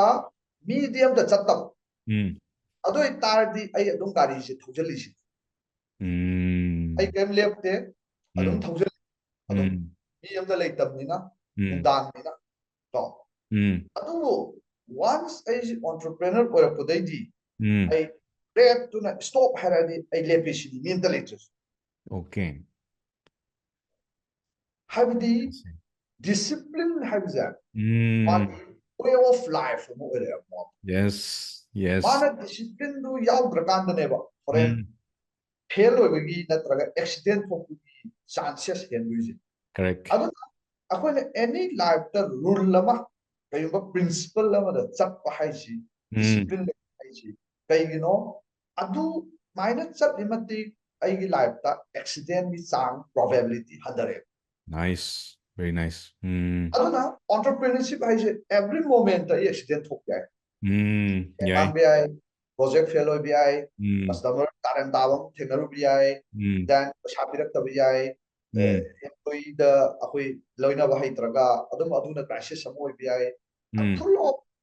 things never. Thok BI. Tabuda bu aduna mana piriduda yam phajayna khala aigasu yamna resonate tawjaba haitare mana mai thumaba awna mana haini se the smallest things aina no you know tawriba potsingja si boda maji loi olak ba haita aduna aigi business ama success ko hen bahai ai the business ki ka da yora ka da chokri da phappa ga da kha ai businessman hoi dui natte tumbadagi horaga saabdagi horaga imung manungda leiminabadagi marung pang pun everything je ai je adugi discipline way of life moina is entrepreneurship is the last of a way of life adugi way of life entrepreneur moina success oinabagi way of life aina inculcate to ngam da targati yes ai business to hingoi haitar hingoi ai samaina thom yam fazai example du yam fazai sir discipline amadi thina maru ore yam maru journey sida sir duga discipline plus akoi consistency aduga magi path se chumna chatpa amsu oibrana su khanjai sir ko saigi akoi sarna ga haijagibada akoi mentor gi se lambi se mamilu salaga de ujaba nate na madudi yes ama makhut paraga yaunaba chattoine red flag to dan 어, ꯑꯗꯨꯒ ꯂꯣꯏꯁꯤꯜꯂꯛꯄꯗ ꯑꯩꯈꯣꯏꯅ ꯀꯩꯅꯣꯗꯒꯤ ꯉꯁꯤꯒꯤ ꯀꯩꯅꯣꯒꯤ ꯁꯔꯒꯤ ꯀꯝꯄꯅꯤꯒꯤꯀꯣ ꯃꯇꯥꯡꯗ ꯑꯩꯈꯣꯏꯅ ꯒ꯭ꯂꯣꯕꯤꯁ ꯀꯥꯏꯅ ꯁꯥꯔꯅ ꯊꯣꯟꯕꯤꯔꯛꯏꯁꯦ ꯍꯣꯏ ꯑꯩꯅ ꯁꯨꯝ ꯌꯦꯡꯖꯔꯛꯄ ꯃꯇꯝꯗ 2004ꯗ ꯁꯥꯔꯅꯒ ꯍꯥꯏꯈꯤꯕꯗ ꯑꯩꯈꯣꯏꯒꯤ ꯀꯣꯅꯨꯡ ꯃꯃꯥꯡꯗ ꯑꯩꯈꯣꯏꯒꯤ ꯑꯣꯐꯤꯁꯀ ꯂꯧꯔꯝꯗꯅ ꯑꯗꯒꯤ ꯑꯍꯥꯟꯕ ꯁꯥꯔꯒꯤ ꯀ꯭ꯂꯥꯏꯟ ꯄꯨꯟꯁꯤꯗ ꯑꯗꯨꯝ ꯀꯥꯎꯕ ꯉꯝꯗꯦꯀꯣ ꯑꯍꯥꯟꯕ ꯀ꯭ꯂꯥꯏꯟꯁꯤꯗꯤ ꯏꯁꯥꯒꯤꯁꯨ ꯍꯦꯛ ꯌꯨ ꯑꯦꯁꯇꯒ ꯑꯍꯥꯟꯕ ꯀ꯭ꯂꯥꯏꯟ ꯐꯪꯕ ꯃꯇꯝꯗ ꯄꯨꯟꯁꯤ ꯆꯨꯞꯄ ꯑꯗꯨꯝ ꯅꯤꯡꯁꯤꯡꯉ ꯑꯗꯨꯝ ꯔꯤꯃꯥꯏꯟ ꯇꯧꯔ ꯂꯩꯌꯦꯕ ꯑꯩꯕꯨ ꯄꯩꯁꯥꯒ ꯄꯤꯔꯛꯄ ꯑꯍꯥꯟꯕ ꯃꯤꯀꯨꯞꯇꯣ ꯁꯥꯔ ꯑꯗꯨꯒꯤꯗꯣ ꯁꯥꯔ ꯂꯩꯗꯅ ꯍꯥꯏꯐꯦꯠꯇꯪ ꯑꯩꯁꯨ ꯈꯪꯖꯅꯤꯡꯉꯤꯀꯣ ꯈꯪꯖꯅꯤꯡꯉꯤꯗꯤ ꯄꯣꯗꯀꯥꯁꯀꯤ ꯈꯛꯇ ꯅꯠꯇꯕ ꯚ꯭ꯌꯨꯋꯔ ꯃꯌꯥꯝꯁꯨ ꯈꯪꯉꯝꯒꯅꯤꯀꯣ ꯐꯥꯔꯁ ꯇꯥꯏꯝ ꯅꯍꯥꯛꯅꯒ ꯄꯣꯠ ꯑꯃ ꯌꯣꯟꯖꯕ ꯃꯇꯨꯡꯗ ꯃꯤꯅꯒ ꯄꯩꯁꯥꯒ ꯄꯤꯔꯛꯄꯗꯣ ꯑꯍꯥꯟꯕꯅꯤꯀꯣ ꯂꯥꯏꯐꯀꯤ ꯑꯣꯏꯅ ꯁꯥꯔ ꯑꯗꯨꯒꯤ ꯃꯣꯃꯦꯟꯠꯇ ꯁꯥꯔꯅ ꯀꯃꯥꯏꯅꯒ ꯈꯟꯈꯤꯒꯦ ꯄꯩꯁꯥ ꯇꯥꯟꯕ ꯍꯥꯏꯁꯦ ꯑꯍꯥꯟꯕꯒ ꯃꯤꯅ ꯁꯦꯀꯦꯟ ꯇꯥꯏꯝ ꯊꯥꯔꯠ ꯇꯥꯏꯝꯅ ꯃꯈꯜ ꯑꯃ ꯐꯥꯔꯁꯀꯤ ꯀ꯭ꯂꯥꯏꯟꯅꯒ ꯑꯁ ꯃꯥꯒꯤ ꯁꯥꯔꯚꯤꯁꯇ ꯑꯩꯅꯒ ꯄ꯭ꯔꯣꯖꯦꯛꯀꯁꯦ ꯐꯪꯉ ꯄꯩꯁꯥꯒ ꯊꯤꯔꯛꯄ ꯃꯤꯀꯨꯞꯇꯣ ꯁꯥꯔ ꯋꯥꯠ ꯗꯨ ꯌꯨ ꯐꯤꯜ ꯗꯦꯠ ꯃꯣꯃꯦꯟꯠ ꯃꯗꯨꯒꯤ ꯃꯣꯃꯦꯟꯠꯁꯦ ꯑꯩ ꯍꯥꯏꯁꯤꯅꯤ ꯉꯁꯤꯐꯥꯎꯗ ꯁꯨꯡꯀꯥꯎ ꯀꯥꯎꯗ꯭ꯔꯤ ꯀꯣ ꯑꯗꯨꯒ ꯑꯩ ꯀ꯭ꯂꯥꯏꯟ 5ꯁꯨꯕ ꯀ꯭ꯂꯥꯏꯟ ꯀꯅꯥꯅꯣꯁꯨ ꯑꯩ ꯀꯥꯎꯔꯦ ꯌꯦꯁ 10ꯁꯨꯕ ꯀꯅꯥꯅꯣ ꯑꯩ ꯀꯥꯎꯔꯦ ꯍꯧꯖꯤꯛꯀꯣ ꯑꯗꯨꯕꯨ ꯑꯗꯨꯒꯤ ꯐꯥꯔꯁꯁꯤ ꯀꯥꯎꯗ꯭ꯔꯤꯀꯣ ꯁꯤ ꯀꯃꯥꯏꯅ ꯇꯧꯋꯤ ꯃꯇꯝꯁꯤꯗ ꯑꯩꯅ ꯑꯦꯗꯚꯔꯇꯥꯏꯖꯤꯡ ꯄꯣꯛꯅꯐꯝ ꯑꯩꯈꯣꯏꯒꯤ ꯅ꯭ꯌꯨꯁꯄꯦꯄꯔꯁꯤꯗ ꯑꯦꯗꯚꯔꯇꯥꯏꯖ ꯅꯨꯃꯤꯠ 5ꯅꯤꯒꯤ ꯍꯥꯞꯄꯤꯕ ꯅꯨꯃꯤꯠ 5ꯅꯤꯒꯤꯁꯤ ꯌꯥꯝ ꯑꯄꯤꯛꯄ ꯑꯦꯗꯚꯔꯇꯥꯏꯖꯅꯤꯀꯣ ꯑꯩꯈꯣꯏꯒꯤ ꯍꯧꯖꯤꯛꯇꯒ ꯍꯥꯏꯔꯒ ꯁꯦꯡꯗꯣꯛꯆꯕ ꯀꯥꯏꯅ ꯍꯥꯞꯄ ꯃꯆꯥꯗꯣ ꯈ꯭ꯋꯥꯏꯗꯒꯤ ꯍꯣꯡꯕ ꯑꯦꯗꯚꯔꯇꯥꯏꯖꯤꯡꯅꯦ ꯃꯇꯝꯗꯨꯗ ꯂꯨꯄꯥ 120 ꯂꯧꯋꯦ ꯄꯣꯛꯅꯐꯝꯗ ꯍꯥꯞꯀꯥꯟꯗ ꯅꯣꯡꯃ ꯍꯥꯞꯄꯗ ꯁꯣ ꯑꯩꯅ ꯍꯥꯞꯆꯩꯁꯦ ꯑꯣꯟꯂꯤ ꯂꯨꯄꯥ 700 ꯈꯛꯇꯅꯦ ꯀꯣ 700ꯁꯤꯅ ꯅꯨꯃꯤꯠ 5ꯅꯤ ꯍꯥꯞꯄꯅꯦꯕ 700ꯁꯤꯅ ꯅꯨꯃꯤꯠ 5ꯅꯤ ꯍꯥꯞꯀꯥꯟꯁꯤꯗ ꯑꯩꯈꯣꯏꯒꯤ ꯑꯩꯉꯣꯟꯗ ꯀꯣꯜꯁꯦ 2 ꯂꯥꯛꯑꯦꯕ ꯀꯣꯜ 2ꯁꯤ ꯃꯇꯝꯗꯨꯗ ꯃꯣꯕꯥꯏꯜ ꯐꯣꯟ ꯂꯩꯇ꯭ꯔꯤ ꯉꯁꯥꯏ ꯑꯩꯈꯣꯏ ꯂꯦꯟꯂꯥꯏꯟ ꯑꯗꯨꯅ ꯉꯁꯥꯏꯒꯤ ꯑꯩ ꯑꯃꯁꯤ ꯀꯩꯁꯥꯝꯄꯥꯠ ꯀꯩꯅꯣ ꯃꯣꯏꯔꯥꯡꯈꯣꯝꯗꯩꯅꯦ ꯍꯥꯏ ꯑꯗꯨꯕꯨ ꯑꯩ ꯌꯨꯝꯗ ꯂꯩꯇ꯭ꯔꯤꯉꯩꯗ ꯑꯩꯈꯣꯏ ꯏꯃꯥꯍꯣꯏꯅ ꯄꯥꯏꯍꯧꯔꯦ ꯃꯣꯏꯁꯤ ꯅꯝꯕꯔꯁꯨ ꯐꯟ ꯂꯧꯍꯧꯗ꯭ꯔꯕꯖꯥꯠꯅꯤ ꯑꯃꯨꯛ ꯇꯧꯔꯛꯀꯦ ꯍꯥꯏꯔꯒ ꯑꯗꯨꯝ ꯇꯧꯔꯛꯈꯤꯗ꯭ꯔꯦ ꯑꯗꯨꯒ ꯑꯃꯁꯤꯅ ꯉꯁꯥꯏꯒꯤ ꯇꯥꯃꯣ ꯒ꯭ꯌꯥꯅꯦꯁꯣꯔ ꯀꯣ ꯂꯥꯏꯁ꯭ꯔꯝ ꯑꯦꯛꯁꯄꯣꯔꯠꯁ ꯂꯤꯃꯤꯇꯦꯗ ꯁꯒꯣꯜ ꯑꯗꯨꯝ ꯐꯣꯟ ꯇꯧꯔꯦ ꯑꯗꯩ ꯋꯥꯔꯤ ꯑꯗꯩ ꯃꯥꯅ ꯁꯨꯃꯥꯏꯅ ꯀꯩꯅꯣ ꯈꯕꯔꯗ ꯑꯗꯨ ꯊꯦꯡꯅꯩ ꯑꯗꯨ ꯅꯣꯏ ꯋꯦꯕꯁꯥꯏꯠ ꯁꯥꯕ ꯌꯥꯒꯗ꯭ꯔꯥ ꯋꯦꯕꯁꯥꯏꯠ ꯁꯥꯕ ꯀꯥꯏꯁꯤ ꯀꯩꯁꯨ ꯃꯅꯤꯄꯨꯔꯗ ꯌꯥꯝ ꯃꯤ ꯂꯩꯇꯦ ꯃꯅꯤꯄꯨꯔꯗ ꯅꯧꯔꯤ ꯑꯗꯩ ꯈꯪꯕ ꯃꯤꯐꯥꯎ ꯐꯅ ꯂꯩꯇ꯭ꯔꯤ ꯍꯥꯏꯇꯥꯔꯦ ꯋꯦꯕꯁꯥꯏꯠ ꯀꯧꯕ ꯑꯃ ꯂꯩꯔꯤꯁꯤꯐꯥꯎ ꯈꯪꯕ ꯃꯤꯁꯤ ꯌꯥꯝꯗ꯭ꯔꯤ ꯍꯥꯏꯇꯥꯔꯦ ꯃꯇꯝꯗꯨꯗ ꯑꯗꯨꯗꯩꯗꯤ ꯇꯥꯃꯣꯁꯤꯅ ꯀꯧꯔꯛꯄꯗꯒꯤ ꯑꯩꯅ ꯍꯥꯏꯔꯦ ꯑꯦꯁ ꯇꯥꯃꯣ ꯑꯩ ꯁꯨꯃꯥꯏꯅ ꯇꯧꯅ ꯑꯩ ꯍꯌꯦꯡ ꯑꯣꯐꯤꯁꯇ ꯂꯥꯛꯆꯒꯦ ꯍꯥꯏꯔꯦꯀꯣ ꯑꯩ ꯀꯩꯅꯣꯗꯤ ꯑꯩ ꯑꯣꯐꯤꯁ ꯂꯩꯇ꯭ꯔꯤ ꯃꯇꯝꯗꯨꯗꯗꯤ ꯇꯧꯕꯅꯤꯅ ꯑꯗꯩ ꯑꯩꯁꯤ ꯇꯣꯉꯥꯟꯅ ꯆꯠꯂꯦ ꯆꯠꯀꯥꯟꯁꯤꯗ ꯀꯩꯗꯧꯒꯦꯗ ꯑꯩꯗꯤ ꯀꯩꯝ ꯈꯪꯗ꯭ꯔꯤ ꯆꯥꯔꯖꯦꯁ ꯅꯨꯡꯖꯦꯁ ꯄ꯭ꯔꯥꯏꯁꯤꯡ ꯀꯃꯥꯏꯅ ꯂꯧꯖꯥꯠꯅꯣ ꯈꯣꯠꯇ ꯑꯩꯗꯤ ꯆꯨꯝꯅ ꯁꯨꯝ ꯍꯥꯟꯅ ꯇꯧꯔꯤꯕꯗꯤ ꯏꯁꯇꯨꯗꯦꯟ ꯑꯣꯏꯅ ꯁꯨꯝ ꯍꯣꯕꯤ ꯀꯩ ꯄꯨꯡꯁꯥ ꯁꯥꯟꯅꯕꯒꯤ ꯋꯥꯔꯤꯅꯤ ꯑꯗꯨꯒ ꯀꯃꯔꯁꯤꯌꯦꯜ ꯑꯦꯁꯄꯦꯛꯇ ꯂꯥꯛꯑꯒꯗꯤ ꯀꯩꯝ ꯈꯪꯕ ꯅꯠꯇꯦ ꯍꯥꯏꯇꯥꯔꯦ ꯑꯗꯣ ꯅꯨꯃꯤꯠꯁꯤꯗ ꯐꯥꯔꯁ ꯗꯦꯒꯤ ꯇꯥꯔ ꯎꯅ ꯀꯥꯟꯁꯤꯗ ꯑꯩꯈꯣꯏꯁꯤꯅ ꯀꯩ ꯍꯥꯏꯔꯒꯦ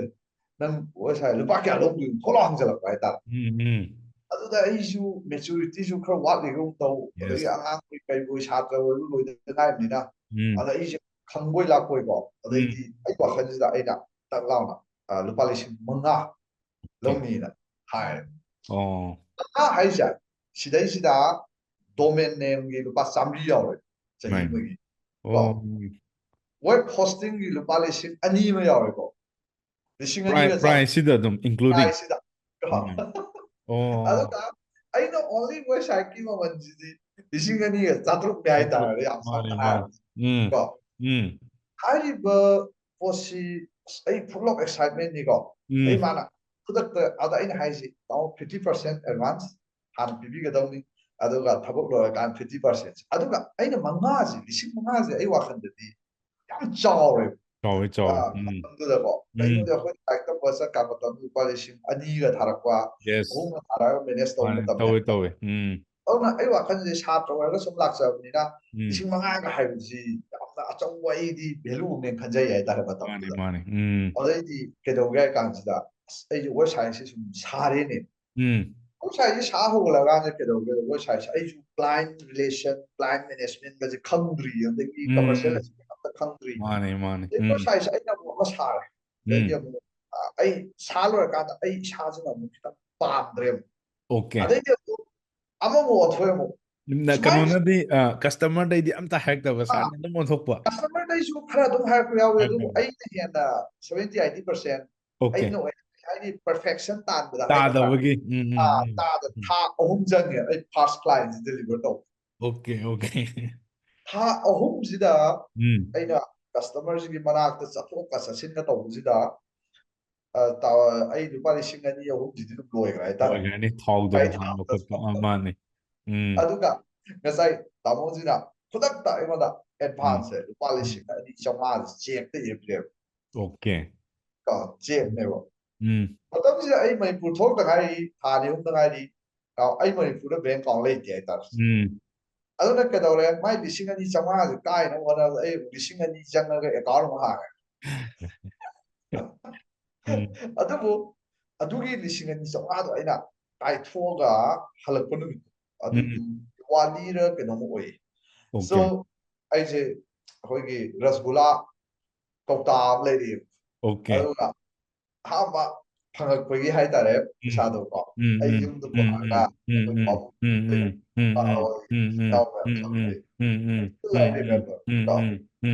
ꯑꯗꯨꯃꯥꯏꯅ ꯇꯧꯔꯒ ꯍꯧꯖꯤꯛ ꯑꯃꯨꯛ ꯆꯠꯄ ꯑꯗꯨꯃꯥꯏꯅ ꯇꯧꯔꯒ ꯑꯩꯈꯣꯏ ꯉꯁꯥꯏ ꯔꯁꯒꯨꯜꯂꯥꯁꯤ ꯂꯩꯔꯛꯑꯒ ꯆꯥꯃꯤꯟꯅꯩ ꯍꯥꯏꯇꯥꯔꯦ ꯑꯩ ꯑꯍꯥꯟꯕ ꯑꯗꯨꯒꯤ ꯑꯥꯔꯅꯤꯡꯁꯦꯀꯣ ꯑꯗꯨꯗꯩꯗꯤ ꯑꯗꯨꯒꯤ ꯃꯇꯨꯡꯗꯗꯤ ꯁꯦꯀꯦꯟ ꯀ꯭ꯂꯥꯏꯟꯁꯦ ꯑꯗꯨꯝ ꯑꯩꯈꯣꯏꯒꯤ ꯖꯋꯥꯍꯔ ꯅꯚꯣꯗꯤꯌꯥ ꯕꯤꯗ꯭ꯌꯥꯂꯌꯒꯤ ꯁꯥꯏꯠꯇ ꯑꯩꯅ ꯋꯦꯕꯁꯥꯏꯠ nice nice 2005ꯀꯤ ꯑꯗꯩ ꯖꯅꯋꯥꯔꯤ ꯑꯗꯨꯝ flow ꯂꯥꯛꯈ꯭ꯔꯦ ꯅꯁꯥ ꯃꯊꯪ ꯃꯊꯪ ꯑꯗꯩꯗꯤ ꯑꯍꯨꯝ ꯁꯨꯕꯗꯩꯗꯤ ꯑꯩ ꯚꯥꯞ ꯇꯥꯗ꯭ꯔꯦ ꯇꯥꯗ꯭ꯔꯦ yes ꯁꯦꯀꯦꯟꯒꯁꯤꯗꯤ ꯑꯩꯅ ꯈꯔ ꯚꯥꯞ ꯇꯥꯖꯔꯛꯂꯦ ꯑꯗꯨꯕꯨ ꯑꯗꯨꯒꯤ ꯀꯩꯅꯣꯗꯣ ꯅꯨꯡꯉꯥꯏꯕꯗꯣ 5,000 ꯈꯛ ꯑꯣꯏꯔꯁꯨ ꯑꯗꯨ ꯂꯣꯁ ꯃꯦꯀꯤꯡꯅꯤꯀꯣ ꯑꯩ ꯑꯗꯨꯒꯤ ꯄ꯭ꯔꯣꯖꯦꯛꯇꯨ ꯇꯣꯡꯕ ꯅꯠꯇꯦ ꯀꯩꯝꯇ ꯑꯗꯨꯕꯨ ꯑꯗꯨꯒꯤ ꯄꯣꯠꯇꯨ ꯍꯧꯖꯤꯛ ꯐꯥꯎꯕ ꯑꯩ ꯍꯥꯏꯁꯤꯅꯦ ꯊꯃꯣꯏꯗ ꯑꯗꯨꯝ yes ꯑꯗꯨꯗꯒꯤ ꯍꯧꯔꯛꯄꯅꯦ ꯍꯥꯏꯕꯗꯣ ꯑꯗꯨꯒꯤ ꯁꯥꯈꯤꯕ ꯋꯦꯕꯁꯥꯏꯠꯁꯦ ꯑꯩ ꯍꯧꯖꯤꯛ ꯐꯥꯎꯕ ꯑꯗꯨꯝ ꯄ꯭ꯔꯤꯟ ꯇꯧꯊꯣꯛꯑꯒ ꯊꯝꯃꯦ ꯍꯥꯏꯇꯥꯔꯦꯅꯦ ꯐꯖꯅ ꯀꯩꯅꯣ ꯐꯥꯏꯜ ꯑꯝꯗ ꯍꯥꯞꯄꯒ ꯑꯗꯨꯒꯤ ꯋꯦꯕꯁꯥꯏꯠꯁꯦ ꯍꯧꯖꯤꯛꯁꯨ ꯂꯩꯔꯤ ꯍꯥꯏꯇꯥꯔꯦ ꯁꯥꯔ ꯍꯥꯏꯗꯤꯀꯣ ꯑꯩꯁꯨ ꯌꯥꯝꯅ ꯈꯪꯖꯅꯤꯡꯉꯦꯕ ꯍꯥꯏꯗꯤ ꯑꯟꯇꯔꯄ꯭ꯔꯅꯔꯅ ꯑꯩꯈꯣꯏꯒꯤ ꯐꯥꯔꯁ ꯄ꯭ꯔꯗꯛꯀ ꯌꯣꯟꯕꯗꯣ ꯁꯦꯜꯁ ꯄꯤꯠꯁꯨ ꯍꯩꯇꯒꯨꯝ ꯇꯧ ꯀꯃꯥꯏꯅ ꯇꯧꯗꯣꯏꯅꯣ ꯆꯥꯔꯖꯁꯨ ꯀꯃꯥꯏꯅ ꯆꯥꯔꯖ ꯇꯧꯅꯤ ꯑꯗꯩ ꯃꯥꯔꯀꯦꯠꯀ ꯔꯤꯁꯔꯁꯀꯁꯦ ꯀꯩꯝ ꯍꯩꯕ ꯅꯠꯇꯦꯕ ꯑꯗꯨꯒꯤ ꯃꯣꯃꯦꯟꯠꯇꯣ ꯑꯩꯅ ꯃꯌꯥꯝꯁꯨ ꯅꯨꯡꯉꯥꯏꯔꯝꯒꯅꯤꯀꯣ ꯃꯌꯥꯝꯒꯤ ꯑꯍꯥꯟꯕ ꯄ꯭ꯔꯗꯛ ꯌꯣꯟꯕꯗꯣ ꯄꯨꯟꯁꯤꯗ ꯀꯥꯎꯗꯕꯅꯤ ꯀꯣ ꯃꯌꯥꯝꯁꯨ ꯌꯦꯡꯕꯤꯌꯨ ꯍꯧꯖꯤꯛ ꯑꯦꯁꯄꯥꯏꯔꯤꯡ ꯑꯟꯇꯔꯄ꯭ꯔꯅꯔ ꯃꯌꯥꯝ ꯂꯩꯗꯅ ꯑꯍꯥꯟꯕ ꯄ꯭ꯔꯗꯛ ꯌꯣꯟꯕꯗꯣ ꯀꯌꯥꯝ ꯅꯨꯡꯉꯥꯏꯒꯦꯗꯣ ꯃꯌꯥꯝꯁꯨ ꯐꯤꯜ ꯇꯧꯕꯤꯌꯨ ꯀꯣ ꯑꯗꯣ ꯁꯥꯔ ꯃꯈꯥ ꯇꯥꯔꯛꯄ ꯑꯣꯏꯅ ꯁꯥꯔꯒꯤ ꯀꯝꯄꯅꯤꯗꯒꯤ ꯍꯧꯖꯤꯛ ꯑꯩꯅ ꯂꯤꯡꯛꯗꯤꯟꯗꯁꯨ ꯁꯨꯝ ꯊꯦꯡꯅꯖꯕ ꯑꯩꯈꯣꯏꯒꯤ ꯑꯦꯐꯣꯔꯗꯦꯕꯜ ꯑꯣꯏꯅ $50 ꯀꯥꯏꯅ ꯍꯥꯏꯕꯗ ꯁꯥꯔ ꯑꯩꯈꯣꯏ ꯋꯥꯔꯜꯒꯤ ꯀꯩꯅꯣꯁꯤꯗ ꯋꯦꯕꯁꯥꯏꯠꯀꯤ ꯃꯥꯔꯀꯦꯠꯁꯤꯗ ꯁꯥꯔꯅ ꯁꯤꯒꯤꯁꯤꯗ ꯆꯨꯁ ꯇꯧꯔꯤ ꯏꯁꯥꯅ ꯄꯥꯝꯖꯔ ꯆꯪꯉꯛꯈꯤꯕ꯭ꯔꯥ ꯅꯠꯇ꯭ꯔꯒ ꯀꯃꯥꯏꯅ ꯇꯧꯔ ꯃꯥꯔꯀꯦꯠꯀꯁꯦ ꯔꯤꯁꯔꯆ ꯇꯧꯔꯒ ꯁꯤꯒꯤ ꯋꯦꯕꯁꯥꯏꯠꯁꯤꯗ ꯍꯥꯏꯗꯤ ꯕꯤꯖꯤꯅꯦꯁ ꯑꯃꯗ ꯋꯦꯕꯁꯥꯏꯠꯁꯤꯅ ꯀꯌꯥꯝꯅ ꯏꯝꯄꯣꯔꯇꯦꯟ ꯑꯣꯏꯒꯦꯗꯣ ꯁꯥꯔ ꯑꯃꯨꯛꯇꯪꯒ ꯊꯝꯕꯤꯔꯝꯃꯣꯅꯦ ꯃꯁꯤ ꯀꯩꯅꯣꯅꯦ ꯑꯩ ꯌꯥꯝ ꯃꯨꯟꯅ ꯃꯥꯔꯀꯦꯠ ꯈꯪꯉꯒ ꯆꯪꯉꯛꯄꯗꯤ ꯅꯠꯇꯦ ꯑꯩꯅ ꯃꯇꯝꯁꯤꯗ ꯆꯪꯉꯛꯈꯤꯕꯁꯦꯀꯣ ꯑꯗꯨꯒ ꯑꯩꯅ ꯉꯁꯥꯏ ꯑꯩ ꯍꯥꯏꯖꯈꯤꯕ ꯑꯩꯅ ꯏꯟꯖꯤꯅꯤꯌꯥꯔꯤꯡ ꯇꯝꯕ ꯆꯠꯂꯤꯁꯤꯃꯛꯁꯨ ꯑꯩꯁꯦ ꯋꯦꯕꯁꯥꯏꯠ ꯁꯥꯕ ꯇꯝꯕ ꯆꯠꯄꯒꯨꯝꯕꯅꯦ ꯍꯥꯏꯇꯥꯔꯦ ꯑꯩꯅ ꯆꯠꯆꯔꯤꯁꯦꯀꯣ ꯋꯦꯕꯁꯤꯗ ꯉꯥꯎꯕ ꯍꯥꯏꯇꯥꯔꯦꯅꯦ ꯑꯗꯨꯅ ꯑꯩꯅ ꯑꯩꯒꯤ ꯀꯝꯄꯅꯤꯁꯤꯐꯥꯎ ꯊꯣꯟꯕ ꯃꯇꯝꯗ Globis Web Solutions Private Limited kind of Yes. column. As I get in a web cinema in hours. Although they don't take webs the now in I can't that. But them do the web has a which is the AI blockchain when I had Yes. I'm Satina no we were put among them. Means that Kaino understand the explain to the Kataba or some. Okay. Aduna asagi sigisida aina aingondda yamna websida changkhibi maramse kaino aingondda inspire tawba interview khuleb siji akhoi kainogi my founder the maming du dei kaure direct eye have companies to direct eye is kaino we india da haraga big block ana domain ga yonba web hosting yonba company ma advertise am torom bane ko sigi company si aina Mumbai da leingay da akoigi education times ti Europe ne mai interview si ko hai interview si Europe matam da ma se around BCom la genom tammi hai tare aduga hai ba direct ai hai ba company si mana class 11 12 ka ba likhat ne hujiki ta matam du da 1998 99 da ne ma likhat si aduga ma se India gi matam du da khwai gi biggest domain web hosting seller never. Okay. Aku magi reseller koi hai tara. Aku ona business agan. Ado bu, aina magi interview pai siti, aina Mumbai da ahal layang bokot pacat pa like ta mingai matam dane. Sida isda mana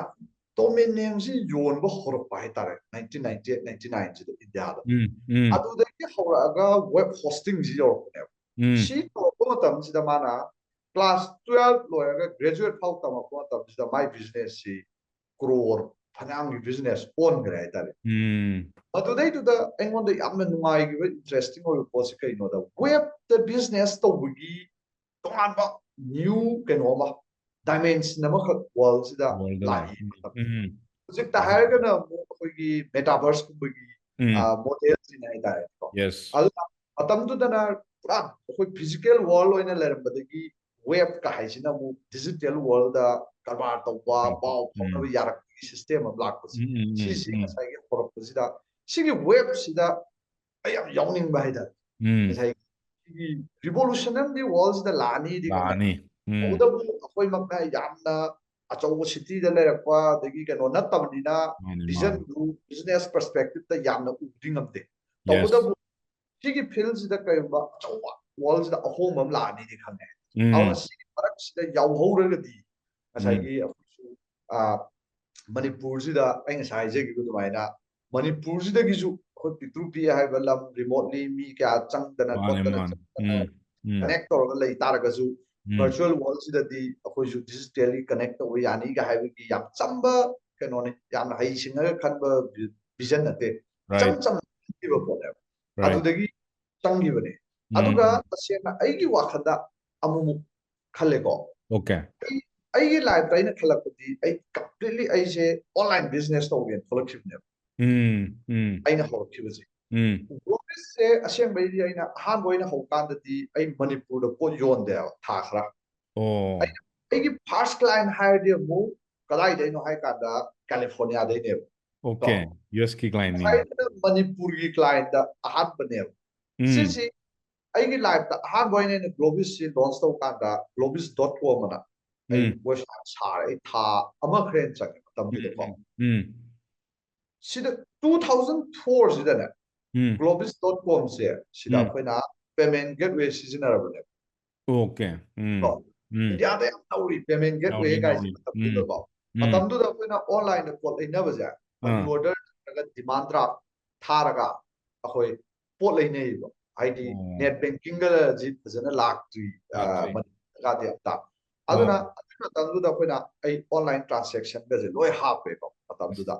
aduna matamduda koina hapi ji cc avenue ji cc avenue yagi fast payment gateway provider ne hai ta matamduda oi ji 1000 sai de hora bane aduna matamduda koi internet banking ga loi hap ta nai website si same aduga han boina koina aina marketing je kawain tawgeda Google AdWords Google AdWords se matamduda hodorak ta ngai ri So, 2002-3 da hawdorok neba. Yes. Matam Google AdWords sida ina ai website si promote to. Promote to kan sida ꯄꯩꯁꯥꯗꯤ ꯂꯩꯖꯕ ꯅꯠꯇꯦ ꯅꯣꯡꯃꯒꯤ ꯂꯨꯄꯥ 100 ꯈꯛꯇꯅꯤ ꯑꯩꯅ ꯑꯦꯗ ꯊꯥꯗꯔꯤꯁꯦ ꯑꯗꯨꯒ ꯌꯥꯝ exciting ꯑꯣꯏꯔꯤꯁꯦ ꯀꯩꯅꯣ ꯍꯥꯏꯀꯥꯟꯗ ꯑꯩꯅ ꯉꯁꯤꯁꯤ ꯋꯦꯕꯁꯥꯏꯠ ꯁꯥꯕ ꯂꯣꯏꯔꯦ ꯑꯗꯨꯒ ꯑꯩꯅ Google AdWordsꯇ ꯂꯨꯄꯥ 100 ꯊꯥꯗꯔꯦ ꯄꯔ ꯗꯦꯗ ꯑꯗꯨꯒ ꯅꯨꯡꯗꯥꯡꯁꯦ ꯊꯝꯃꯝꯃꯦ ꯅꯣꯡꯉꯥꯜꯂ ꯑꯌꯨꯛ ꯍꯧꯒꯠꯂꯀꯥꯟꯗ ꯄꯣꯠ ꯑꯃ ꯁꯤꯜꯂꯝꯃꯦꯕ Yes. ꯁꯤꯁꯦ ꯑꯩꯒꯤ ꯑꯣꯟꯂꯥꯏꯟ ꯕꯤꯖꯤꯅꯦꯁꯀꯤ ꯃꯍꯥꯎ ꯑꯃꯈꯛ ꯑꯩꯒꯤ ꯂꯥꯏꯐꯇ ꯌꯥꯝꯅ ꯅꯧꯔꯤꯉꯩꯗ ꯐꯪꯈꯤꯕ ꯑꯩꯅ ꯁꯤꯗ ꯑꯩꯅ ꯌꯣꯜꯂꯤ ꯄꯣꯠꯁꯤꯅ ꯀꯔꯤꯝ ꯅꯠꯇꯦ ꯋꯦꯕ ꯍꯣꯁꯇꯤꯡꯗ 10 MB ꯅꯦꯕ ꯃꯇꯝꯗꯨꯗꯗꯤ ꯍꯧꯖꯤꯛ ꯇꯧꯏ ꯁꯨꯃꯥꯏꯅ ꯇꯧꯗꯦꯀꯣ 5 MB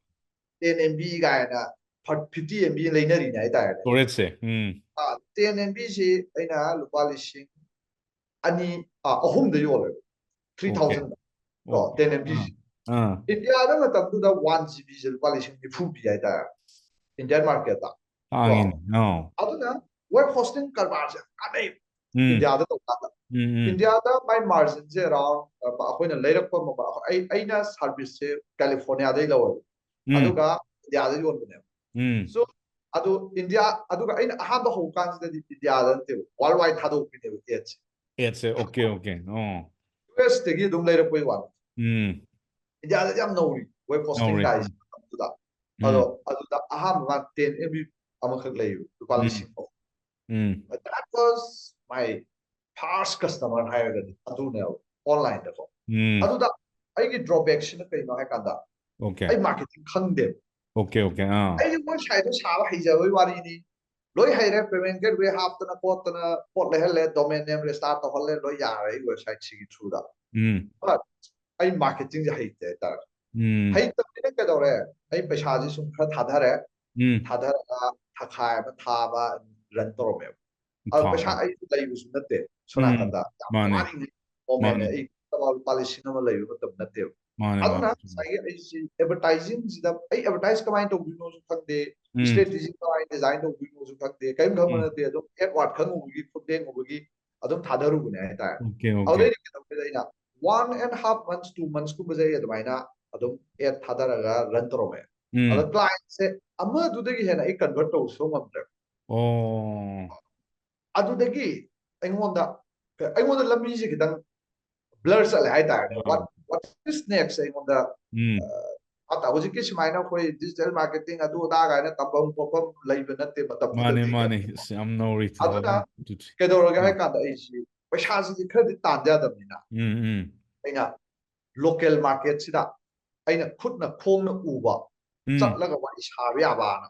ꯑꯩꯅ ꯂꯣꯀꯦꯜ ꯃꯥꯔꯀꯦꯠꯁꯤꯗ ꯑꯦꯗ ꯊꯥꯗꯕ ꯍꯧꯔꯛꯄꯅꯦꯕ ꯈꯕꯔꯗ ꯀꯩꯗ ꯕꯠ ꯑꯩꯒꯤ ꯃꯣꯇꯤꯚꯇꯤ ꯑꯩ ꯂꯣꯀꯦꯜ ꯃꯥꯔꯀꯦꯠꯇ ꯕꯤꯖꯤꯅꯦꯁ ꯇꯧꯒꯦ ꯁꯨꯡꯈꯟ ꯈꯟꯈꯤꯗꯦ ꯍꯥꯏꯇꯥꯔꯦ ꯈꯜꯂꯛꯇꯦꯕ ꯃꯔꯝꯗꯤ ꯑꯩꯅ ꯉꯁꯥꯏꯒꯤ ꯒ꯭ꯂꯣꯕꯤꯁꯇꯅ ꯊꯣꯜꯂꯤꯁꯦ ꯒ꯭ꯂꯣꯕꯤꯁꯁꯦ ꯑꯩꯅ ꯏꯟꯖꯤꯅꯤꯌꯥꯔꯤꯡ 3rd year ꯀꯥꯕꯗ ꯊꯣꯟꯈ꯭ꯔꯕꯅꯦ ꯑꯩ ꯁꯤ ꯃꯃꯤꯡꯁꯦ ꯒ꯭ꯂꯣꯕꯤꯁ ꯑꯗꯨꯗ ꯑꯩꯅ ꯀꯣꯂꯦꯖꯀꯤ ꯀ꯭ꯂꯥꯁꯇ ꯑꯩꯅ ꯕ꯭ꯂꯦꯛꯕꯣꯔꯗꯇ ꯒ꯭ꯂꯣꯕꯤꯁ ꯁꯥꯟꯅꯗꯣꯏꯅꯦ ꯍꯥꯏꯇꯥꯔꯦ ꯑꯗꯨꯗ ꯏꯃꯥꯟꯅꯕ ꯃꯌꯥꯝꯁꯤꯅ ꯍꯪꯉꯤ ꯅꯪ ꯁꯤꯁꯦ ꯀꯩꯅꯣ ꯑꯩꯅ ꯑꯩꯒꯤ ꯐ꯭ꯌꯨꯆꯔ ꯀꯝꯄꯅꯤꯒꯤ ꯃꯃꯤꯡꯅꯤ ꯑꯗꯨꯅ ꯑꯩ ꯊꯣꯜꯂꯦꯕ ꯑꯗꯨꯗꯒꯤ ꯑꯩꯉꯣꯟꯗ ꯑꯗꯨꯒꯤ ꯑꯥꯏꯗꯤꯌꯥꯁꯤꯗꯤ ꯑꯩꯉꯣꯟꯗ ꯂꯩꯔꯦ ꯍꯥꯏꯇꯥꯔꯦ ꯃꯇꯝꯗꯨꯗꯒꯤ ꯑꯗꯨꯅ ꯃꯔꯝ ꯑꯣꯏꯔꯀꯥꯟꯗ ꯑꯩꯅ ꯒ꯭ꯂꯣꯕꯤꯁ ꯊꯣꯜꯂꯤꯁꯤ ꯀꯩꯅꯣ ꯍꯥꯏ ꯇꯥꯔꯗꯤ GLO ꯍꯥꯏ ꯀꯥꯟꯗ ꯒ꯭ꯂꯣꯕꯦꯜ ꯑꯣꯟꯂꯥꯏꯟ ꯍꯥꯏꯕꯅꯦꯕ BIZ ꯁꯤꯅ ꯕꯤꯖꯤꯅꯦꯁ ꯍꯥꯏꯕꯅꯦꯕ S ꯁꯤꯅ ꯁꯣꯂꯨꯁꯟ ꯍꯥꯏꯕꯅꯦꯕ ꯑꯗꯨꯒꯤ ꯑꯦꯀ꯭ꯔꯣꯅꯤꯝꯗ ꯑꯩꯅ ꯒ꯭ꯂꯣꯕꯤꯁ ꯑꯅ ꯊꯣꯟꯈꯤꯕꯅꯦꯕ ꯑꯩꯉꯣꯟꯗ ꯈꯟꯈꯤꯕꯁꯤ ꯒ꯭ꯂꯣꯕꯦꯜꯂꯤ ꯉꯁꯥꯏꯒꯤ ꯗꯣꯃꯦꯟ ꯅꯦꯝ ꯋꯦꯕ ꯍꯣꯁꯇꯤꯡ ꯑꯍꯥꯟꯕꯗ ꯑꯩ ꯋꯦꯕꯁꯥꯏꯠ ꯁꯥꯕꯒꯤ ꯋꯥꯈꯜ ꯈꯟꯗꯦ ꯑꯩꯅ ꯈꯜꯂꯤꯁꯦ ꯉꯁꯥꯏꯒꯤ ꯅꯨꯄꯥ ꯑꯃ ꯗꯥꯏꯔꯦꯛ ꯑꯥꯏꯒꯤ ꯋꯥꯔꯤꯁꯦ ꯄꯥꯔꯨꯕꯗꯒꯤ ꯑꯩ ꯁꯤꯒꯤ ꯕꯤꯖꯤꯅꯦꯁ ꯃꯣꯗꯦꯜꯁꯤ ꯌꯥꯝ ꯅꯨꯡꯉꯥꯏꯕ ꯍꯥꯏꯇꯥꯔꯦꯅꯦꯀꯣ ꯑꯣꯟꯂꯥꯏꯟꯗ ꯑꯗꯨꯝ ꯑꯣꯟꯂꯥꯏꯟꯗ ꯄꯣꯠ ꯌꯣꯟꯕ ꯍꯥꯏꯁꯤ it was very new at that point of time ꯑꯗꯩꯗꯤ ꯑꯃꯨꯛ ꯗꯦꯂꯤꯚꯔꯤ ꯐꯥꯎꯗ ꯐꯤꯖꯤꯀꯦꯜꯂꯤ ꯗꯔꯀꯥꯔ ꯇꯥꯗꯕ ꯍꯧꯖꯤꯛꯄꯨꯗꯤ ꯗꯤꯖꯤꯇꯦꯜ ꯄ꯭ꯔꯗꯛ ꯍꯥꯏꯁꯦ ꯌꯥꯝ ꯊꯣꯛꯂꯛꯑꯦ ꯑꯗꯨ ꯑꯗꯥ ꯚꯤꯗꯤꯑꯣ ꯂꯣꯏ ꯌꯥꯔꯦ ꯍꯧꯖꯤꯛ ꯑꯗꯨ ꯅꯝꯕꯗꯗꯤ ꯗꯤꯖꯤꯇꯦꯜ ꯄ꯭ꯔꯗꯛ ꯍꯥꯏꯁꯦ ꯊꯤꯕꯗ ꯌꯥꯝ ꯃꯁꯤꯡ ꯂꯩꯇ꯭ꯔꯤ ꯍꯥꯏꯇꯥꯔꯦ ꯑꯗꯨꯅ ꯑꯩꯅ ꯈꯪꯖꯔꯨꯕ ꯋꯦꯕ ꯍꯣꯁꯇꯤꯡ ꯗꯣꯃꯦꯟ ꯒꯥꯏꯁꯤ ꯋꯥꯔꯜꯗ ꯂꯣꯏ ꯅꯤꯠ ꯑꯣꯏꯔꯛꯀꯅꯤ ꯍꯥꯏꯕ ꯑꯩꯉꯣꯟꯗ ꯈꯪꯕꯀꯣ ꯕꯤꯖꯤꯅꯦꯁ ꯃꯌꯥꯝ ꯂꯩꯔꯛꯀꯅꯤ ꯑꯗꯨꯃꯥꯏꯅ ꯇꯧꯕꯗꯒꯤ ꯑꯩꯅ ꯑꯗꯨ ꯌꯣꯟꯒꯦꯅ ꯍꯧꯗꯣꯛꯈꯤꯕ ꯀꯝꯄꯅꯤꯅꯦ ꯑꯁꯦꯡꯕꯩ ꯑꯩ ꯋꯦꯕꯁꯥꯏꯠ ꯁꯥꯒꯦ ꯁꯨꯡꯈꯟ ꯈꯟꯗꯦꯕ ꯑꯩ ꯂꯥꯏꯐ ꯑꯗꯨꯕꯨ ꯐꯤꯖꯤꯀꯦꯜ ꯃꯥꯔꯀꯦꯠ ꯑꯩꯅ ꯉꯁꯥꯏ ꯄꯣꯛꯅꯐꯝꯗ ꯍꯥꯞꯈꯤꯕ ꯑꯦꯗꯚꯔꯇꯥꯏꯖꯃꯦꯟꯗꯣ ꯑꯗꯨꯗ ꯑꯩꯅ ꯍꯥꯞꯄꯤꯁꯤꯁꯨ ꯑꯩ ꯋꯦꯕꯁꯥꯏꯠ ꯁꯥꯒꯦ ꯍꯥꯏꯕ ꯅꯠꯇꯦꯕ domain name registration and the web yon hosting haibnevo ko ah aduda aina khangba horiyebo market ase kai mos adu okay to kan inquiry la is na website la okay aina eri di website itebo natte domain name registration web hosting hosting haibnevo aduda web panbaduda website mising la sina sisi web ka mai leina ba thok tawre khangbadegi mane odorapnevo adudaiduda moina website sa hai brand hayakududa ai haibigi dum hai haigibne mane adudagi adumu ai main objective ti matamdu da hujik da maina online da domain name ga web hosting ga yon baza mane aduna ai primary goal ne ba ai no provis how is adumu exactly in adumu atopa in one sense we can think like I trade to en khat bi ai or okay tuina pivot to gre na khat bi ai ko website market se changa aga then I came to know that local market the web hosting on yon da weram there web hosting of a business the web designer developers in the labor oil level mane in customer na lay ga do na lamdre natte si amu khani ha ba ise ko ai na tor market se shoiri already website to in sangib ne already website the sangi ngai se kai no apne matab the website sarni then sahi gi web hosting lorni domain name lorni now we do not for the recurring business model ma subscription model am thole hai da yes so yes adu do not sai business gi sustainability da laire to customer mu phangragadi dum alegadi adum sai kuding gi ai yare recurring to sum hengale mane thabak su yam pa su da bida aduna adu do na motive ora kanda motivate tora kanda asai na website sida mu pivot tora changba hogi ne market sida nice nice sir business sustainability plus recurring like tabsu yade dana yes yes aduga sir hujik matamdane akoina website je yam thina kanagumba khara amnadi as website lecture su dum yaida funnel khak sinaraga affiliate marketing tobe ai khotle su myam ju hainayeba so sir gi wakhallon da website se kyamna important hoige se amtang thambiune sir website se yam important hoy ko ada oibusida hujik la ise akoina market thenari je makhal ani thenai tare ko ngasai gi akoina mi si website si chumna minggi oina visiting card am ki type so boy visiting card am nam kanda website ma hap ya da gi hapa yes model am sida tom nei je aduga seng na magi website si magi business strategy da integrate to bra ai ba ani thoya heta ana most of the 90% di chumna website ama leite ya da gi a leibane hai tar ꯃꯁꯤ ꯃꯇꯝꯁꯤꯗ ꯉꯁꯥꯏ ꯋꯦꯕꯁꯥꯏꯠꯁꯦ ꯂꯩꯇ꯭ꯔꯒꯗꯤ ꯑꯃꯨꯛ ꯍꯧꯖꯤꯛꯁꯦ basic ꯅꯤꯗꯀꯤ ꯇꯥꯏꯞꯇ ꯑꯣꯟꯈ꯭ꯔꯦ ꯀꯔꯕꯥꯔꯁꯤꯡꯁꯤꯗ ꯑꯩꯅ ꯑꯦꯅꯤ ꯖꯒꯥ ꯑꯝꯗ ꯕꯤꯖꯤꯅꯦꯁ ꯄ꯭ꯔꯣꯄꯣꯖꯦꯜ ꯑꯃ ꯊꯥꯔꯨꯔꯁꯨ ꯋꯦꯕꯁꯥꯏꯠ ꯌꯦꯡꯒꯦ ꯍꯥꯏꯔꯛꯄꯅꯤꯅ ꯌꯥꯗꯕꯗꯧꯅ ꯇꯧꯔꯦꯕ ꯑꯗꯨ ꯋꯦꯕꯁꯥꯏꯠꯁꯦ ꯑꯩꯈꯣꯏꯅ ꯃꯇꯝꯗꯨꯗ ꯆꯍꯤ 35 ꯃꯃꯥꯡꯗ ꯂꯩꯔꯝꯕ ꯃꯥꯒꯤ ꯀ꯭ꯔꯦꯖꯤꯅꯦꯁ ꯑꯦꯟ ꯑꯦꯟꯊꯨꯁꯤꯖꯝꯒꯤ ꯂꯦꯚꯦꯜꯗꯣ ꯑꯗꯨꯗꯤ ꯑꯃꯨꯛ ꯍꯧꯖꯤꯛ ꯂꯩꯇ꯭ꯔꯦꯕ ꯀꯩꯅꯣ ꯍꯥꯏꯕ ꯃꯇꯝꯗ ꯃꯥꯒꯤ ꯃꯦꯗꯤꯌꯝꯁꯦ ꯑꯇꯣꯞꯄ ꯃꯌꯥꯝ ꯑꯃ ꯂꯥꯛꯑꯦ ꯍꯥꯏꯇꯥꯔꯦ ꯃꯇꯝꯗꯨꯗ ꯑꯩꯈꯣꯏꯅ ꯍꯧꯔꯛꯄ ꯃꯇꯝꯗꯨꯗꯗꯤ ꯁꯣꯁꯤꯌꯦꯜ ꯃꯤꯗꯤꯌꯥ ꯂꯩꯕ ꯅꯠꯇꯦ ꯀꯔꯤꯝ ꯂꯩꯕ ꯅꯠꯇꯦ ꯑꯗꯨꯅ ꯉꯁꯥꯏꯒꯤ ꯗꯤꯖꯤꯇꯦꯜ ꯍꯥꯏꯇꯥꯔꯒꯗꯤ ꯋꯦꯕꯁꯥꯏꯠ ꯁꯤꯅꯣꯅꯤꯃꯁ ꯑꯣꯏꯔꯦ ꯍꯥꯏꯇꯥꯔꯦ ꯑꯇꯩ ꯑꯣꯞꯁꯟ ꯀꯔꯤꯝ ꯂꯩꯇꯦ ꯄꯣꯏꯟ ꯑꯣꯐ ꯀꯣꯟꯇꯦꯛ ꯅꯥꯎ ꯍꯧꯖꯤꯛꯇꯤ ꯑꯩꯅ ꯐꯦꯁꯕꯨꯛ ꯄꯦꯖ ꯑꯃ ꯍꯥꯡꯉꯒ ꯑꯗꯨꯝ ꯋꯦꯕꯁꯥꯏꯠ ꯁꯨꯡꯂꯩ ꯂꯩꯇ꯭ꯔꯁꯨ ꯂꯣꯀꯦꯜ ꯕꯤꯖꯤꯅꯦꯁ ꯑꯃ ꯑꯗꯨꯝ ꯁ꯭ꯇꯥꯔꯠ ꯇꯧꯕ ꯌꯥꯔꯦ ꯑꯗꯨꯅ ꯃꯔꯝ ꯑꯣꯏꯔꯀꯥꯟꯗ ꯉꯁꯥꯏꯒꯤ ꯋꯦꯕꯁꯥꯏꯠꯁꯤꯒꯤ ꯏꯝꯄꯣꯔꯇꯦꯟꯁꯁꯤ ꯍꯥꯏꯔꯤꯕ ꯁꯛꯇꯨꯗ ꯍꯟꯊꯔꯛꯄꯅꯦꯅ ꯈꯜꯂꯦ ꯑꯩ ꯋꯥꯈꯜꯗ ꯑꯗꯨꯒ ꯁꯦꯝ ꯄꯣꯠꯁꯦ ꯑꯃꯨꯛ ꯑꯩꯉꯣꯟꯗ ꯔꯤꯅ꯭ꯌꯨꯠ ꯑꯣꯏꯅ ꯑꯩꯈꯣꯏ ꯏꯁꯥ ꯁꯥꯖꯔꯤꯕ ꯑꯩꯈꯣꯏ ꯐꯥꯎꯗ ꯑꯩꯈꯣই ꯆꯍꯤ 15 10 ꯁꯥꯔꯛꯑꯕꯅꯦ ꯍꯥꯏꯇꯥꯔꯦ ꯋꯦꯕꯁꯥꯏꯠꯁꯦ ꯗꯤꯐꯔꯦꯟ ꯐꯦꯖꯦꯁ ꯑꯣꯐ ꯗ ꯏꯟꯗꯁꯇ꯭ꯔꯤꯁꯦ ꯑꯩꯈꯣꯏ ꯎꯔꯛꯑꯦ ꯀꯣ ꯁꯤꯗꯩꯁꯤꯗ ꯑꯩꯅ ꯀꯩꯅꯣꯁꯤ ꯑꯩꯈꯣꯏꯒꯤ ꯗꯣꯅꯥꯜ ꯃꯤꯂꯔꯒꯤ ꯀꯣꯆꯤꯡ ꯌꯥꯎꯔꯀꯥꯟꯗ ꯀꯝꯄ꯭ꯂꯤꯠꯂꯤ ꯗꯤꯐꯔꯦꯟ ꯄꯔꯁꯄꯦꯛꯇꯤꯚ ꯑꯃ ꯎꯔꯛꯑꯦꯕ ꯑꯩꯈꯣꯏꯗ ꯍꯥꯏꯗꯤ ꯁꯤꯗ ꯄꯨꯔꯥ ꯋꯦꯕꯁꯥꯏꯠ ꯍꯥꯏꯁꯦ ꯃꯈꯣꯏꯅ ꯁꯤꯖꯤꯟꯅꯔꯝꯃꯤꯁꯤꯅ ꯀꯝꯄ꯭ꯂꯤꯠꯂꯤ ꯍꯦꯛꯇ ꯃꯣꯏ ꯕꯤꯖꯤꯅꯦꯁꯁꯤ ꯑꯗꯨꯗꯅꯦ ꯍꯥꯏꯇꯥꯔꯦ ꯇꯧꯔꯤꯁꯤ ꯋꯦꯕꯁꯥꯏꯠꯁꯤꯃ ꯂꯩꯇ꯭ꯔꯗꯤ ꯃꯥꯏ ꯕꯤꯖꯤꯅꯦꯁꯁꯤ ꯖꯦꯔꯣꯗ ꯍꯟꯊꯔꯛꯄꯒꯤ ꯇꯥꯏꯞꯅꯤ ꯑꯗꯨꯒꯤ ꯂꯦꯚꯦꯜꯗ ꯑꯗꯨꯅ ꯃꯈꯣꯏꯅ ꯀꯩꯗꯧꯋꯤ ꯃꯈꯣꯏꯒꯤ ꯐ꯭ꯔꯦꯝꯋꯥꯔꯛ ꯑꯃ ꯂꯩꯕ ꯁꯤ ꯑꯩꯈꯣꯏ ꯍꯧꯖꯤꯛ ꯑꯅꯧꯕ ꯋꯦꯕꯁꯥꯏꯠ ꯁꯥꯕꯁꯤ ꯑꯗꯣ ꯀꯣꯁꯂꯤ ꯌꯥꯝ ꯑꯣꯏ ꯀꯣ ꯀꯣꯁ ꯇꯧꯋꯦ ꯍꯥꯏꯇꯥꯔꯦ ꯑꯗꯣ ꯑꯩꯈꯣꯏ ꯁ꯭ꯋꯥꯏꯗꯗꯤ ꯑꯃꯨꯛ ꯂꯨꯄꯥ 5,000 10 10 ꯀꯨꯟꯒꯤ ꯑꯩꯈꯣꯏ ꯐꯥꯎꯗ ꯍꯧꯖꯤꯛ ꯋꯦꯕꯁꯥꯏꯠ ꯑꯣꯏꯅ ꯑꯩꯈꯣꯏ ꯀꯩꯁꯨ ꯑꯩꯈꯣꯏꯒꯤ ꯕꯤꯖꯤꯅꯦꯁꯁꯦ ꯋꯦꯕꯁꯥꯏꯠꯅ ꯅꯠꯇ꯭ꯔꯦ ꯍꯥꯏꯇꯥꯔꯦ ꯍꯧꯖꯤꯛꯇꯤ Yes. ꯑꯩꯈꯣꯏ ꯋꯦꯕꯁꯥꯏꯠꯇꯨꯗꯤ ꯁꯨꯝ ꯀꯨꯏꯅ ꯇꯧꯔꯛꯄꯒꯤ ꯑꯗꯨꯝ ꯁꯁꯇꯦꯟ ꯇꯧꯔ ꯂꯩꯖꯕꯒꯤ ꯋꯥꯔꯤꯅꯤ Mane, ꯑꯗꯨ mane. 90% of the revenue ꯍꯧꯖꯤꯛꯇꯤ ꯑꯃꯨꯛ ꯑꯇꯣꯞ ꯑꯇꯣꯞꯄ ꯃꯣꯕꯥꯏꯜ ꯑꯦꯞꯀꯨꯝꯕ ꯁꯣꯐꯋꯦꯌꯔ ꯗꯤꯕꯂꯞꯃꯦꯟꯒꯨꯝꯕ ꯃꯌꯥꯝ ꯑꯃꯅ ꯃꯍꯨꯠ ꯁꯤꯟꯈ꯭ꯔꯦꯕ ꯑꯗꯨ Yes. ꯋꯦꯕꯁꯥꯏꯠꯁꯤꯗ ꯀꯩꯗꯧꯒꯦꯗ ꯍꯧꯖꯤꯛ ꯑꯩꯈꯣꯏꯅ US ꯂꯣꯝꯗꯒ ꯇꯧꯅꯔꯤꯁꯦ ꯉꯁꯥꯏꯒꯤ ꯃꯈꯣꯏꯅ ꯃꯈꯣꯏꯒꯤ ꯐ꯭ꯔꯦꯝꯋꯥꯔꯛ ꯑꯃ ꯂꯩꯌꯦꯕꯀꯣ ꯐ꯭ꯔꯦꯝꯋꯥꯔꯛꯁꯦ ꯑꯩ ꯁꯤꯗꯗꯤ ꯄꯜꯂꯔꯣꯏ ꯁꯣ ꯍꯥꯏꯔꯤꯕ ꯄꯥꯔꯇꯤꯀꯨꯂꯔ ꯐ꯭ꯔꯦꯝꯋꯥꯔꯛꯁꯤ ꯁꯤꯖꯤꯟꯅꯔꯒ ꯑꯩꯈꯣꯏꯅ ꯋꯦꯕꯁꯥꯏꯠꯁꯦ ꯗꯤꯖꯥꯏꯟ ꯇꯧꯔꯛꯄ ꯃꯇꯝꯗ ꯍꯧꯖꯤꯛ ꯇꯧꯅꯔꯤꯁꯦ just 5 to 7 pages of the website ꯁꯥꯕ ꯃꯇꯝꯗ $5,000 Yes. only page ꯃꯉꯥꯈꯛ ꯁꯥꯕꯁꯦ ꯂꯨꯄꯥ ꯂꯥꯈ ꯃꯔꯤ Mari. ꯆꯪꯉꯦ Mm. ꯀꯣ ꯁꯤꯒꯤꯁꯤ ꯃꯌꯥꯝ ꯂꯣꯏ ꯁꯥꯏ Mane. ꯁꯥꯏꯁꯤ ꯀꯩꯅꯣ ꯍꯥꯏ ꯀꯥꯟꯁꯤꯗ ꯖꯁ ꯋꯦꯕꯁꯥꯏꯠꯁꯤ ꯃꯤꯡꯒꯤ ꯑꯣꯏꯅ ꯁꯥꯕ ꯅꯠꯇꯕ Natte. ꯁꯤꯗꯁꯨ ꯑꯗꯨꯅ ꯀꯝꯄ꯭ꯂꯤꯠꯂꯤ ꯕꯤꯖꯤꯅꯦꯁꯁꯤ ꯋꯦꯕꯁꯥꯏꯠꯁꯤꯅ ꯁꯦꯟꯇꯔꯅꯦ ꯍꯥꯏꯇꯥꯔꯦ Mane. ꯑꯗꯨꯒ ꯁ꯭ꯇ꯭ꯔꯦꯇꯦꯖꯤ ꯑꯃ ꯑꯣꯏꯅ ꯁꯤꯖꯤꯟꯅꯗꯧꯕ ꯍꯥꯏꯇꯥꯔꯦ ꯑꯗꯨꯅ ꯑꯩꯈꯣꯏꯗ ꯂꯥꯛꯇꯣꯏꯗꯤ ꯍꯥꯏꯔꯤꯕ ꯐꯥꯎꯟꯗꯔꯗꯨꯗ ꯑꯣꯔ ꯑꯣꯅꯔꯗꯨꯗ ꯃꯥꯅ ꯋꯦꯕꯁꯥꯏꯠꯁꯤ ꯗꯤꯖꯤꯇꯦꯜ ꯁ꯭ꯇ꯭ꯔꯦꯇꯦꯖꯤ ꯑꯃ ꯑꯣꯏꯅ ꯃꯅꯤ ꯃꯦꯀꯤꯡ ꯃꯦꯆꯤꯟ ꯑꯃ ꯑꯣꯏꯅ ꯑꯣꯟꯊꯣꯛꯁꯦ Yes. ꯍꯥꯏꯔ Yes. Adumangni. ꯅꯠꯇ꯭ꯔꯒꯅ ꯆꯨꯝꯅ ꯑꯩ ꯚꯤꯖꯤꯇꯤꯡ ꯀꯥꯔꯗ ꯍꯥꯞꯄꯗ Karki. ꯐꯅꯕ ꯑꯣꯏꯔꯒꯗꯤ ꯑꯗꯨ ꯑꯣꯏꯔꯒꯗꯤ ꯑꯩꯈꯣꯏꯁꯨ ꯍꯣꯔꯦꯟ ꯂꯨꯄꯥ 5,000 10 ꯀꯨꯟꯒꯤ ꯄꯣꯠꯁꯥ ꯑꯃ ꯄꯤꯔꯛꯑꯅꯤ ꯍꯥꯏꯇꯥꯔꯦ ꯑꯗꯨꯒ ꯇꯁꯦꯡꯅ ꯃꯥꯅ few lakhs or 1 lakh 2 lakh 3 lakh ꯊꯥꯗꯔꯁꯦꯕ ꯑꯗꯨ ꯑꯣꯏꯇꯥꯔꯗꯤ ꯑꯃꯨꯛ ꯁꯤꯒꯤ ꯐ꯭ꯔꯦꯝꯋꯥꯔꯛꯁꯦ ꯑꯩꯈꯣꯏꯅ ꯁꯤꯖꯤꯟꯅꯕ ꯌꯥꯏꯑꯕ ꯑꯗꯣ ꯁꯤ ꯐ꯭ꯔꯦꯝꯋꯥꯔꯛꯁꯤꯗꯤ ꯑꯩꯈꯣꯏꯁꯨ ꯃꯅꯤꯄꯨꯔꯗ ꯍꯧꯖꯤꯛ ꯐꯥꯎꯕꯗ ꯌꯥꯝ ꯀꯟꯅ ꯁꯥꯗꯦ ꯍꯥꯏꯇꯥꯔꯦ ꯀꯩꯅꯣꯗꯤ ꯑꯗꯨꯒꯤ ꯀꯦꯄꯥꯁꯤꯇꯤ ꯑꯣꯐ ꯀꯩꯅꯣꯗꯨꯗ ꯑꯦꯛꯁꯦꯞ ꯑꯩꯈꯣꯏꯒꯤ ꯍꯧꯖꯤꯛ ꯄ꯭ꯔꯣꯖꯦꯛ ꯈꯔ ꯑꯩꯈꯣꯏ ꯋꯥꯛ ꯑꯥꯎꯠ ꯇꯧꯔꯤ ꯁꯤꯒꯨꯝꯕꯁꯤꯡꯗ ꯑꯩꯈꯣꯏꯒꯤ ꯑꯣꯏꯅ ꯏꯟ ꯍꯥꯎꯁ ꯑꯩꯈꯣꯏꯒꯤ ꯂꯦꯚꯔꯦꯖ ꯇꯧꯅꯕ ꯑꯩꯈꯣꯏ ꯀꯠꯇꯤꯡ ꯑꯦꯖ ꯑꯦꯗꯚꯥꯟꯇꯦꯖ ꯑꯣꯏꯅ ꯁꯤꯖꯤꯟꯅꯩ ꯍꯥꯏꯇꯥꯔꯦ ꯑꯗꯨꯃꯥꯏꯅ ꯂꯩ Mane. ꯑꯗꯨꯅꯤꯀꯣ ꯃꯌꯥꯝꯁꯨ ꯈꯪꯕꯤꯔꯣꯀꯣ ꯃꯤꯅ ꯍꯦꯛ ꯋꯦꯕꯁꯥꯏꯠ ꯌꯦꯡꯕ ꯃꯇꯝꯗ ꯁꯔꯐꯦꯁ ꯂꯦꯚꯦꯜ ꯈꯛꯇꯅꯤ ꯎꯕꯤꯔꯤꯁꯦꯀꯣ ꯆꯞꯄꯨꯗꯤ ꯃꯥꯟꯅꯕ ꯑꯗꯨꯒ 4 lakhs 5 lakhs ꯄꯤꯕ ꯋꯦꯕꯁꯥꯏꯠꯇꯨꯗꯤ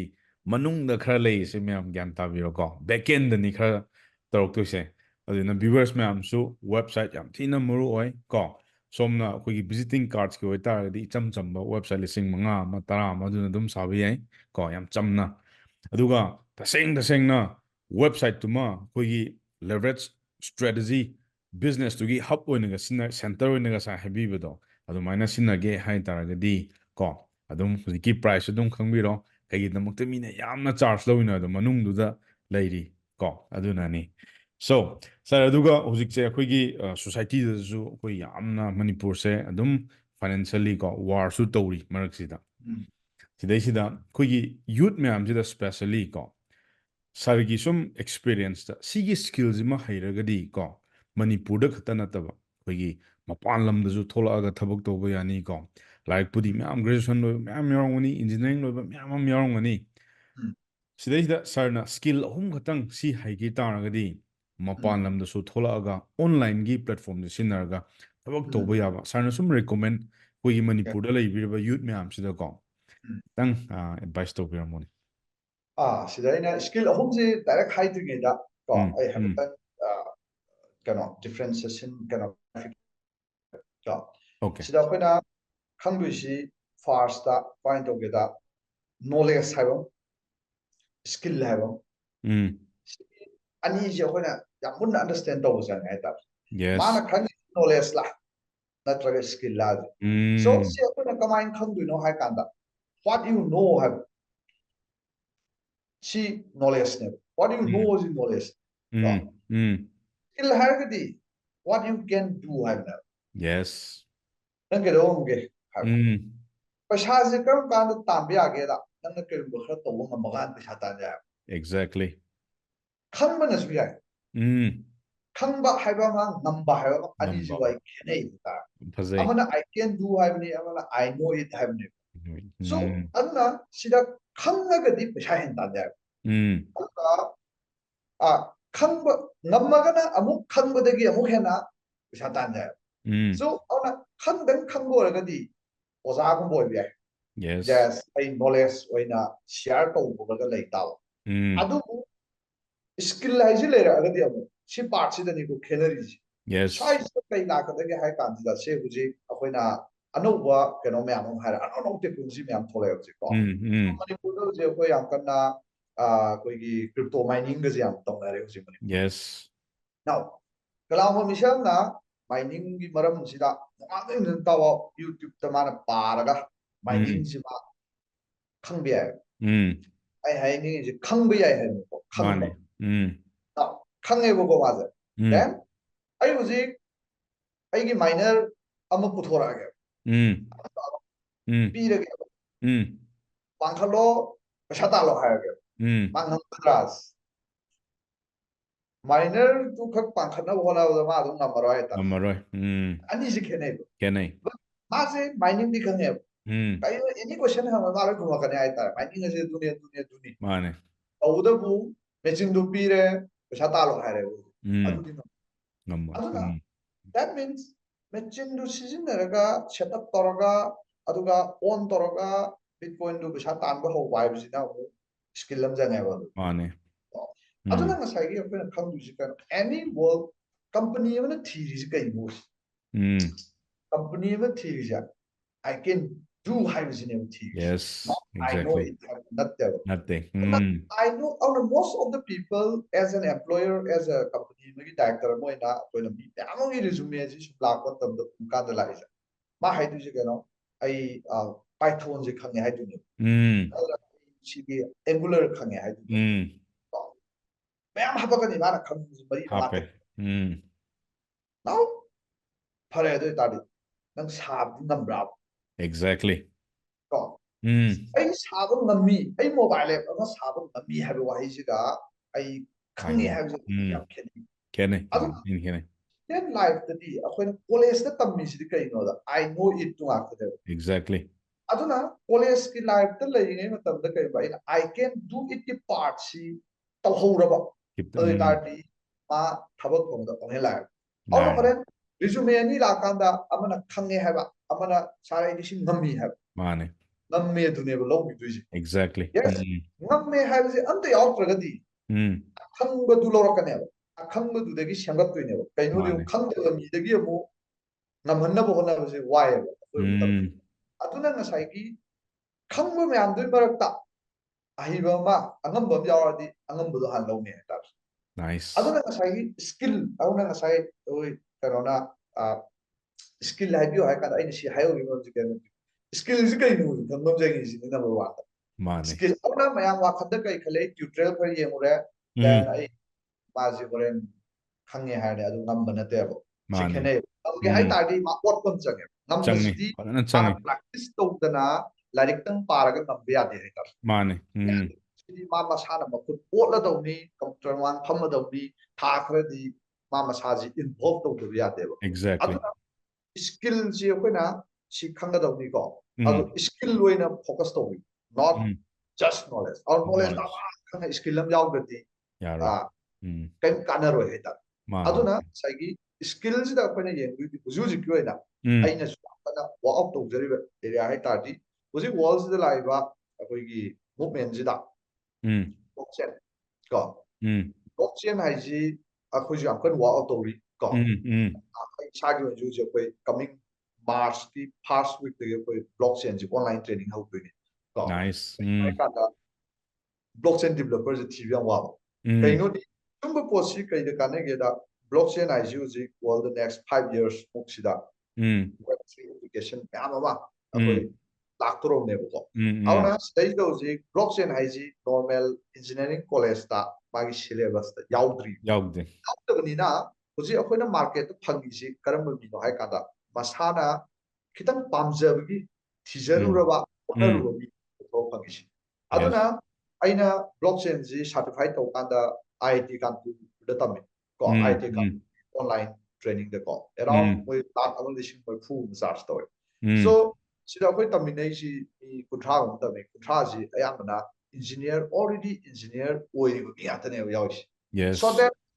they can jump their job profile then they can hike their salary. Fast mover oigedi. Next 1-2 years ki yenaga. Aduga hazana khare adusu tamnan tamaga yaroi. Isana project ama ani sar thammi.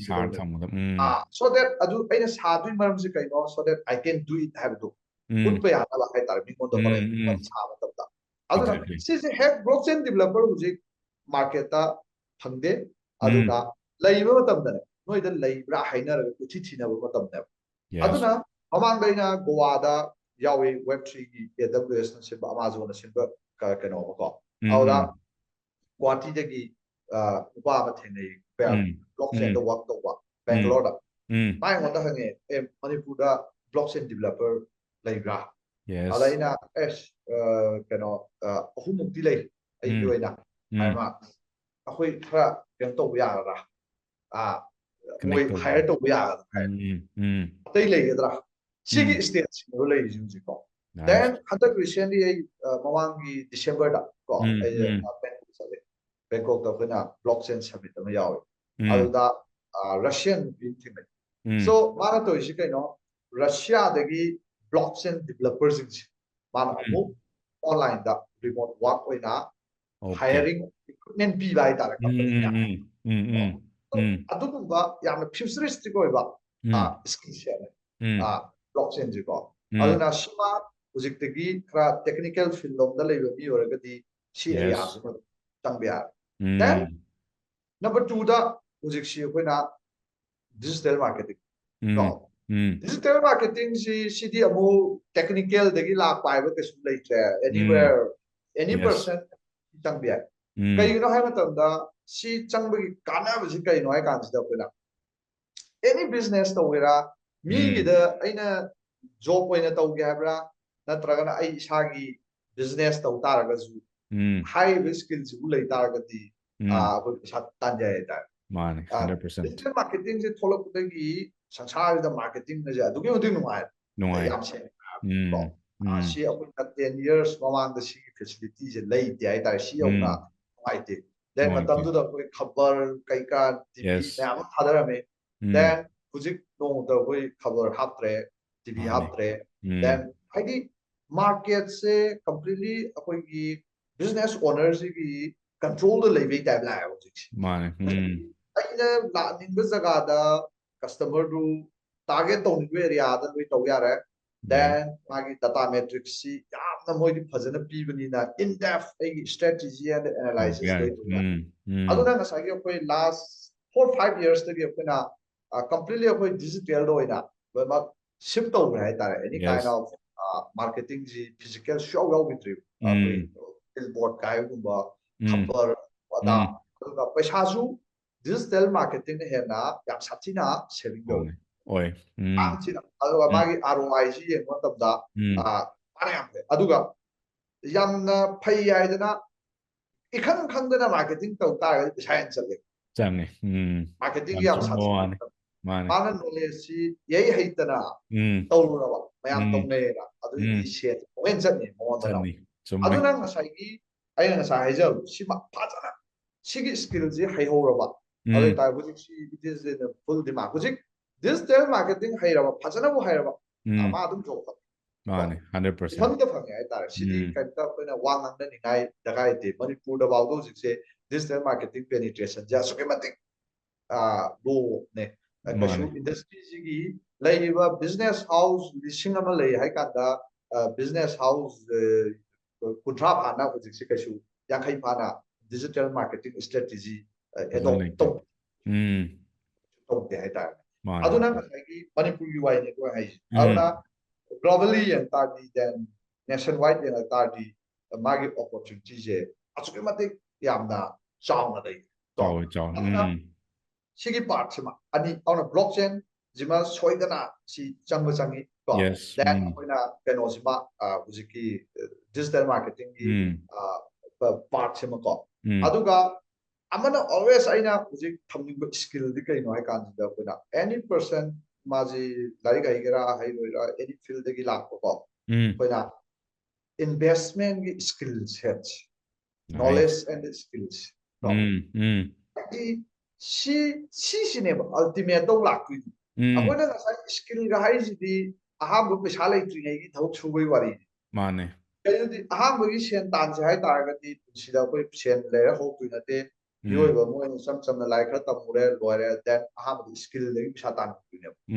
पैसा ले तुने वखले पैसा ले का अखोइ से हेन थुना grow तो से हाइ तारगति ai से फलेगा पोथा से हाइ तारगति अमक्त्रे हाइ तारगति so we need investment skill yam thima way so auna investment ki skill license ai investment manipur da koi sigi literacy jam sathi no wa le aduna kai dore sahi ani hum le manipur ko lising kar plop plop lam thui ai da ne unregulated or bogus or scammer myam to ga or jamar jane apni lam thui je kai kan da bi ko sahi skill set sidi it is not about a job tauba or tauba karba tauba tauba wafam natte it is a part of life I go to ga ta I investment kai no khantana life adu ta investment as to wai traba khanda ta ga ji ju bai thau sura ga adum sura ga hek si ji ba wa lai dam ne heta aduna ai site te gi di na ji ha gi question bi matu na ha ji blockchain technical yam technology rom de gi lakpa oi ta ga di futuristic oi ba pam ta ga di then any field de gi lakpa ga na product te ka chang ba ba remotely work to ba ba hai ta ga di digital marketing to aduga ai sa gi oi na yam kana ba si ju pa si ji ba da ka ta ba skill ma ha ga di investment ki knowledge and skills ba da ka ta very nice si ahum le ta ꯃꯌꯥꯝꯁꯨ ꯈꯪꯕꯤꯔꯣꯀꯣ skill ꯍꯥꯏꯕꯗꯣ ꯁꯔꯅ ꯍꯥꯏꯔꯤꯁꯦ ꯊꯤꯅ ꯃꯔꯨ ꯑꯣꯏ ꯑꯗꯨꯅ ꯍꯧꯖꯤꯛ ꯍꯥꯏꯕꯤꯔꯤꯗꯣ blockchain ꯀꯣ technology engineering ꯂꯣꯏꯕ ꯃꯌꯥꯝ ꯑꯃ ꯀꯣ ꯇꯦꯛꯅꯤꯀꯦꯜꯒꯤ ꯐꯤꯜꯗ ꯂꯩꯕꯤꯕ ꯃꯌꯥꯝ ꯑꯃ ꯀꯣ ꯕ꯭ꯂꯣꯛꯆꯦꯟꯗ ꯐꯣꯀꯁ ꯇꯧꯕꯤꯔꯣ ꯑꯣꯟ ꯗꯤꯃꯥꯟꯅꯤ ꯍꯧꯖꯤꯛ ꯂꯩꯔꯤꯁꯦ ꯑꯗꯨꯒ ꯗꯤꯖꯤꯇꯦꯜ ꯃꯥꯔꯀꯦꯇꯤꯡ ꯀꯣ ꯈꯨꯗꯛ ꯑꯣꯏꯅ ꯊꯕꯛ ꯍꯩꯕꯨ ꯍꯩꯔꯒꯗꯤ ꯏꯁꯥꯃꯛꯁꯨ ꯍꯧꯖꯤꯛ ꯃꯥꯔꯀꯦꯇꯤꯡꯅꯤꯀꯣ ꯑꯩ ꯃꯅꯤꯄꯨꯔꯗ ꯈꯛꯇ ꯇꯧꯕ ꯅꯠꯇꯦ ꯀꯣ US ꯀ꯭ꯂꯥꯏꯟꯅꯤ ꯍꯧꯖꯤꯛ ꯑꯩꯅ ꯃꯣꯏꯒ ꯊꯕꯛ ꯇꯧꯃꯤꯟꯅꯩꯁꯦ ꯑꯗꯒꯤ ꯄ꯭ꯂꯁ ꯂꯥꯁ ꯅꯣꯠ ꯕꯠ ꯗ ꯂꯤꯁ ꯑꯩꯈꯣꯏꯒꯤ ꯀꯩꯅꯣꯁꯤꯒ ꯏꯟꯚꯦꯁꯃꯦꯟꯁꯤꯒ ꯁꯤ ꯌꯥꯝ ꯊꯤ ꯃꯔꯨ ꯑꯣꯏ ꯑꯗꯨꯅ ꯍꯧꯖꯤꯛ ꯁ꯭ꯀꯦꯝꯗꯩ ꯀꯩꯗ ꯍꯧꯖꯤꯛꯇ ꯄꯟꯕꯤꯈꯤꯕꯗꯣ ꯁꯥꯔꯅꯁꯨ ꯀ꯭ꯔꯣꯔ ꯍꯨꯟꯗꯣꯛꯑꯦ ꯍꯥꯏꯗꯣ ꯁꯤ ꯈꯪꯗꯕꯩꯅꯤꯀꯣ ꯃꯌꯥꯝ ꯁꯣ ꯐꯥꯏꯅꯦꯜ ꯁꯥꯔꯗ ꯁꯥꯔꯒꯤ ꯂꯥꯁ ꯀꯣꯏꯁꯟ ꯀꯣ ꯁꯤꯗꯩꯁꯤꯗ ꯑꯩꯈꯣꯏꯒꯤ ꯚꯤꯖꯟꯁꯦ ꯁꯥꯔꯅ ꯀꯃꯥꯏꯅ ꯎꯕꯤꯒꯦ ꯁꯤꯗꯒꯤ ꯆꯍꯤ ꯑꯍꯨꯝ ꯃꯔꯤꯗꯒꯗꯤ ꯀꯃꯥꯏꯅꯒ ꯑꯣꯏꯔꯛꯄ ꯌꯥꯒꯦ ꯑꯩꯈꯣꯏꯒꯤ ꯃꯅꯤꯄꯨꯔꯒꯤ ꯀꯩꯅꯣ ꯕꯤꯖꯤꯅꯦꯁꯀꯤ ꯀꯩꯅꯣꯁꯤꯗ ꯚꯤꯖꯟꯁꯤꯗ ꯍꯥꯏꯇꯥꯔꯦꯅꯦ ꯁꯥꯔꯒꯤ ꯀꯝꯄꯅꯤꯒꯤ ꯀꯣ ꯄ꯭ꯂꯁ ꯁꯥꯔꯅꯒ ꯏꯝꯄꯦꯛ ꯄꯤꯔꯝꯒꯦ ꯍꯥꯏꯕ ꯍꯥꯏꯗꯤ ꯒ꯭ꯂꯣꯕꯤꯁ ꯍꯥꯏꯕꯁꯤꯅ ꯃꯅꯤꯄꯨꯔꯗꯁꯨ ꯁꯥꯔꯒꯤꯁꯨ ꯒꯣꯜ ꯑꯃꯗꯤ ꯂꯩꯖꯔꯝꯒꯅꯤꯗꯅ ꯑꯩꯈꯣꯏꯒꯤ ꯃꯅꯤꯄꯨꯔꯁꯤꯗ ꯀꯔꯤ ꯏꯝꯄꯦꯛ ꯄꯤꯔꯝꯃꯤ ꯌꯨꯠꯇ ꯑꯣꯏꯔꯣ ꯑꯦꯅꯤ ꯀꯣ ꯁꯥꯔꯅ ꯑꯩꯈꯣꯏꯅ ꯊꯕꯛ ꯇꯧꯒꯦꯅ ꯇꯧꯔꯕ ꯁꯥꯔ ꯆꯍꯤ 100ꯗꯤ ꯄꯨꯟꯁꯤꯔꯣꯏꯕ ꯂꯩꯖꯔꯤꯕ ꯈꯔ ꯆꯍꯤ ꯌꯥꯝꯃꯕꯗ 40-50 ꯑꯁꯤꯗꯩ ꯑꯗꯨꯝ ꯑꯍꯟ ꯑꯣꯏꯁꯜꯂꯛꯑꯅꯤ ꯃꯤꯠ ꯅꯨꯡ ꯑꯣꯏꯁꯜꯂꯛꯑꯔꯣꯏ ꯑꯗꯨꯒ ꯁꯥꯔꯅ ꯃꯅꯤꯄꯨꯔꯁꯤꯗ ꯁꯣꯁꯥꯏꯇꯤꯁꯤꯗ ꯏꯟ ꯗ ꯅꯦꯛꯁ 5 yearsꯀꯤ ꯃꯅꯨꯡꯗ 10 years ꯐ꯭ꯌꯨꯆꯔ ꯄ꯭ꯂꯥꯅꯤꯡꯗ ꯀꯔꯤ ꯂꯩ ꯑꯗꯒꯤ ꯃꯌꯥꯝꯗ ꯀꯔꯤ ꯏꯝꯄꯦꯛ ꯄꯤꯅꯤꯡꯉꯝꯃꯤ ꯁꯥꯔꯒꯤ ꯈꯤꯇꯪ ꯑꯦꯗꯚꯥꯏꯁ ꯄꯤꯕꯤꯔꯝꯃꯣꯅꯦ ꯍꯧꯖꯤꯛꯁꯤ ꯁꯨꯃꯥꯏꯅ ꯇꯧꯋꯦ ꯉꯁꯥꯏꯒꯤ ꯑꯩꯅ ꯕꯤꯖꯤꯅꯦꯁ ꯑꯩ ꯌꯥꯝ ꯋꯥꯕ ꯄꯨꯟꯁꯤꯒꯤ ꯇꯥꯡꯀꯛ ꯑꯃ ꯍꯤꯡꯉꯨꯔꯦ ꯀꯣ ꯑꯗꯨꯗꯒꯤ ꯂꯥꯏꯐꯁꯤ ꯁꯨꯝ ꯈꯔ ꯀꯥꯈꯠꯂꯛꯏ ꯀꯣ ꯗꯦꯟ ꯑꯩ ꯕꯤꯖꯤꯅꯦꯁ ꯍꯥꯏꯁꯤ ꯀꯩꯅꯣ ꯈꯪꯉꯝꯗꯦ ꯀꯣ ꯑꯩꯅ ꯕꯤꯖꯤꯅꯦꯁ ꯇꯧꯔꯛꯏꯁꯤꯗꯤ ꯑꯗꯨꯝ ꯆꯨꯝꯅ ꯑꯗꯨꯝ ꯍꯧꯈꯤꯕꯩ ꯋꯥꯔꯤꯅꯤ ꯑꯩꯅ ꯍꯧꯕ ꯑꯗꯨꯃꯥꯏꯅꯅꯦ ꯃꯌꯥꯝ ꯑꯃꯁꯨ ꯍꯧꯖꯤꯛ ꯍꯧꯔꯤ ꯃꯌꯥꯝꯁꯦ ꯃꯌꯥꯝ ꯑꯃ ꯀꯩꯁꯨ ꯈꯪꯗꯅ ꯍꯧꯕ ꯑꯝꯇ ꯅꯠꯇꯦ ꯏꯁꯥ ꯏꯟꯖꯤꯅꯤꯌꯔ ꯑꯣꯏꯒꯦꯅ ꯆꯪꯈ꯭ꯔꯒ ꯀꯔꯕꯥꯔ ꯇꯧꯔ ꯊꯣꯛꯂꯛꯄꯒꯤ ꯋꯥꯔꯤꯅꯤ ꯍꯥꯏꯇꯥꯔꯦꯀꯣ ꯑꯗꯨꯅ ꯉꯁꯥꯏꯒꯤ ꯀꯔꯕꯥꯔꯗꯨꯗꯤ ꯀꯩꯝ ꯈꯪꯗꯦ ꯍꯥꯏꯇꯥꯔꯦ ꯑꯗꯨꯅ ꯁꯤꯗ ꯑꯩꯉꯣꯟꯗ ꯁꯤꯒꯤ ꯐꯤꯜꯁꯤꯗ ꯁꯨꯝ ꯂꯥꯛꯑꯀꯥꯟꯗ ꯍꯧꯖꯤꯛꯁꯦ ꯑꯩꯉꯣꯟꯗ ꯑꯩꯒꯤ ꯚꯤꯖꯟ ꯈꯔ ꯊꯣꯛꯂꯛꯑꯦ ꯌꯥꯝꯅ ꯔꯤꯅ꯭ꯌꯨꯠ ꯑꯣꯏꯕ ꯚꯤꯖꯟ ꯍꯥꯏꯇꯥꯔꯦ ꯑꯩꯅ ꯆꯍꯤ 10-20ꯒꯤ ꯃꯃꯥꯡꯗ ꯂꯩꯔꯝꯗꯕ ꯍꯧꯖꯤꯛ ꯑꯩꯉꯣꯟꯗ ꯌꯥꯝꯅ ꯀ꯭ꯂꯣꯁ ꯇꯨ ꯃꯥꯏ ꯍꯥꯔꯠ ꯍꯥꯏꯇꯥꯔꯦ ꯁꯤꯗ ꯑꯩꯅ ꯋꯥꯛ ꯇꯧꯖꯔꯤꯕ ꯐꯤꯜ ꯍꯥꯏꯇꯥꯔꯒꯗꯤ ꯑꯩ ꯇꯦꯛꯅꯣꯂꯣꯖꯤꯁꯤꯅ ꯑꯃꯨꯛ ꯑꯩꯒꯤ ꯋꯥꯟ ꯑꯣꯐ ꯗ ꯑꯦꯔꯤꯌꯥ ꯑꯃ ꯑꯣꯏꯔꯦ ꯁꯤꯅ ꯑꯩ ꯍꯧꯖꯤꯛ ꯀꯃꯥꯏꯅ ꯎꯒꯦꯗ ꯑꯩꯒꯤ ꯄ꯭ꯔꯣꯐꯦꯁꯟ ꯑꯃ ꯑꯣꯏꯅ ꯎꯏꯁꯤꯅ ꯑꯩꯅ ꯇꯝꯃꯛꯄ ꯐꯤꯜꯗꯨꯅ ꯃꯔꯝ ꯑꯣꯏꯔꯀꯥꯟꯗ ꯑꯩꯒꯤ ꯄ꯭ꯔꯣꯐꯦꯁꯟ ꯑꯃ ꯑꯣꯏꯅ ꯎꯔꯦ ꯍꯧꯖꯤꯛꯁꯤ ꯇꯦꯛꯅꯣꯂꯣꯖꯤꯁꯤꯅꯀꯣ ꯑꯣꯀꯦ ꯇꯦꯛꯅꯣꯂꯣꯖꯤꯗꯒꯤꯗꯤ ꯍꯦꯟꯅ ꯑꯩꯉꯣꯟꯗ ꯍꯧꯖꯤꯛꯁꯤ ꯄꯦꯁꯅꯦꯠ ꯑꯣꯏꯕ ꯑꯦꯔꯤꯌꯥꯁꯤ ꯀꯥꯏꯗ ꯂꯥꯛꯀꯦꯗ ꯃꯤ ꯁꯦꯝꯕꯁꯤꯅ ꯍꯦꯟꯅ ꯑꯩꯉꯣꯟꯗ ꯄꯦꯁꯅꯦꯠ ꯑꯣꯏ ꯍꯥꯏꯇꯥꯔꯦ ꯀꯣ ꯀꯩꯅꯣ ꯍꯥꯏꯀꯥꯟꯗ ꯂꯥꯏꯐꯁꯤꯗ ꯑꯩꯅ ꯕꯤꯖꯤꯅꯦꯁꯁꯤ ꯁꯨꯝ ꯇꯧꯔꯦ ꯕꯤꯖꯤꯅꯦꯁꯁꯦ ꯑꯩꯅ ꯆꯥꯎꯈꯠꯍꯟꯒꯦꯅ ꯍꯣꯠꯅꯔꯛꯄ ꯃꯇꯝꯗ ꯀꯩ ꯆꯪꯉꯝ ꯉꯁꯥꯏꯒꯤ ꯑꯩꯁꯤ ꯌꯥꯝꯅ ꯏꯁꯇ꯭ꯔꯣꯡ ꯑꯣꯏꯕ ꯗꯦꯟ ꯑꯩꯁꯤ ꯌꯥꯝꯅ ꯅꯤꯌꯣꯝ ꯆꯨꯝꯅ ꯍꯤꯡꯕ ꯉꯝꯕ ꯗꯦꯟ ꯑꯩꯁꯤ ꯂꯥꯁꯇ ꯂꯥꯛꯏꯁꯦ ꯑꯩꯁꯤꯗ ꯂꯣꯏ ꯂꯥꯛꯄ ꯍꯥꯏꯇꯥꯔꯦ ꯑꯗꯨꯅ ꯌꯥꯝꯅ ꯀꯦꯄꯦꯕꯜ ꯑꯣꯏꯕ ꯃꯤꯑꯣꯏ ꯑꯃ ꯑꯣꯏꯕ ꯑꯃ ꯆꯪꯉꯦꯕ ꯑꯩ ꯏꯁꯥꯁꯦ ꯑꯗꯨꯅ ꯁꯤꯒꯤ ꯁꯦꯝ ꯐꯟꯗꯥꯃꯦꯟꯇꯦꯜꯁꯤ ꯂꯥꯛꯑꯀꯥꯟꯗ ꯉꯁꯥꯏꯒꯤ ꯑꯩꯅ ꯃꯅꯤꯄꯨꯔꯒꯤ ꯁꯃꯥꯖꯁꯤꯗ ꯆꯍꯤ 10ꯃꯨꯛ ꯂꯩꯔꯛꯄꯁꯤꯗ ꯂꯥꯏꯔꯤꯛ ꯇꯝꯕ ꯂꯣꯏꯕꯗꯒꯤ ꯃꯤ ꯃꯌꯥꯝ ꯑꯃ ꯊꯦꯡꯅꯔꯦ ꯑꯦꯟ ꯑꯩ ꯏꯁꯄꯦꯁꯤꯌꯦꯜꯂꯤ ꯑꯩ program miyam am tawre then mi miyam ama interact tawre adai ai video som YouTube ta kai da thadokpa video som connect torpa isi yame ai ga pulli ba mi se ko community ma chang lai rai ta now stage da lai si kai no mi sing si da mu si kai thena ge hai ka da mi ayam ba na na su sa hai gre sai apai si problem si kai ko ge existential crisis ki issue life si like tomure then handagi kai hai mai pa na pode advice pi ayam kan tamu ayam phan tamu then so that hayang chauraga wodu yang hai with a lot of great vision hai ta then at a certain stage like se tam lo ya hai nam dom to oi de hai ta 90% of the people except very few God exactly oi rak tra ganda asai gi miyo bisida lambi lamang narakpagi type ka sai life se purpose se bhab tarak ka then ai kamaina sida ujik aina hingi stage dagi next ai milestone ji yong no na da kamai move to du no ji the busy ya pham da ba yes adai dia around sahi ji 38 40 yo ko da ji da sina wen chati na ma cha dai ki ko ta akoi gi 25 daga lai ba na has dia mo ko ku yang kan mu sa de ta kai no ai kan da pa khale life se hobri then ai hor kini khale pa khali me am ji life se hin ko hor kan koi kini khale ta ta ba su dhar sa ga tam dhar lo ya ni kal adai di ma ji sai khale re tan ba hore ma sa su ta le thabu su su re su ba su re ma hona re then mayu ma kai pa le ma sa lai re then at a certain stage some your kanda life se ko of love yes aji hajana sure thabo now still my life she growth of the light thabak su the mi na life growth of the city justify to exactly mazu ka su ma tha sa de ai ta kai no di ai ne wari ji thok su the way ni ji ya ai ta ma sa alu bu man khale ai thok su ra ganda us ai su tan nam ni na pa sa ga to na ai su lifestyle ma maintain to ai pa mi am ji ni ka le adu bu hai mi du su re next last 10 years tau ya ba tau re ma ayu dang khang dang ai thok su re siden su ni ai le te ma adu bu life to grow to re ka ka khalu ya hai ta ma le yo ka now mang gi lam bi ja ma tha sa ba ho re mane ai to ju la kari to ga ji ma tha ka to that is where existential crisis issues mana hing ba tarak ta bu moment ka te aduna sigi moment sida akoina intervention no khuksange sigi timing sida ni sai akoina live coaching da haiba posi daga tare exactly aduna was one of the main mission no ina chansal di sai live coaching program hai tare ko yes sai na me ama then sida na ha ta te ahan haiba lawyer si US ko pra profession na mo ina lai ro na ta live coach kai ko yes exactly ai na me no work to re area si kai no first ai target si kai no mi si life si yam how leina hinghan na bo na so that by ji kai ani aina thon kan da unleash the achiever in you hai ko ngasai gi ku de so achiever oi bia so adu mo da lambi khara khangri adu ga mo da knowledge khara khangri hai ta sigi knowledge or lambi si develop pi kan da mi si mana na de like nam ta ma su si lambi si khangre ga di ma pura lama da duine ba aur sigi si ha na ko instill to si vision ni ko then is the once instill to kan da de ke dor ni pa ma sa capable wa ni capable wa kan da kholen tor ko du si kai no khara na thabak da jang ni then khara na business to ra si ni si da sang sa le ja te ke bi ko so now ai experience ta nga sa business ta sangai bi mi am se mo